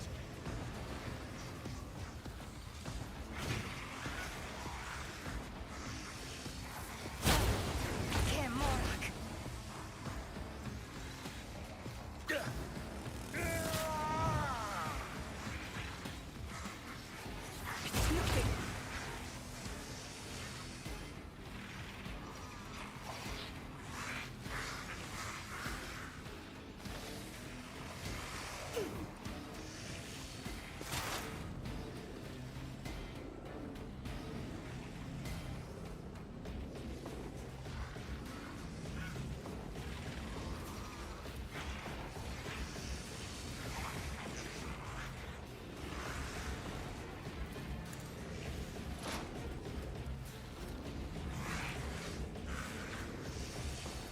It's as good as done.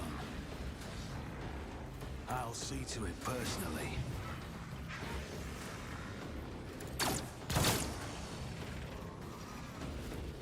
Who, if not me?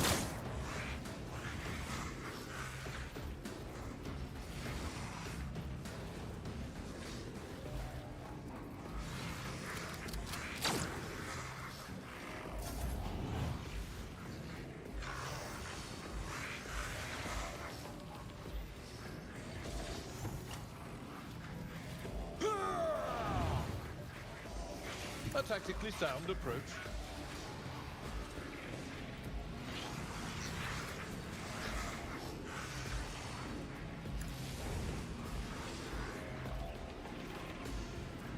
I will do my duty. It will be done. Indeed.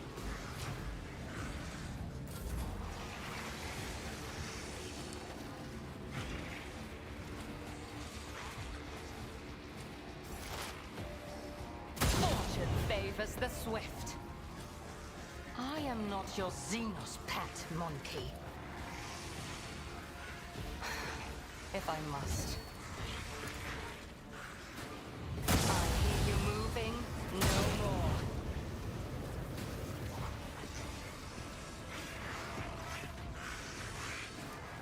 I am not your Xenos pet. Fortune favors the swift.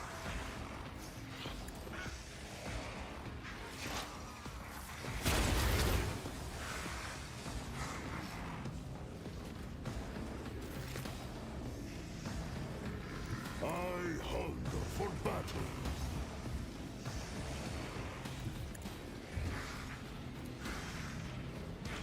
So I will carve runes out of your bones.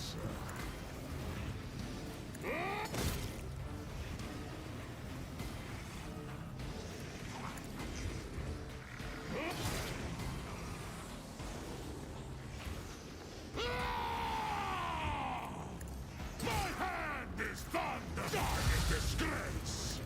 I will carve runes out of your bones!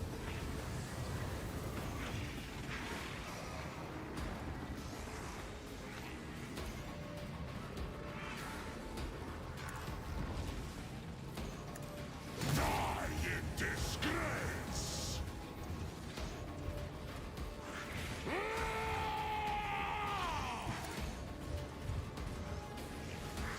I will carve runes out of your hungry cow. Die in disgrace! I will carve runes out of your bones. Don't This is why I'm never replacing this knife.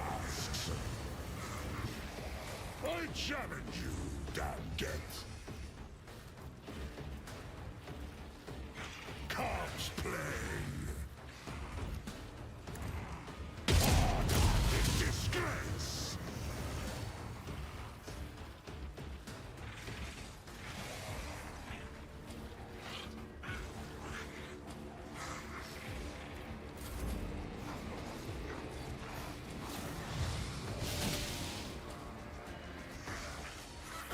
Endure. Tell me your pain won't stop me. From the ashes I will rise.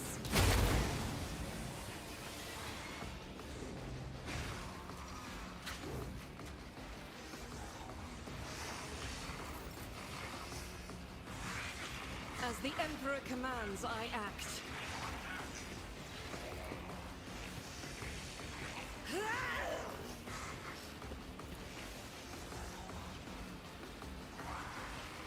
I'll do it. None can escape the Emperor's judgment. Faith without deeds is worthless. Doubt is for the weak.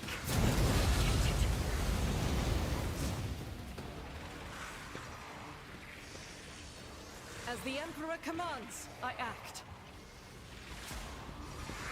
I'll do it.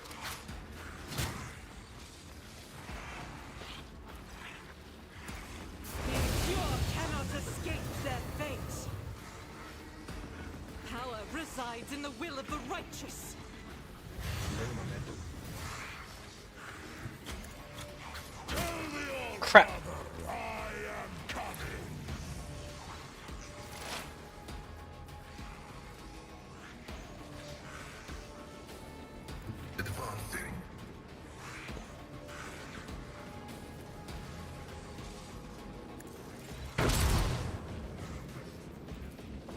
Sire knows all. Separate you, machine spirits. Running binaric override.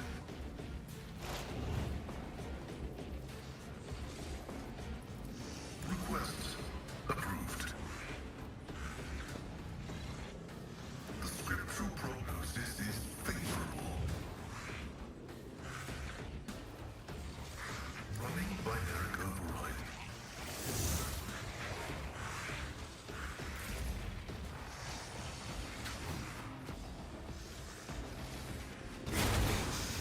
I'm still standing. Just barely.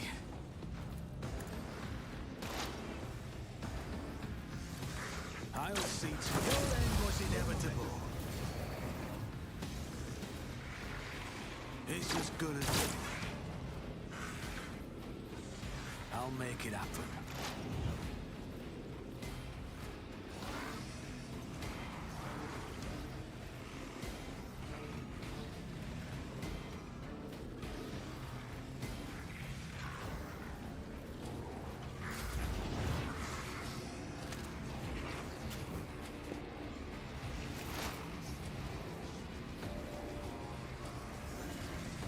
On it.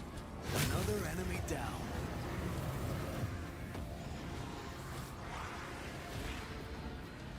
I'll make it happen.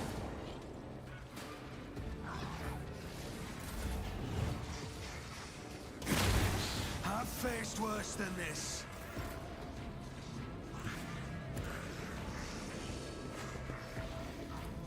At your beck and call. I've suffered worse. Finally. Do my duty.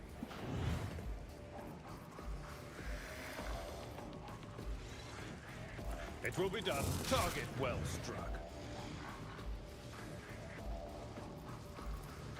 At your beck and call.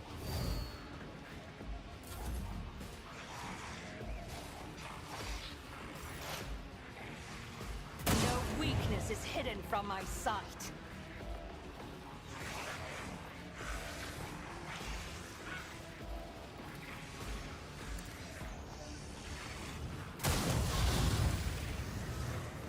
I deal death with my hands.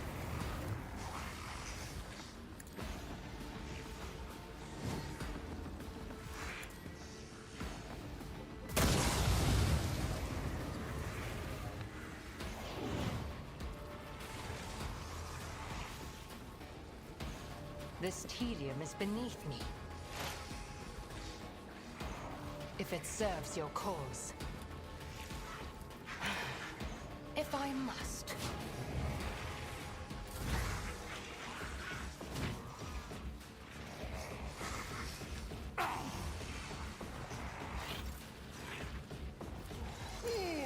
I will carve runes out of your bones! Feel the icy bite of death! None can do this better than a warrior of the All-Father. See die in disgrace! The wolf is on the hunt. I will carve runes out of your bones. Die in disgrace! My instincts tell me to refuse. So shall it. I will carve runes out of your bones. Our foes reek of cowardice. I don't like that. Will die in disgrace. The fame-hungry come. So it shall be.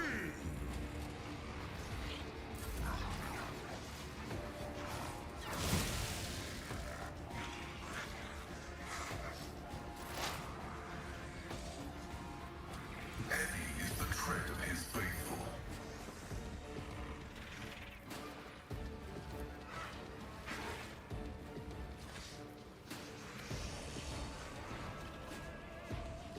Request approved.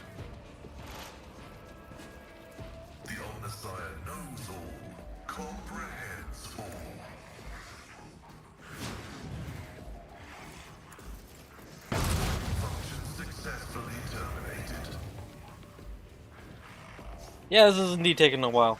My vow is to serve. Request approved. The scriptural prognosis. Well, considering it's an Ulfar up there to engage the guy, and then Ulfar just can't reach, that requires me to then rework everything else going on. Best defense is a good offense. Consider this a taste of what's to come. Accept your lot. You never stood a chance.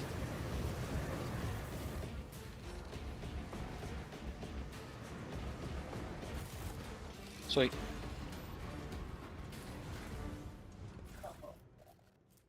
Some grants his owner plus 25 bonus attack use. If the owner has medium or heavy armor equipped at the start of their turn, first turn combat, they gain that much armor. Holy crap. So armor is now 106.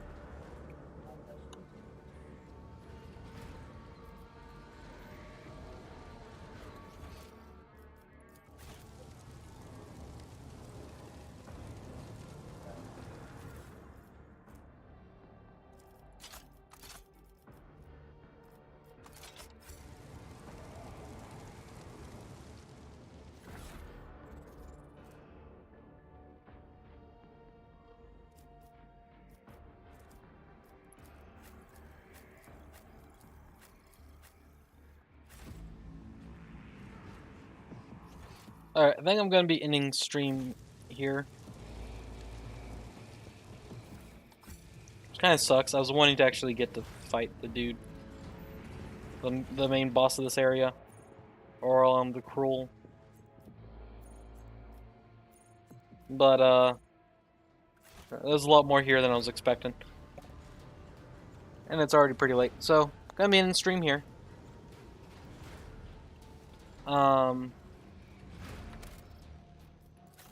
Save the game.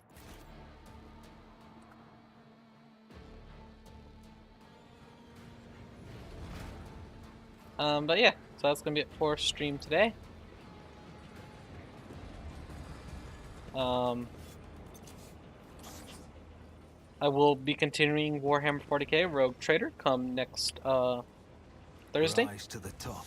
My next stream will be Sunday with Final Fantasy VII Rebirth. And yeah, that's it. That's gonna be it for today. So thank you for watching. Hope you enjoyed. Have a good time whatever time zone you're in. Remember to like, comment, follow, subscribe, all that stuff. Oh, shut up. And yeah, well said though. Be it for now. So yeah, bye for now.